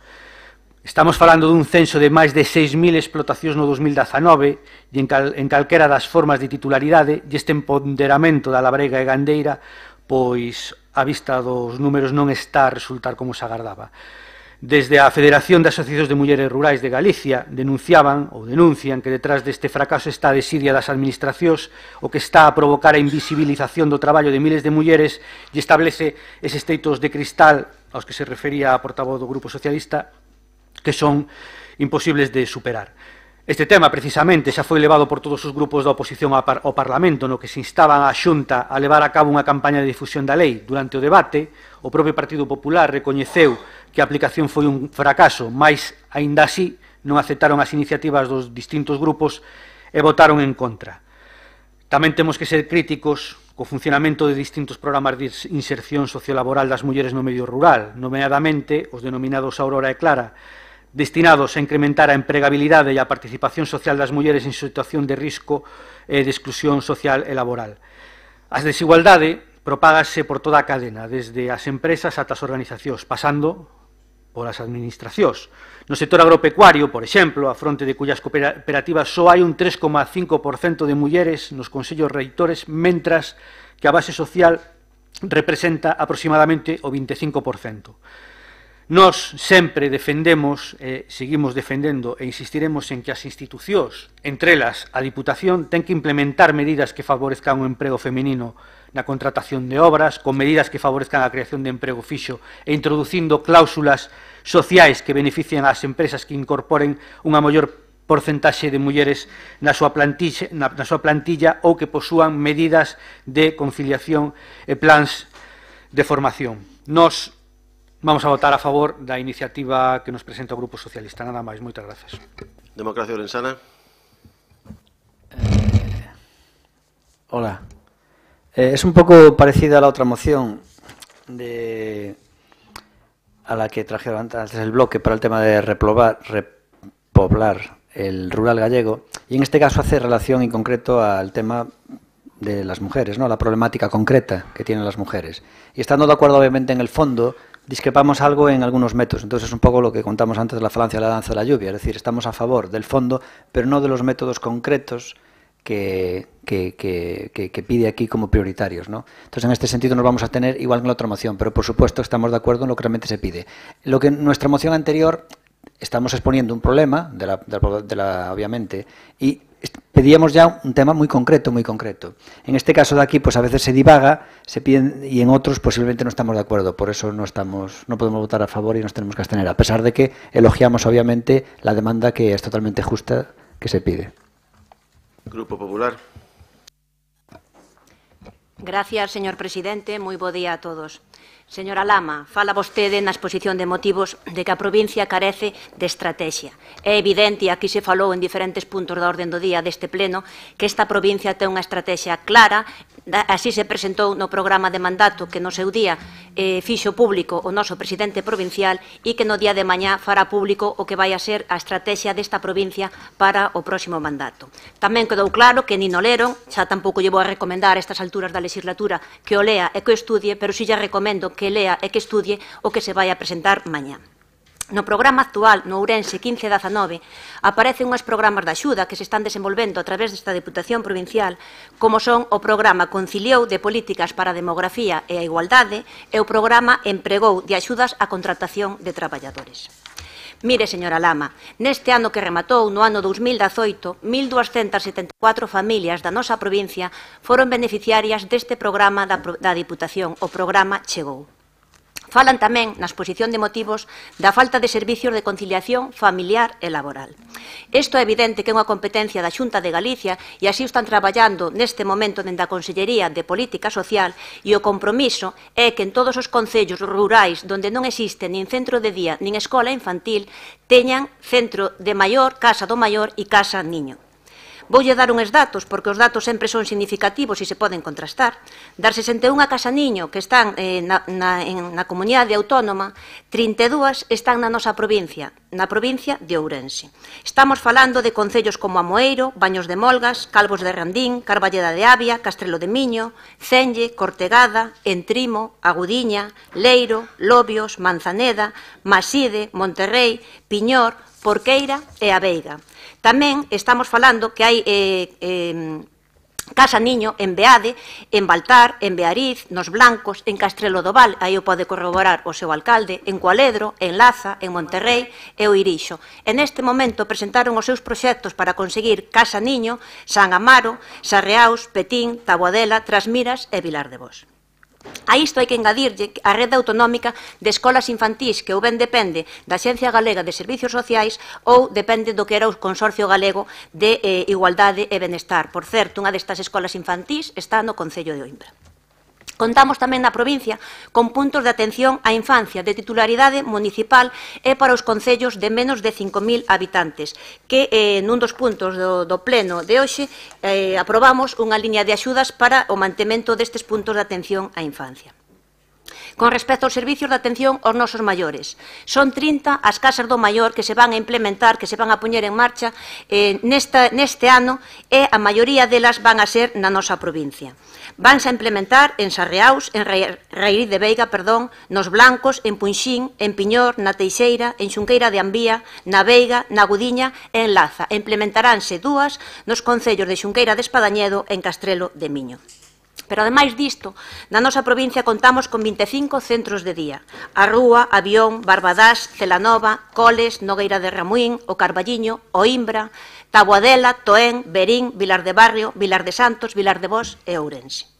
Con respecto aos datos de emprendemento do rural, que nos explica o señor do portavoz do BNG algúns datos sesgados, eu voulle dar outros datos que son que o 54% das persoas que emprenden no rural son mulleres, frente ao 46% que son os homes.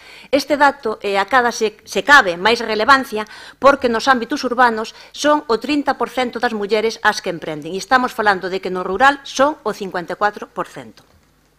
No caso destas empresarias que emprenden no rural, o 79% son autónomas e fano en servicios, prestando servicios que nese momento non existen nas localidades nas que están traballando, co cual flan un doble servicio á sociedade e ao territorio. No que se refire ás mulleres titulares de explotacións agrarias, que tamén o señor Rodríguez Suárez deu uns datos sesgados, decirlle que das 140.930 explotacións registradas que hai en Galicia, 61.629 teñen a unha muller como titular, é dicir, o 43,76%. Falan tamén, señora Nama, na exposición de motivos, de que as mulleres que vivimos no rural estamos máis desprotegidas fronte á violencia doméstica. Concordará conmigo, señora Lama, que isto xa é pasarse e que este argumento non o compra ninguén. A violencia doméstica, por desgracia, é unha lacra que non entende nin de rural, nin de urbano, non entende de clases sociais e non entende de estamentos de idade. Con respecto ás propostas de acordo, ademais de que plantexan algunha que pode ter algún tinte de ilegalidade, como é dar un complemento diferente a unha funcionaria muller a un funcionario home, Para o resto está o Parlamento de Galicia e así están traballando neles e todos temos ali aos nosos representantes políticos e públicos para facelo. Ou tamén podemos esperar a que o señor presidente do Goberno, a través de algún dos benres sociais, se acorde do rural ourensano e se acorde da muller. Porque tamén lle quero recordar que este éxodo do rural que falaron anteriormente ou deste éxodo da muller do rural non é un problema exclusivo nin de Ourense nin de Galicia, porque non quero ou quero preguntarlle como está o rural de Extremadura, como está o rural de Andalucía ou como está o rural de Castela. Por iso, nos pensamos que a perspectiva de xénero ten que facerse desde o inicio de legislatura e por iso presentamos unha emenda na que solicitamos ao grupo de goberno ou ao goberno que vai a salir das vindeiras eleccións municipais que plantexe unha estrategia desde a perspectiva de xénero, porque non se pode presentar a final de legislatura este tipo de iniciativa para quedar ben diante da galería, senón que hai que creer nel e apostar para que se implemente. Polo tanto, vou ler a proposta de acordo que vai na nosa emenda e que din que a vindeira Corporación Provincial continúe liderando as políticas do reto demográfico afondando na importancia das mulleres no mundo rural, porque consideramos, como lle dixen, que a visión femenina ten que ser transversal en todas as políticas que se leven a cabo. Nada máis e moitas gracias. Comeza unha segunda quenda de intervencións. Grupo Socialista, cando queira, ten a palabra. Moitas gracias, señor presidente. Acábanse vostedes de retratar, por si a nivel nacional non estuveran xa suficientemente retratados cas declaracións de onte do número 2 da lista por Madrid. Mire, falar de violencia doméstica deixa ben as claras que vostedes nunca creeron nin na igualdade nin nas políticas de xénero. Porque hai unha lei integral contra a violencia de xénero precisamente para protexer as mulleres. A violencia doméstica pode ser dun pai a un fillo, dun avó a un neto, dun sobrinho a un tío. Eso sería violencia doméstica e estalle perfectamente tipificada no Código Penal. Polo tanto, violencia de xénero é outra cousa. Recoméndolle que lea que hai abundante bibliografía sobre o tema. Volvendo ao que estamos a tratar, dentro do Partido Socialista non podemos aceptar a proposta de acordo que vostedes fan chegar como unha emenda de sustitución e que di o seguinte: que a vindeira Corporación Provincial continúe liderando as políticas do reto demográfico afondando na importancia das mulleres no mundo rural. As estadísticas estanlle aí. Solo lle faltou engadir, bajo el liderazgo de Manuel Baltar, líder mundial en políticas de igualdad. Solo lle faltou ese título. Porque para nada citan ningún das propostas de acordo que fai o Partido Socialista. Mire, sabe o problema que ten o grupo de goberno desta corporación? Que todas as iniciativas que fai a oposición son ocurrencias políticamente incorrectas ou, senón, partidistas ou de época electoral, ou estamos en campaña. Mire, voulle facer o seguinte razonamento. Vivir no rural non ten por que ser unha heroicidade, nin siquiera para as mulleres. Pero é certo que en gran parte é así, porque moitas das mulleres non ven saída laboral.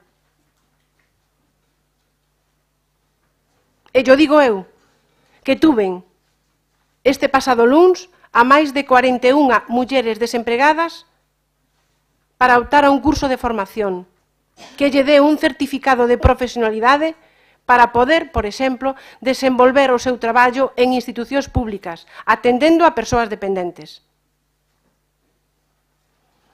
Vivir no rural non é doado para as mulleres, sobre todo se son mozas, e queren iniciar un proxecto de autoemprego, porque se atopan con 1000 trabas, e porque ese proxecto acaba esmorecendo. Mire, podemoslle preguntar a María por o seu proxecto de plantación de vimbio e como tuvo que esperar 4 anos para conseguir arrendar as suficientes terras para poder plantar ese vimbio que non crece en 2 días, crece en 4 ou 5 anos. Podemoslle preguntar a xente que fai derivados do sabugueiro cuánto tuvo que esperar para plantar sabugueiros e que teñan recolección dese produto para facer 1000 cousas. Pero tamén lle podemos preguntar a Elisa por a súa explotación en extensivo de razas autóctonas e do esforzo titánico que supón esperar anos e anos por as axudas da Xunta e ter que pagar as facturas todos os meses, incluídos os autónomos. Podemoslle preguntar a María José, que ten unha tenda bar nun pobo calquera, e por diante da súa porta pasan os cans e os gatos.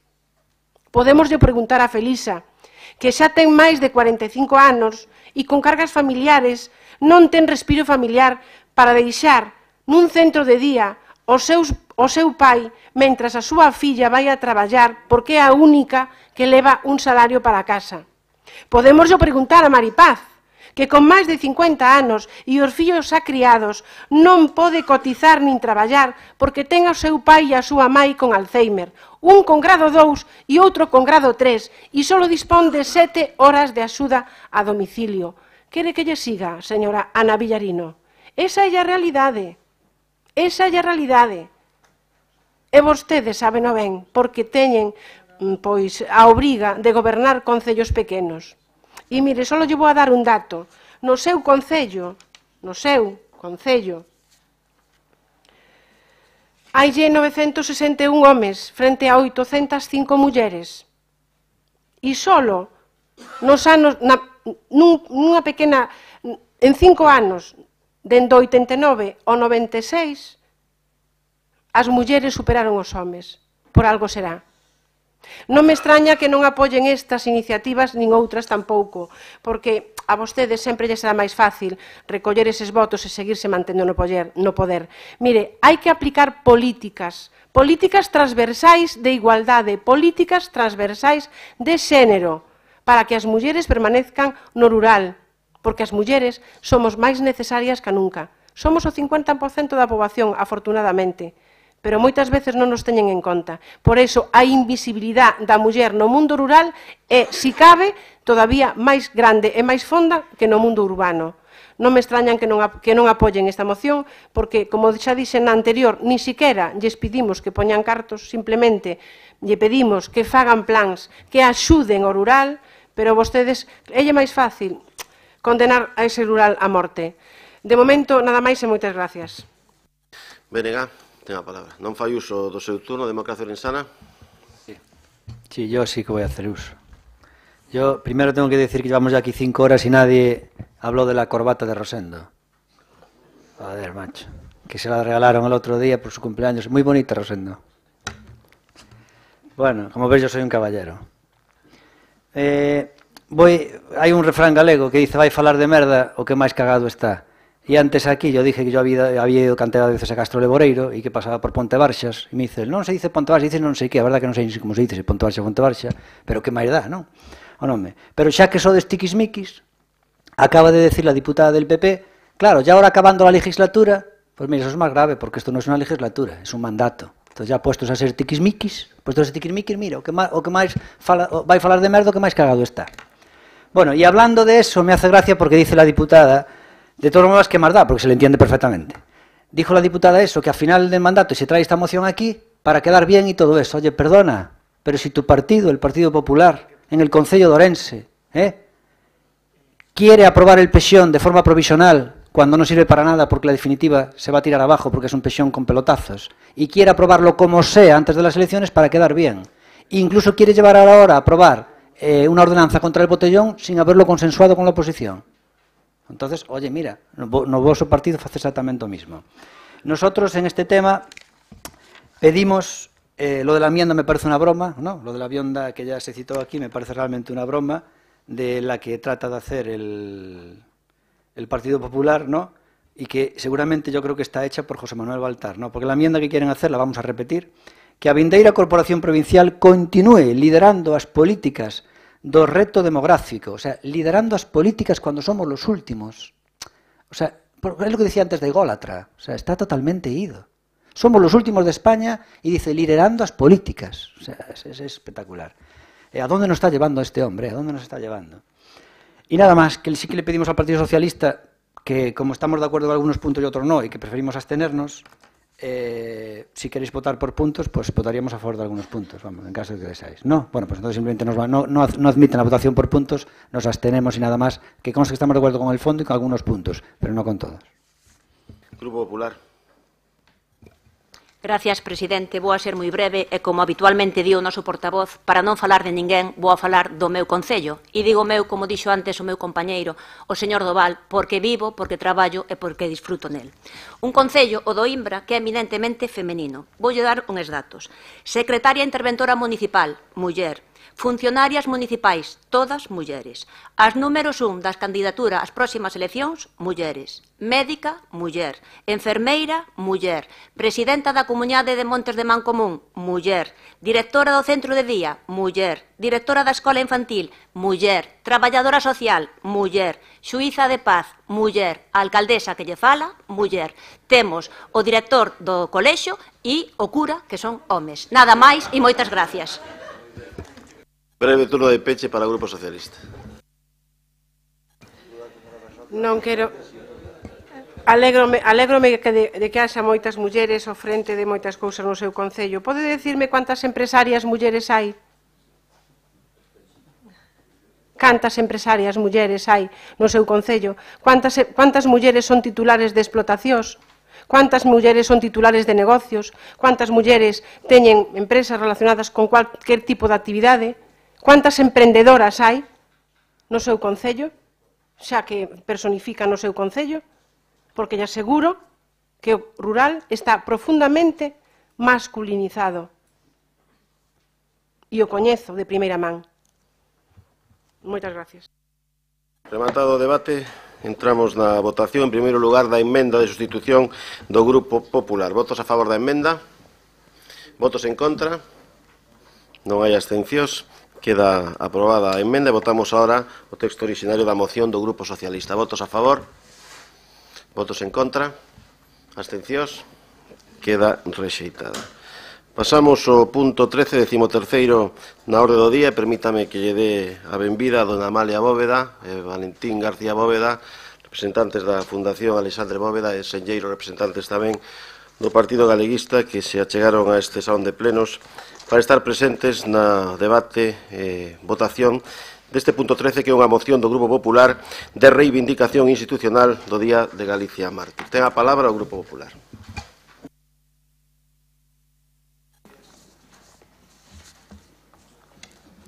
Moitas gracias, señor presidente. Señoras deputadas e señores deputados, entendo eu, e creo que o entenden todos vostedes, que o día de hoxe, dende logo, é transcendental para Galicia e para os galegos da aquí e da colá. Desde logo, para quen lles fala, é unha honra falar en primeiro lugar deste tema, que estou seguro que todos vostedes compartirán que é unha decisión tremendamente importante a que hoxe vamos a adotar aquí. Como dice o señor presidente, darlle a benvida a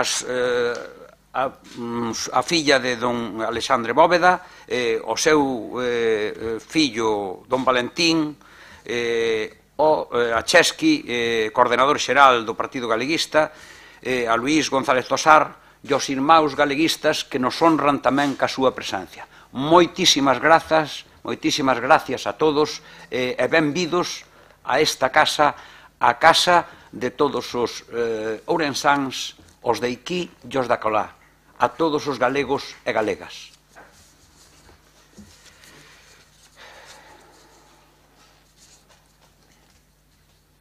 O que hoxe traemos a este plenario é bastante máis que unha moción para sometela á consideración das señoras e señores deputados.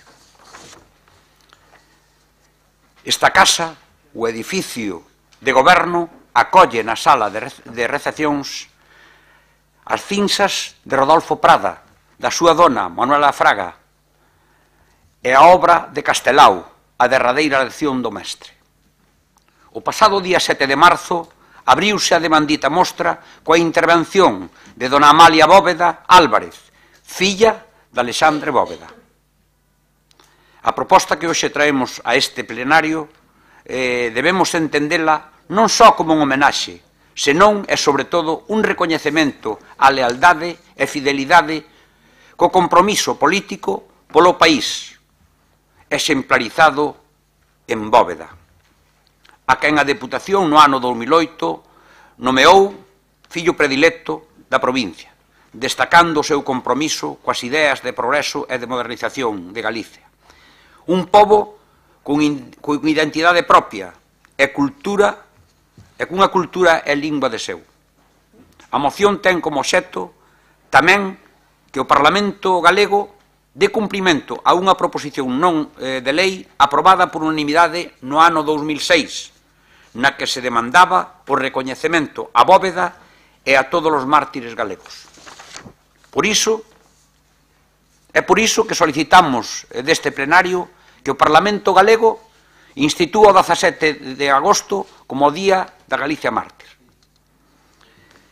Esta iniciativa complementase, ademais, co compromiso de promover desde o ámbito institucional a celebración de actos protocolarios da citada rehabilitación pública e política.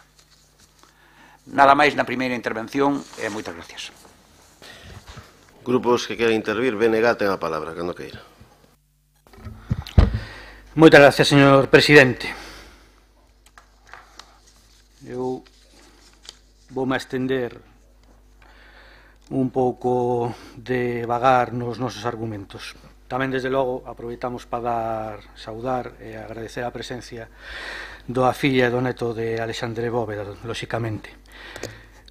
A Lei Galega de Memoria Histórica, que incluía a institucionalización do Día da Galicia Mártir, foi votada en contra por o Partido Popular, cunha intervención, por certo, patética, que supuxo un novo desprezo ás vítimas. E xa que falamos de memoria, fagamos memoria. Un tal Atencia Robledo Manuel, para máis señas, portavoz do Partido Popular nun debate das emendas á Lei de Memoria Histórica no Parlamento do Estado, dicía textualmente: voy a defender la enmienda a la totalidad presentada por el Grupo Popular y lo hago con la tranquilidad y la autoridad que me da hacerlo en nombre de un grupo político que no tiene más pasado ni más herencia que la transición y la democracia. Solicitamos la devolución de este proyecto al Gobierno por varias razones. En primer lugar, porque es una ley innecesaria, a la vez que extemporánea y errónea, porque es una ley hipócrita y falsaria, y porque es una ley jurídicamente irrelevante que pretende atribuir derechos ficticios. Además, señorías, el planteamiento que subyace detrás de este proyecto de ley, legislar la llamada memoria histórica, constituye un gran error. Este proyecto supone un torpedo en la línea de flotación de nuestro régimen político, de la legitimación de la democracia, que es la transición y el pacto constitucional, y es además una iniciativa que no sintoniza ni con los anhelos ni con los sentimientos mayoritarios de la sociedad española. La mejor memoria que tenemos los españoles, todos los españoles, es la transición, que cerró una larga historia de división y que además cerró y cicatrizó las heridas de la guerra civil y del franquismo.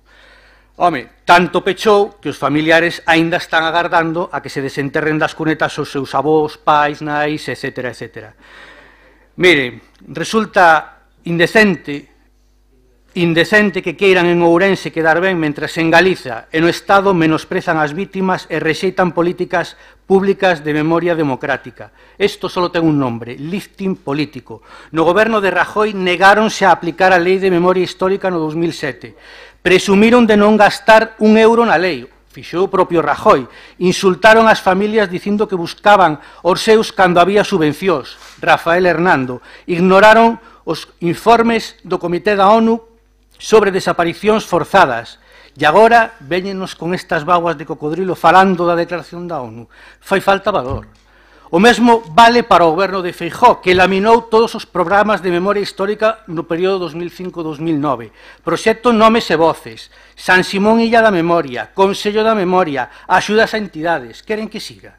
E tamén vale para o Partido Popular no Parlamento galego, que leva sistemáticamente rexeitando todas as propostas relacionadas coa recuperación da memoria histórica. A última, no pleno do pasado martes 12 de marzo, no debate da lei presentada polo BNG, a que facía referencia ao principio. A proposta presentada polo Partido Popular de Ourense é unha emenda á totalidade do defendido polo Partido Popular tanto no Estado como en Galiza. En canto á moción, faltan referencias ao ordenamento xurídico internacional das Nacións Unidas e do Consello de Europa, que aparecen, por exemplo, na proposición de lei que o BNG presentou no Parlamento, onde incluíamos un amplo apartado sobre localización, identificación e exhumación das vítimas. Volvo a lembrar, o Partido Popular votou en contra. A lei da amnistía, organizacións como Human Rights Watch e Amnistía Internacional solicitaron en repetidas ocasións ao goberno español a derogación desta norma o considerar incompatible co dereito internacional, pois impide xulgar delictos considerados imprescriptibles.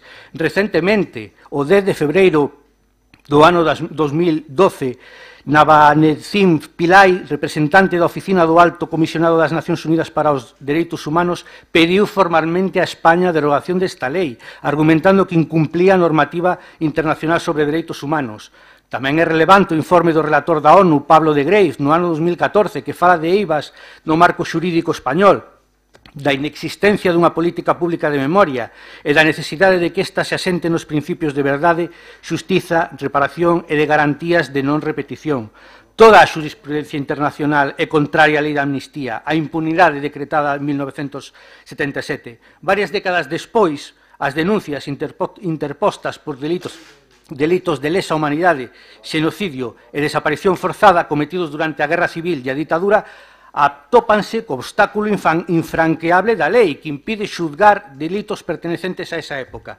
Sería bo que vostedes se posicionaran sobre isto e nos dixeran se están de acordo cunha lei de punto final como a do 77. Agardo con interés a súa explicación.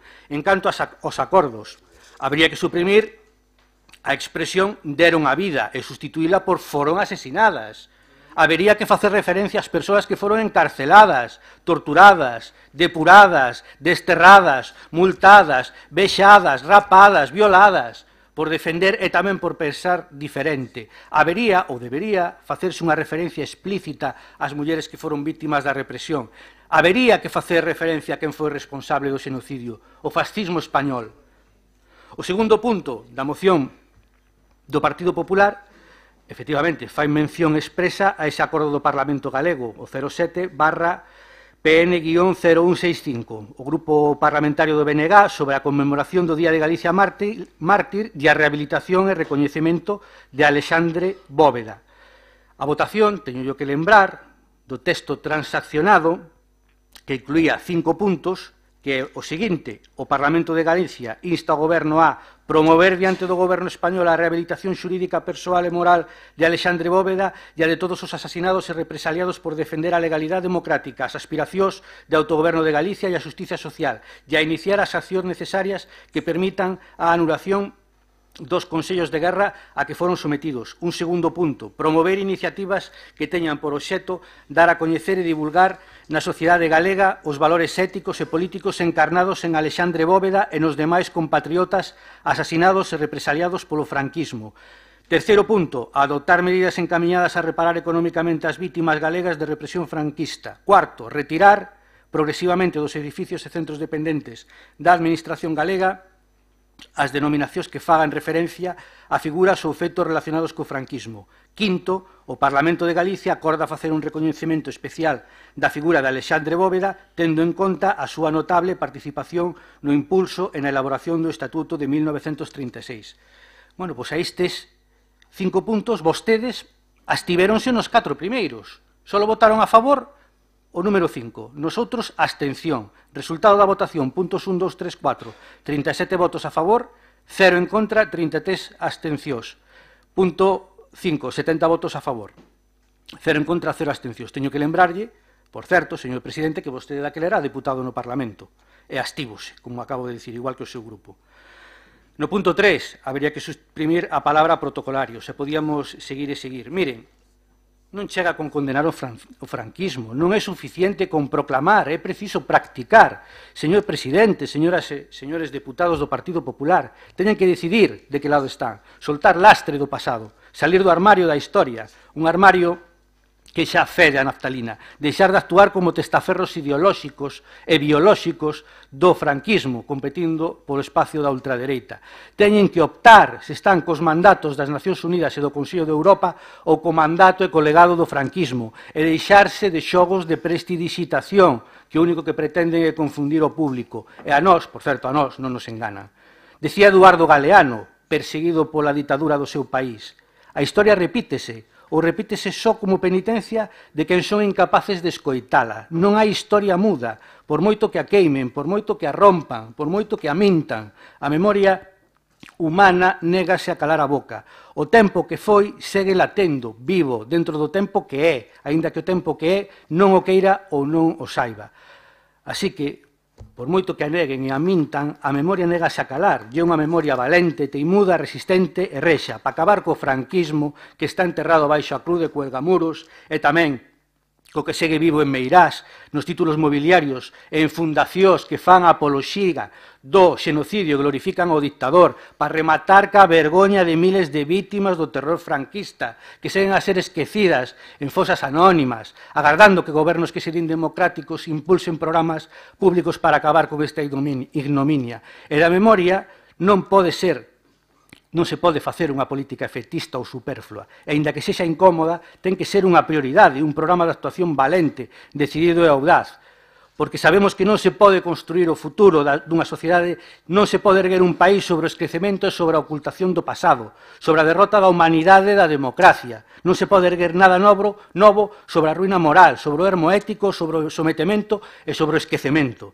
E esa será a nosa victoria, porque non descansaremos, non deixaremos de loitar a que neste país se saiba a verdade e se faga a xusticia. E remato, por respeto a Bóveda, a súa memoria e a súa filla aquí presente, non podemos votar en contra, pero tampouco vamos a participar da súa ceremonia da confusión e do seu lifting político, como dixen, do seu lavado de cara, co cual nos vemos na obriga de optar por a abstención nesta moción. Nada máis, moitas gracias. Democracia Ourensana.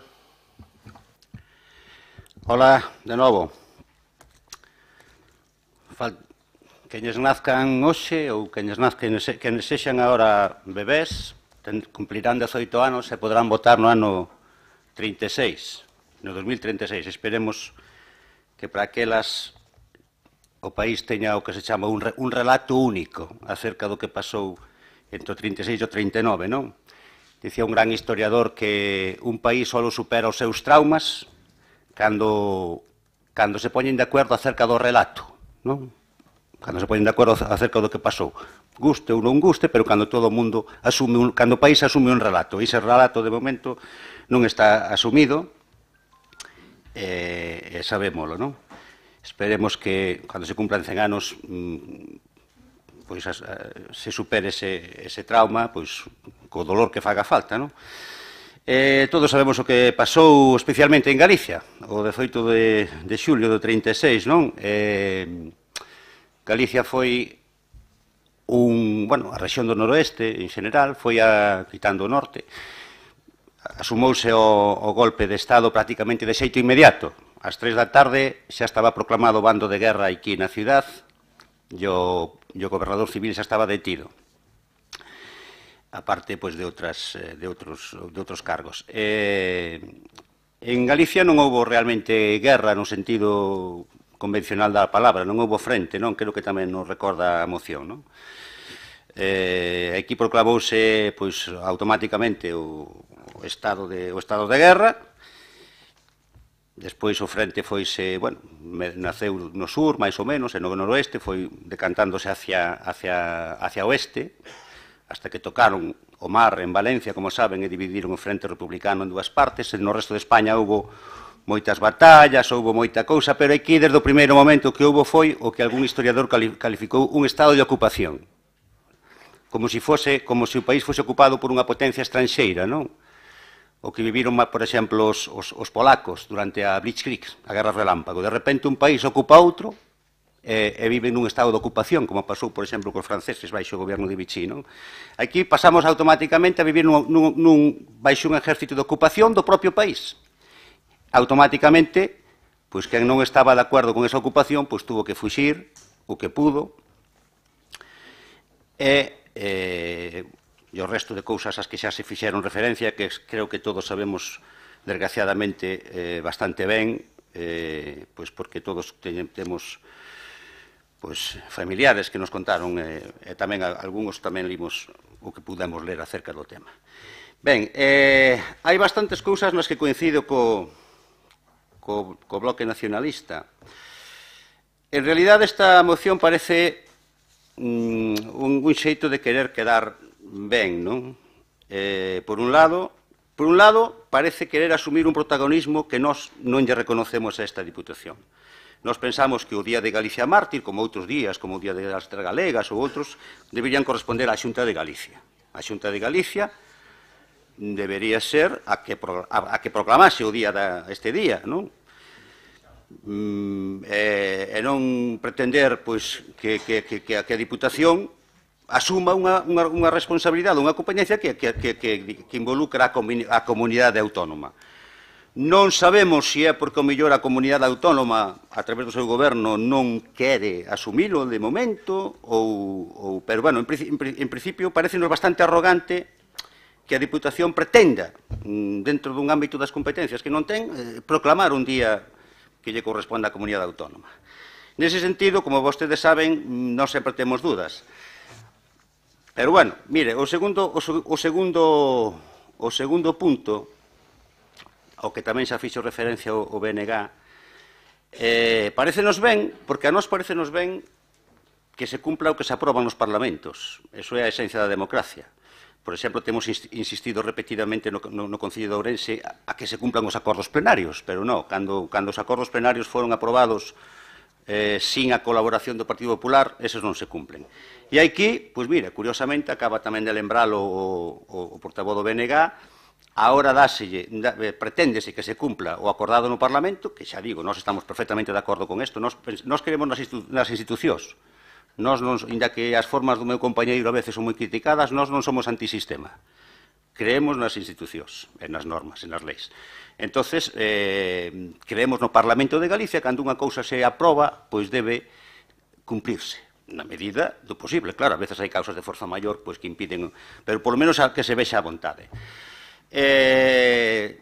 Eu non sei, ocúrreseme pensar que esta aparente contradición entre isto que trae hoxe o Grupo Popular e o que leva sido máis ou menos a actitude ambigua, condescendente do Partido Popular no resto de España, non sei se terá algo que ver con que o Partido Popular de Ourense nutriuse dun partido que nos principios tiñan certos marchamos galeguistas, non olvidemos que o que é o Partido Popular de Ourense en algún momento nutriuse de centristas que a su vez xa viñan de coalición galega, do que no seu origen foi aquela concepción dun partido de franqueira. Non sei se é que agora queren recuperar un pouco, afastarse un pouco do que pasou cando se fusionaron e queren recuperar ese marchamo galeguista. Dame a impresión.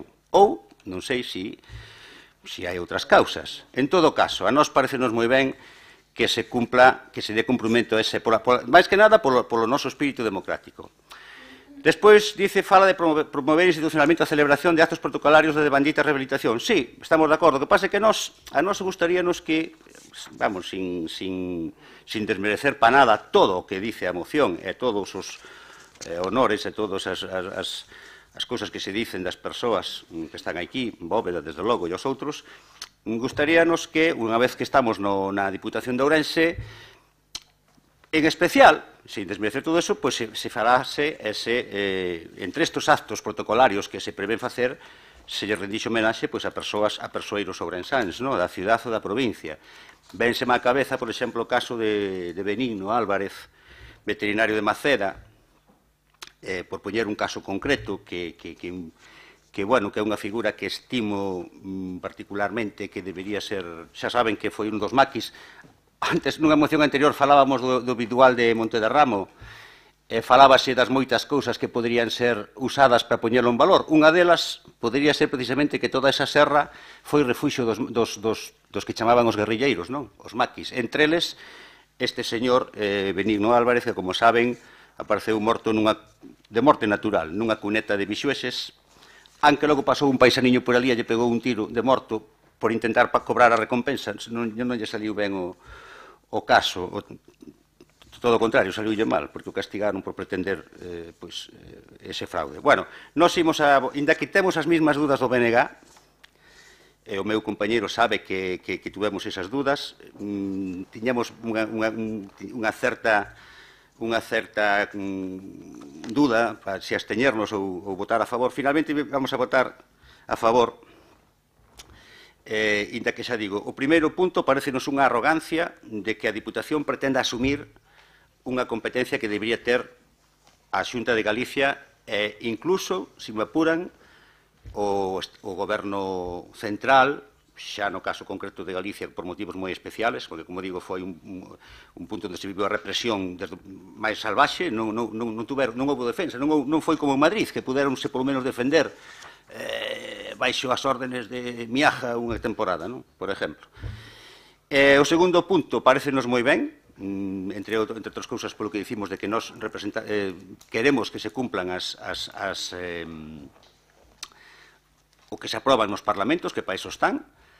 No caso dos actos, tamén estamos de acordo, pero gustaríanos que se tomara en consideración que os que se celebrasen nesta Diputación tuvesen unha especial importancia, aparte destes persoeiros, lóxicamente, que se nombran na moción e que todos coñecemos e que non fai falta incidir neles, algúns persoeiros cuya memoria se podía recuperar, Maestro Soto, un Benino que dixen, outros moitos que ao mellor quedaron afastados e que podríamos recuperar.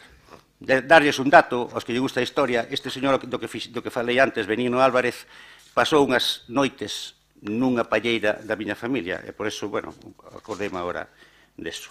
De momento, nada máis. Gracias. Grupo Socialista. Bo día a todos e a todas. Bo día, dende logo, tamén á familia que nos acompaña. Vai por diante unha cuestión para que non haxa ningún tipo de dúbida, xa dende un principio. O Partido Socialista, evidentemente, vai a votar a favor desta moción, pero non porque non teña dúbidas, nin porque nin siquera plantese as mesmas cuestións ou comparta as mesmas cuestións prácticamente ao 100% co BNG, porque, dende logo, esta é unha moción que aquí se nombraron moitos adxectivos, pero hai unha que é determinante, que é o cinismo político que ten o Partido Popular. Non sabemos que Partido Popular está defendendo esta cuestión aquí nesta Diputación, si o Partido Popular de Casado, si o Partido Popular de Rajoy no seu momento, ou o Partido Popular de Feijóo, non o sabemos. O decía o compañeiro do BNG. Pero, como digo, que vaya por diante que nós vamos a votar a favor, precisamente para que vostedes non teñan a excusa para decir, como fan habitualmente, ou como acusa moitas veces o portavoz do Partido Popular a miña compañeira portavoz, de demagoxia. Isto sí que é demagoxia, e isto sí que é oportunismo. A nós, o Partido Popular presenta esta moción, que como mínimo sorprende polo texto da súa exposición de motivos. Só hai que lela para darse conta do que estaba a decir anteriormente. Isto só responde a unha cousa. Responde a que este presidente da Diputación non ten límites en disfrazarse do que sexa por unha foto. E iso fai en contra de calquera outra cuestión ética, moral ou incluso daquelo que non poden compartir os líderes do seu partido, a non ser que vostedes deixen de ser automáticamente o Partido Popular hoxe, que ao mellor nos sorprenden e a colación desta moción pois pode ser que sexa así, non? Pero, a exposición do Cado de Castelao, que estes días se pode ver nunha sala deste Pazo Provincial, representa o asesinato dun mestre, no que Castelao pon a cara de Alexandre Bóveda. Lembra moi gráficamente o que sucedeu despois do golpe de 1936, coa salvaxe represión franquista, que lle falta decilo tamén.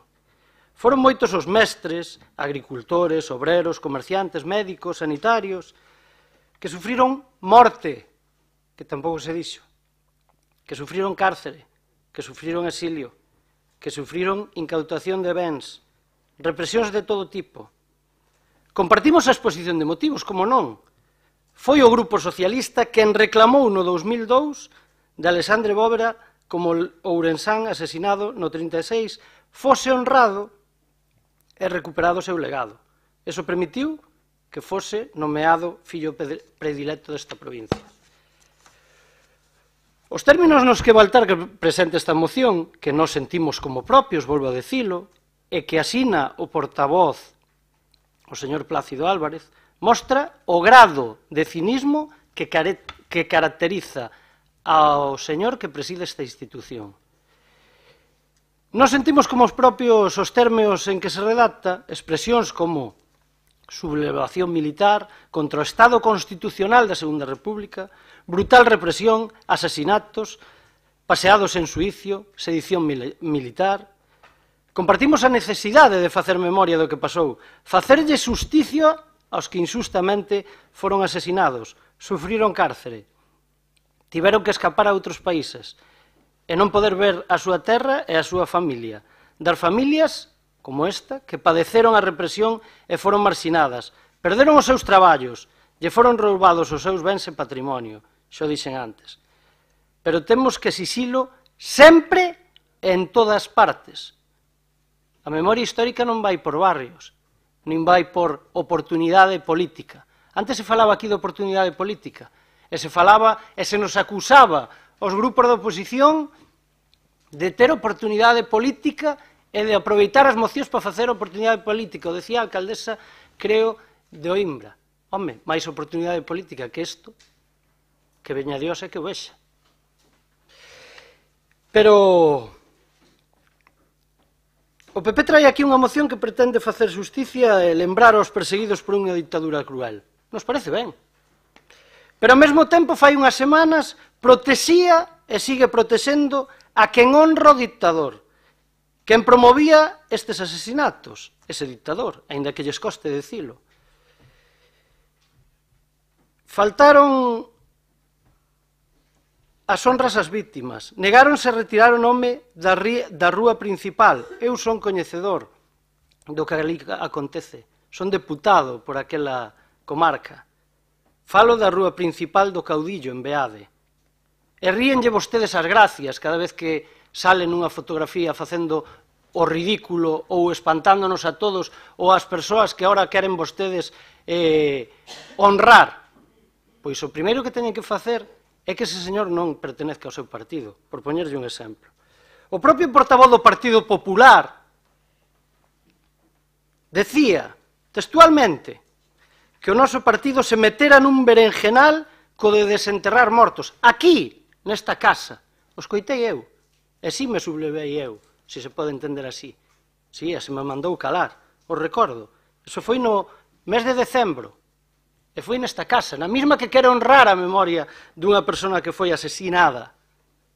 O Partido Popular insulta aos demócratas ca súa actitude contra a recuperación da memoria histórica. Votou en contra da lei da memoria histórica e boicotea, sí, boicotea a súa aplicación, a boicotea. Xa o recordaban antes. O señor Rajoy presumía de non invertir, e o decía así, sabe cuánto invertí yo en la memoria histórica? 0 euros. Presumía deso. E creo eu que era o presidente do seu partido. Creo que vostedes ben que alardeaban deso. E da gran xestión económica. Pois había 0 euros para honrar as vítimas. Como digo, boicotea a súa aplicación, dá alento e promove alianzas cos que defenden o franquismo. Todos o estamos a ver. Ao mellor ahora vostedes se queren diferenciar, porque estamos en épocas electorales, señor Armando, eso pode ser outra cuestión. E ven aquí a decir o contrario do que fai cada día. Home, hai que ter un pouco de vergoña, cando menos de vergoña. E os do PP que nos insultan cada día, sí, que nos insultan aos socialistas, os que cada día lle temos que aguantar insultos que o fai posible para boicotear que o dictador sexa trasladado de onde reposan as súas vítimas, que impide que todos os recursos que se dediquen fondos a recuperar os restos dos fusilados e paseados polas cunatas de toda España, veñen aquí a reclamar memoria para os represariados porque o señor Baltar o acordou sin falar cos demais grupos. Veñen vostedes aquí con ese cinismo. Está ben que votemos a favor, está ben que agachen a cabeza, e que non me extraña, e que xa o teño dito en moitas ocasións, estas son as ocurrencias que ten este señor, e que lle fai a vostedes avergonzarse de si mesmos e do seu propio partido, porque supoño que, volvo a decir, que estarán en concordancia co que dice o seu líder, logo o diremos tamén, non? De todas formas, parécenos escaso instar ao Parlamento de Galicia a que o ano 17 de agosto se titúa para honrar as vítimas do franquismo, aínda que xa votaron tamén moitos puntos en contra, como se decía anteriormente. Creemos que esta Diputación tamén pode e debe facer algo máis, xa que vamos votar a favor da moción, no xeito de que a memoria dos asesinados, encarcelados, exiliados, represaliados e perseguidos sea recuperada a súa honra. A Deputación debería facer algo máis no territorio desta provincia. E por elo podíamos empezar, se isto vai adiante, a facelo en Beade, donde o señor alcalde, nesta propia institución, a este diputado que lle fala, cando se instaurou a memoria histórica, eu lle dixen, estaba ali sentado onde se senta hoxe, por certo, dalle a benvida tamén o novo deputado, e dixo públicamente, daquelas non había vídeo, pero si actas, públicamente, non verán os teus ollos que eu vai a quitar a rúa, nin vai a facer nada deso que fai Zapatero. Así, nesta institución, o dixo ese señor. Polo tanto, que o PP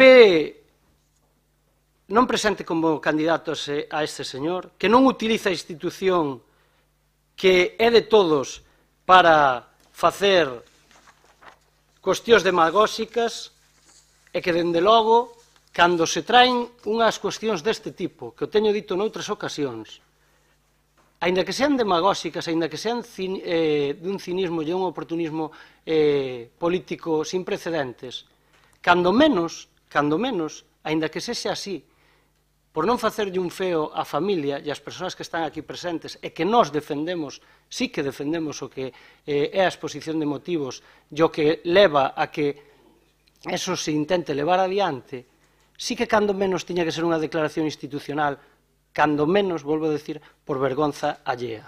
Porque ao millor si nos encontrarían noutra actitude. De momento nada máis e moitas gracias. Segunda quenda de intervencións, ten a palabra o Grupo Popular. Moitas gracias, señor presidente.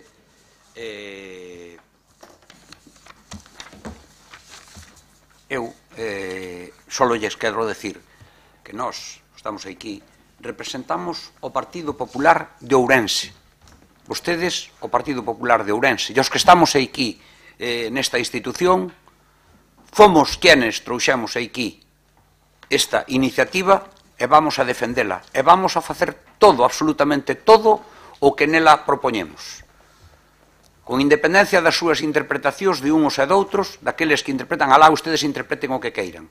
Xa vin que o señor por certo, o señor portavoz do Partido Socialista dixo usted que o Partido Popular había votado en contra, creo que errou.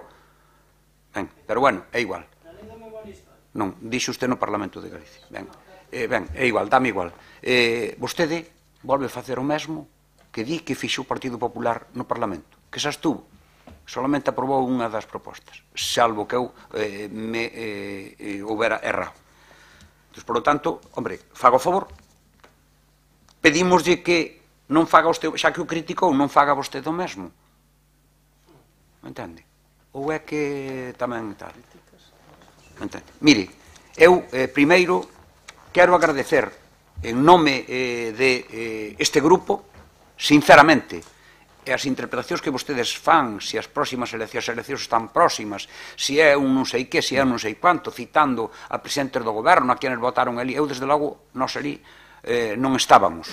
E, por lo tanto, somos o Partido Popular de Ourense, un partido galeguista, un partido que se identifica con todo o que fomos e con todo o que somos como país. E vamos a seguir defendendo eso sempre. E, desde logo, se nos identificámonos con Galicia. Identificámonos con todo. E, desde logo, lamentamos o sufrimento de moitas e de moitos galegos que foron, como decían vostedes, foron asesinados e padeceron todo o que se podía padecer como persoas e as súas familias. Por lo tanto, como non pode ser de outro xeito, neste momento, nós o que pretendemos é honralos a todos. Referímonos a estas tres persoas que na mente de todos vostedes están aquí, pero tamén defendemos neses tres, recollemos a todos os galegos que sufriron desgraciadamente todo eso, que hasta incluso a súa vida, deron a súa vida como o que facemos referencia hoxe aquí, e tamén aqueles que tuveron que emigrar, porque esta moción recolle... Perdón, por favor, estou no uso da palabra. Mire, iso é un principio democrático, respetar os que están no uso da palabra. Vostede, pois non o fai, pois mire vostedes onde estamos, tanto que pide usted tantas cousas, e pide do alcalde non sei onde, sin embargo, vostede intenta por todos os medios non deixarme expresar o que quero. Mire, xa non podo expresar exactamente o que iba a facer, porque usted me interrompiu. Vale? Entón, o que estamos facendo aquí é honrando a todos os galegos e a todas as galegas, os de aquí e os de lá, representados nestas tres persoas. Representados nestas persoas, non me estou dirixindo a vostede, nestas tres persoas, me entende? E con eso é o que pretendemos facer e o que vamos a seguir facendo. E vamos facer o posible e o imposible para seguirlo facendo sempre. Como decía, agradecer ao Partido Galeguista que hoxe nos acompaña o seu escrito, que a verdade é que o recibimos pois con moitísimo agarimo e desde logo o agradecemos profundamente. O Partido Galeguista ven de coñecer a proposta do Grupo Popular na Deputación de Ourense, o Grupo Popular na Deputación de Ourense, que somos o Partido Popular de Ourense, nin somos o de Madrid, nin somos o de non sei donde, todos esos que ustedes queixan, nin están aquí, se non nos representamos, alá eles, nós somos o Partido Popular de Ourense e é o que defendemos. De pedir ao Parlamento de Galicia que declare o 17 de agosto como o Día de Galicia Mártir, lembrando a data de fusilamento, non decimos aquí outra cousa, non dicen aquí a nós, facémolo noso, de Alexandre Bóveda, secretario xeral do Partido Galeguista. Recoñecemos o valor desta proposta e a determinación coa que se presenta como unha iniciativa transversal que interesa a toda a poboación galega e, como tal, apoiámola. No ano 1985, nós recuperamos como partido a celebración desa data, que ten un fondo valor simbólico e recolle a memoria de Bóveda, pero tamén de tantos outros mártires, moitos deles afogados no anonimato. O Día da Galicia Mártir debe ser un día de memoria para que todos os galegos miremos para atrás con respeto e dignidade e miremos para adiante con orgullo e conciencia de país. Se hoxe temos un recoñecemento como país é porque houbo persoas que pagaron o prezo da súa vida por defendelo. Non asentamos o noso autogoberno sobre condescendentes cesións políticas, senón sobre a entrega ata o final de mártires que temos como testemunhas permanentes e que merecen que a súa entrega sirva para construir unha nación orgullosa do propio e solidaria cos demais povos. A memoria colectiva de Galicia debe asentar na verdade e a verdade non debe avergoñar a ninguén. O recoñecemento do Día de Galicia Mártir é un feito nesa nosa reconciliación ca verdade do que fomos e somos, e só dende esa verdade podemos construir entre todos o país do que todos nos sentimos orgullosos. O Día da Galicia Mártir fainos conscientes de que a nosa identidade nacional se construiu pagando un elevado prezo e se queremos seguir construindo o país con dignidade, debemos igualmente estar dispostos a pagar un prezo. Este inclúe a entrega xenerosa de cada un, o compromiso irrenunciable con Galicia, por riba de siglas e ideoloxías, a definición de obxectivos comuns básicos compartidos por todo o abano social e político, que sexamos todos quen de poñernos de acordo neles, por riba de risidades partidarias. Por iso mismo, apreciamos e apoiamos a iniciativa do Grupo Popular da Deputación de Ourense e convocamos a todas as forzas políticas a apoiala como propia. Isto é o que pretendemos, isto é o que facemos do noso grupo do Partido Popular de Ourense e é o camiño por o que vamos a seguir. Non lle contestarei algunhas das intervencións porque senón non faría gala do que acabo de decir agora. Por lo tanto, de momento nada máis e moitas gracias. BNG, ten a palabra. Sí, moi brevemente, solo dúas cousas. En primeiro lugar, ese intento kafkiano que fai vostede desligar o Partido Popular de Ourense do Partido Popular a nivel galego do Partido Popular Nacional, o intento é bo, enténdese, pero desde logo non cola. Non cola porque cando os representantes do Partido Popular de Ourense elixidos no Parlamento de Galicia ou no Parlamento do Estado van a votar ali, votan o que eu dixe na miña primeira intervención, e votan nese sentido. Entonces, xa digo que non cola. Eu falaba da contradicción que supón o posicionamento que tuveron vostedes no ano 2006 no Parlamento de Galicia e o que nos tran hoxe aquí. Eu creo que é unha contradicción absolutamente evidente e que a ve calquera. E despois, remato, porque eu creo que fun bastante claro e bastante explícito na miña primeira intervención.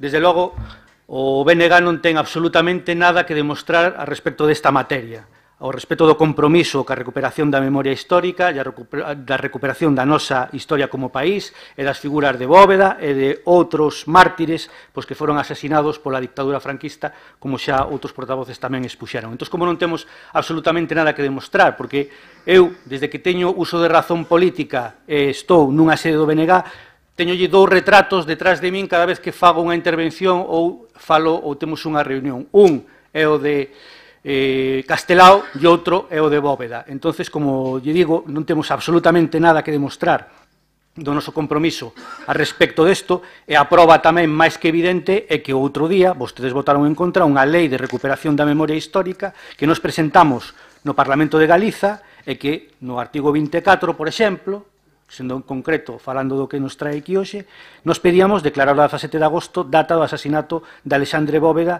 na Caíra, Día da Galiza Mártir.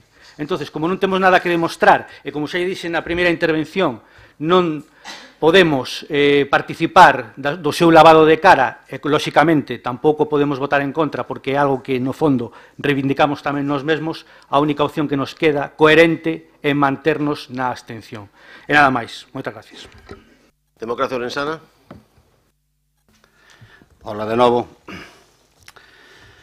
Bueno, poderíamos estar estendendo durante horas recordando unha e outra vez o que pasou en Ourense en particular naquel tempo, e analizando e volvendo a analizar. A mí gostaríame tamén recordar que moita xente tuvo que fuxir, a moitas persoas paseáronas, claudiábanas, como tamén dicían, non? Polas súas ideas, pero tamén convén recordar que houve moito de arbitrariedade e de irracionalidade, non? Desde logo que non é racional matar a ninguén polas súas ideas, desde logo. Pero a moitas persoas tamén os mataban por cousas intrascendentes, por levar, ao mellor por ter un arma na casa, ou por dicir como iba a marcha da guerra. Unha das cousas que estaba prohibida era dicir como iba a guerra, salvo que dixeras que iba ganando o bando nacional en todos os lados. Se dicías eso, sí. Pero se en algún momento informabas obxectivamente, pois porque chegaban noticias de algún sitio, unha carta ou algo, oye, pois en tal sitio os de Franco perderon. Eso, se o decías, xa era motivo de morte, non? Ou por acoller a un fuxido por razóns humanitarias. O mellor unha persoa que chegaba enferma ou tal, acollíala na casa, daballe de comer, acolleu a fulano. O sea, que mataron a moitas persoas polas súas ideas e a moitas persoas sencillamente por ser persoas, por decirlo de alguma maneira. Quer dizer, poderíamos estar... Eu penso que, se de sacar algunha conclusión de toda aquela época, é que aquelo foi o fracaso dos moderados, non? Vostedes saben que había grandes persoeiros tanto na dereita como na esquerda do goberno da nación, pero fracasaron e deixaron as cousas en mans dos extremistas, non?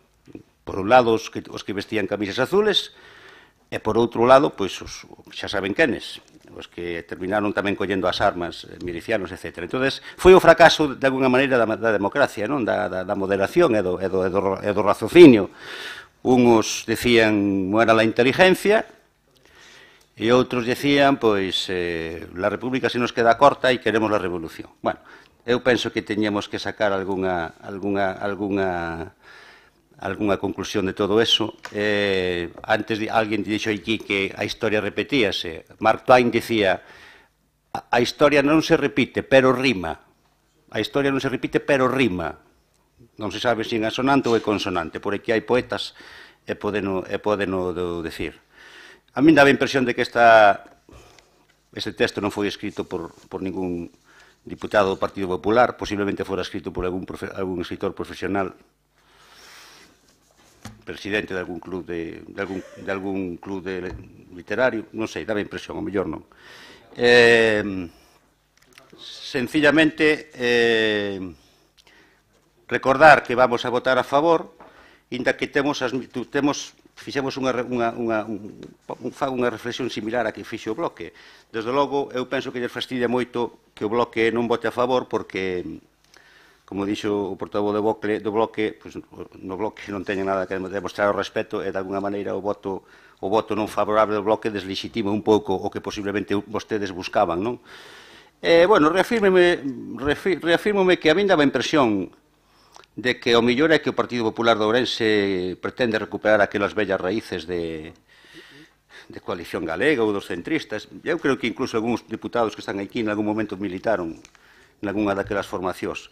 E nada, sencillamente decir, pois eso, que vamos a votar a favor, que moitos actos conmemorativos deberían ser feitos na provincia de Ourense. O portavoz do PSOE deu algún exemplo, pero vostedes xa conocen. Ponte de Castrelo, Alto de Furriolo, etcétera, pois son lugares nos que se podían facer esta clase de cousas. E nada máis, eu creo que todos sabemos un pouco de que peco xea cada quen. Nada máis, gracias. Grupo Socialista. Sí, pero empezo por o final, o que decía Armando, era unha das cousas que tiña aquí. A min, o Partido Popular de Ourense, supoño que non será alleo o Partido Popular da zona do Ribeiro, da miña comarca, non será, señor Doval, alleo ao Partido Popular de Ourense. Supoño que o Ribeiro pertenece a Ourense, porque nese xogo de malabares que acaba de facer, eu tamén, ao mellor xeográficamente, está vostede ao mellor tan perdido como Casado, que dixo xe, ou non sei se foi, que dixo que Ceuta ou Melilla, que era a única cidade que estaba en Europa, que era española, e que non sei que, olvidábase de Canarias, olvidábase de Melilla, bueno, outro día dixo o que dixo.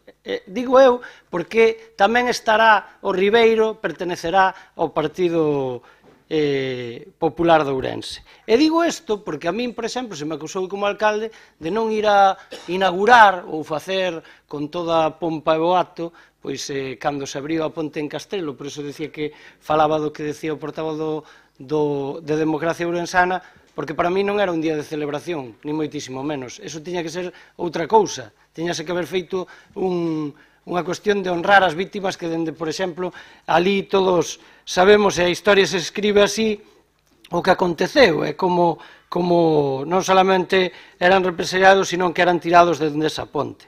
Por poñer un exemplo, e ese eran membros do Partido Popular de Ourense os que foron ali, e os que foron a facer ese acto. Pero hai cousas que, cando menos, o señor Doval non quere rebatir, aínda que, lóxicamente, o fai noutras ocasións, pero non o quere facer porque os argumentos non lle dan para eso, non?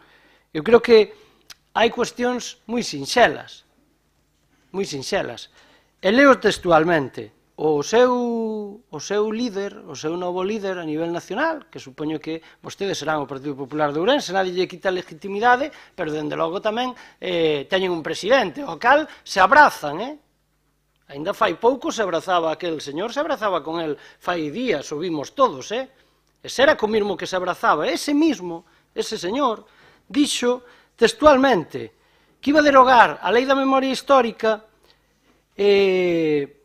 porque reescribía a historia e arrojaba, hablo en castellano, palabras de rencor sobre a sociedade española.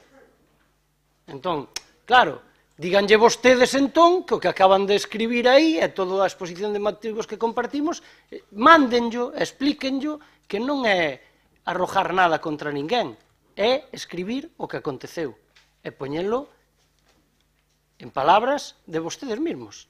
Digo isto por poñer exemplos gráficos e claros, non é unha cuestión que eu este inventando. Volvo a decir que o escribiu ese señor.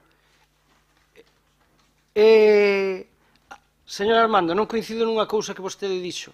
Vostede dixo que foi o fracaso dos extremos. Non, xa, bueno, perdón, dos moderados para quedar en máis dos extremos. Ten vostede razón, perdón por a confusión. Non é así. Foi o fracaso de que uns que defendían un Estado democrático tuveron que coller as armas porque outros que si eran uns radicais pois tomaron por asalto que non lle pertenecía. Esa era a realidade, non? E foi a realidade, non lle quedou outra, non? E despois, evidentemente, se cometen atrocidades que nunha guerra pois non se deben facer nunca, pero existen. Leo outra cousa para que o señor Doval, que non quere entrar, e que antes me dixo a min que eu había dito que non se había votado por parte do Partido Popular. Eu volvo a repetir, é que o Partido Popular xunto con Esquerda Republicana de Cataluña votou en contra da Lei da Memoria Histórica, por diversos motivos, a veces coinciden, como nos orzamentos, pero bueno, é curioso, non? Decían frases como esta: Zapatero es un indigente mental.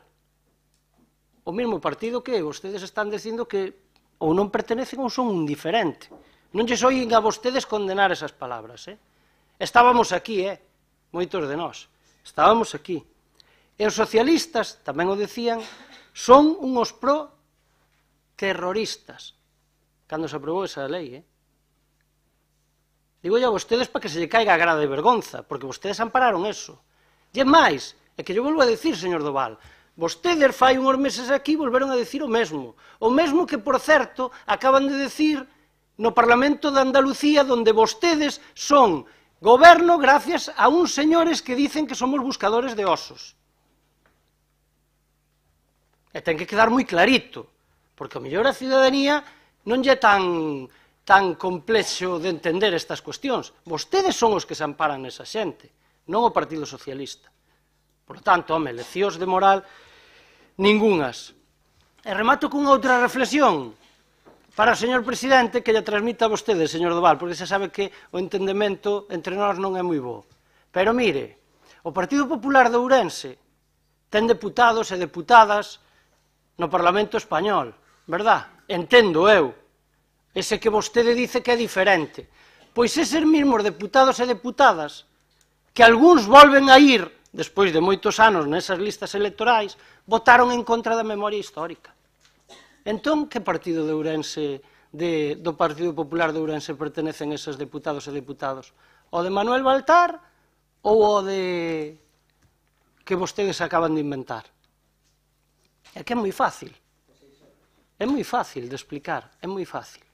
Por lo tanto, home, xa está vendo oportunismo. Eu teño asistido aquí a mocións oportunistas, pero, dende logo, esta se leva a palma faltando 2 meses, señor Plácido. Sempre é culpa do que falamos, do que está aí arriba. Porque eu estoulle convencido dunha cousa. Vostede non houbera traído esta moción aquí. Unha, porque non digo que non crea no que ao mellor se expón nos motivos, pero seguro que non creía que fose oportuna. E iso lle estou convencido. Pero, bueno, doctores tiene la Iglesia e ese doctor los lleva a mal sitio. A mal sitio, moi mal sitio. Moitas gracias. Breve turno de peche para o Grupo Popular, cando queira. Quería dicirlles que esta deputación, a que ustedes taldes, con eses partidos e con esas cousas que usted dice a nivel nacional, ten na súa páxina web un apartado dedicado exclusivamente á represión na nosa provincia. Ben, bueno, a usted xa sei que iso non lle cousa ben. Supoño que as demais deputacións estarán traballando, tamén agora estarán traballando, porque ao mellor non lles interesou hasta agora. Mire, a nosa decisión, e digo, a nosa decisión é firme, e vamos a seguir traballando, e vamos a ir con feitos, como os que foi, porque non foi doado, que as cinzas de Rodolfo Prada e da súa dona, oiga, usted fai así muecas, parece que a usted non lle interesa que ese señor que tanto fixo por os galegos que estaban ali, por Castelao, supoño que eso que o sabe, por Castelao, bueno, vale, moi ben, se usted non lle cosa, a min eso dame igual, dígolle que eso non foi facerse unha foto, eso foi facer xestións e facer posible que Rodolfo Prada Chamochín, un ourensán dos Peares,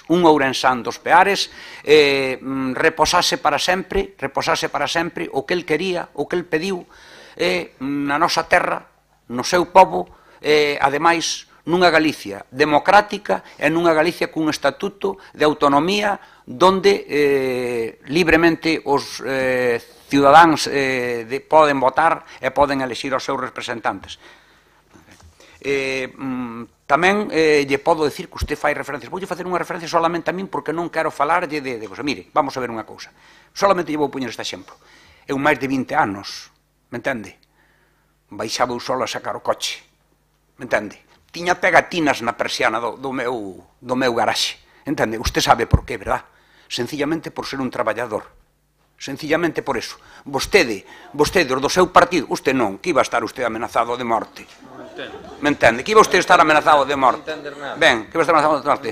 Sabe unha cousa? Vostede, os seus compañeiros de partido, esos da memoria histórica e todo eso, ou é que a usted eso non lle interesa? Abrázanse con un señor que se chama Arnaldo Otegui, un desos que me amenaza. Ai, non lle gusta eso. É que recurriron ustedes. Que pasa, que non lle gusta eso?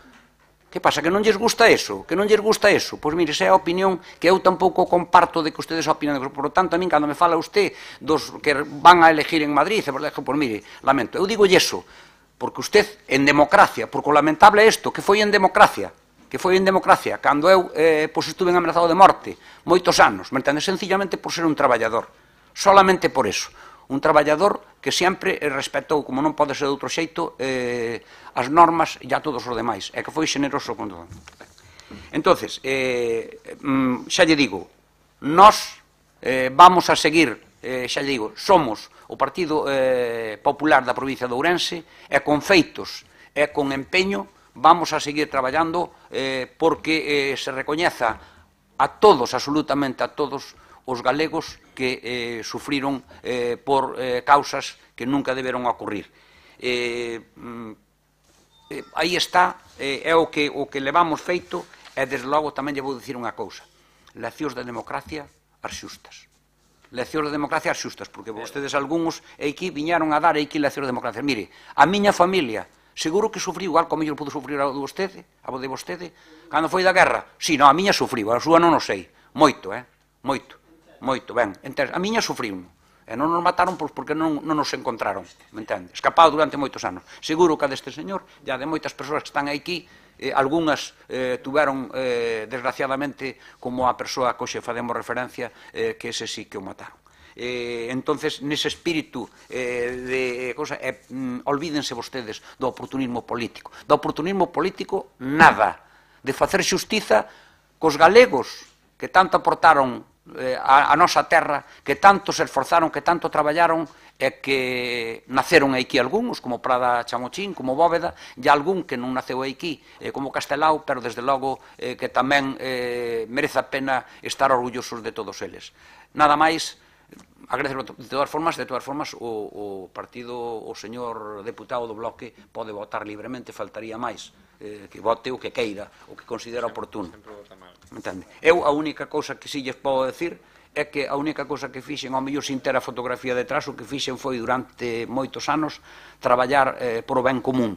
Ainda que dicen eso, eu non son comunista, pero si traballei sempre por o ben común. Algúns se definen así. Pode comprobalo, compróbeo si queren, compróbeno si queren. E como a min, seguro que todos os que estamos nesta bancada. Nada máis e moitas gracias. Rematado o debate desta moción. Sí, perdón. Señor Fraga Cibeira, ten a palabra. Moitas gracias, señor presidente. Moi boa tarde xa. Benvido ao novo deputado, que non tive ocasión de darlla. A verdade é que non tiña pensado intervir neste pleno, nin tampouco nesta cuestión, pero como escoitar certas cousas aquí me produciron certa desazón. Quero, de alguna maneira, darlle saída algunhas notas que fun tomando. Sí, tomei notas porque non quero que esta é unha cuestión bastante sentimental e bastante ideolóxica, quero dicir, non quero que me esqueza. A verdade é que en cuestións como esta gustaríame ter unha máquina para voltar atrás e refacer a historia, pero non podo. Non podo, e aparte, digo refacer, non digo reescribir, porque reescribir xa hai que na faga continuamente. Pero pensando ben, é mellor que nin eu teña a máquina, porque suporía que poderían ter os máis tamén, e sería un eterno estar refacendo a historia. Con respecto á historia, porque esta é unha cuestión que fala a historia, apela aos sentimentos, eu entendo que non queda máis que asumila, entendela e evitar caer nos mesmos erros e nas conseguintes desgrazas.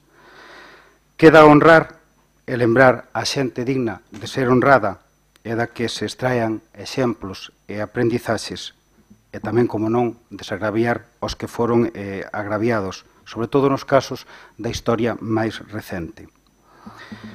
Eu non quero, e non me gustou, entrar en aquí o que escoitei, xulgar intencións, nin entrar nuns debates partidistas. Eu quero quedarme coas propostas que se someten a acordo nesta moción. É-me imposible, polo tanto, á luz destas propostas, votar en contra. Porque coido que é xusto e necesario para nós, como pobo, é porque a xente que se pretende ser honrada aquí, e singularmente o señor Alexandre Bóveda, é digna de ser honrada, e desde logo, pola miña parte, non merece nin quero lixar o seu nome, nin a súa memoria, tendo aquí a colacións agora a xentes e a fanatismos que causaron tanto dano. Recuperemos a memoria e honremos, polo tanto, a quen é digno de ser honrado. Non esquezamos nunca o pasado, pero para non repetilo, non miremos cara adiante, sin que a ira nos marque o camiño. Quero rematar cunha ollada e coas emocións que me causaron. A ollada non é outra co cadro que está exposto aquí na parte de abaixo desta casa, a derradeira lección do mestre. O velo, o ollalo, é imposible non deixar de sentir dor por todo o que supón e por todo o que representa. Pero tamén lles quero dicir que a visión do cuadro non esperta en min sentimentos de venganza nin de revancha. Vexo, sobre todo, o que me traslada ese cuadro é unha lección de cara ás xeracións futuras, entre eles a nosa. Aprendamos a lección que nos traslada ese lenzo. Permítanme que, ademais de ollar ese cadro, despois do que escoitei aquí, veuse má memoria tamén un libro que lín non hai moito, que lle recomendo, que é A sangre e fuego de Manuel Chaves Nogales, do que seguramente foi unha persoa que viviu moita parte deses episodios e do que seguramente se extraerán leccións. Moitas gracias. Votarei a favor da proposta. Moi ben. Explicado o seu voto, sométese a votación esta moción do Grupo Popular de reivindicación institucional do Día de Galicia Mártir. Votos a favor? Votos en contra? Abstencións? Queda aprobada. Moitas grazas. Pasamos ao punto 14, mocións de urxencia. Non consta a presentación de mocións de urxencia. No apartado de control e fiscalización do Goberno Provincial, o punto 15 é a dación de conta do decreto de liquidación do Orzamento Xeral de 2018 da Deputación Provincial. Grazas. Punto 16, dación de conta das relacións de decretos do mes de febreiro de 2019 e do primeiro adicional de xaneiro de 2019. Grazas. E o punto 17 é o de rogos e preguntas. Algún rogo, alguna pregunta? Sí, Benegá. Gracias, señor presidente. Nos tiñamos unha pregunta que parece ser que foi presentada fora de plazo para que pudera ser respostada de xeito oral neste pleno. Entonces o que vou facer vai ser formulada de xeito oral para que non la contesten por escrito o antes posible, a poder ser. E a pregunta é en relación co informe de inestabilidade orzamentaria na liquidación do orzamento do Consorcio de Augas de Valdeorras do ano 2018, a interventora da Diputación conclúe no informe de fiscalización do Consorcio de Augas varias cuestións. Primeiro, que incumpre co obxectivo de estabilidade orzamentaria, producíndose unha situación de desequilibrio de déficit en termos de capacidade de financiación de acordo coa definición contida no Sistema Europeo de Contas Nacionais e Regionais. En segundo lugar, o déficit non financiero elevase a menos 294.913,84 euros, polo que a Asamblea do Consorcio debería ter aprobado un plan económico financiero de reequilibrio á vista do incumprimento do obxectivo de estabilidade orzamentaria e situación de desequilibrio que presentaba este Consorcio de Augas no exercicio 2017, segundo establecido no artigo 21 da Lei 2/2012 de 27 de abril, no prazo dun mes desde que se coñeza a situación de desequilibrio e deberá ser aprobado no prazo máximo de 2 meses. En terceiro lugar, o plan económico financiero do exercicio anterior non foi aprobado incumpríndose esta obriga neste exercicio 2018. Ademais, o orzamento do ano 2018 foi prorrogado polos créditos iniciais e non se procedeu a facer a devandita modificación no orzamento de gastos por non estar nos supostos contemplados nos artigos 162.6 do Real Decreto 2/2004 do 5 de marzo e no seu concordante Real Decreto 500/1990 no seu artigo 21.3, incumpríronse as recomendacións feitas en base ás liquidacións dos anos 2016 e 2017 por esta intervención. En data 11 de xullo de 2017 xa se informaba da necesidade de aprobación dun plan económico financiero e deixábase constancia da non confección do plan económico no exercicio anterior. A vista de todo isto, estamos ante un incumprimento polo que se poden levar a cabo as medidas coercitivas previstas no artigo 25.1 da Lei 2/2012 de estabilidade orzamentaria. Entón, as nosas preguntas son: podía explicar cales son as razóns polas cales a liquidación do Consorcio arroxa este déficit, tendo en conta que estamos a falar de un burato acumulado de máis de 600.000 euros no Consorcio, o que na práctica é unha situación de quebra técnica? Ten decidido este grupo de goberno garantir a continuidade do mesmo ou proceder á súa liquidación?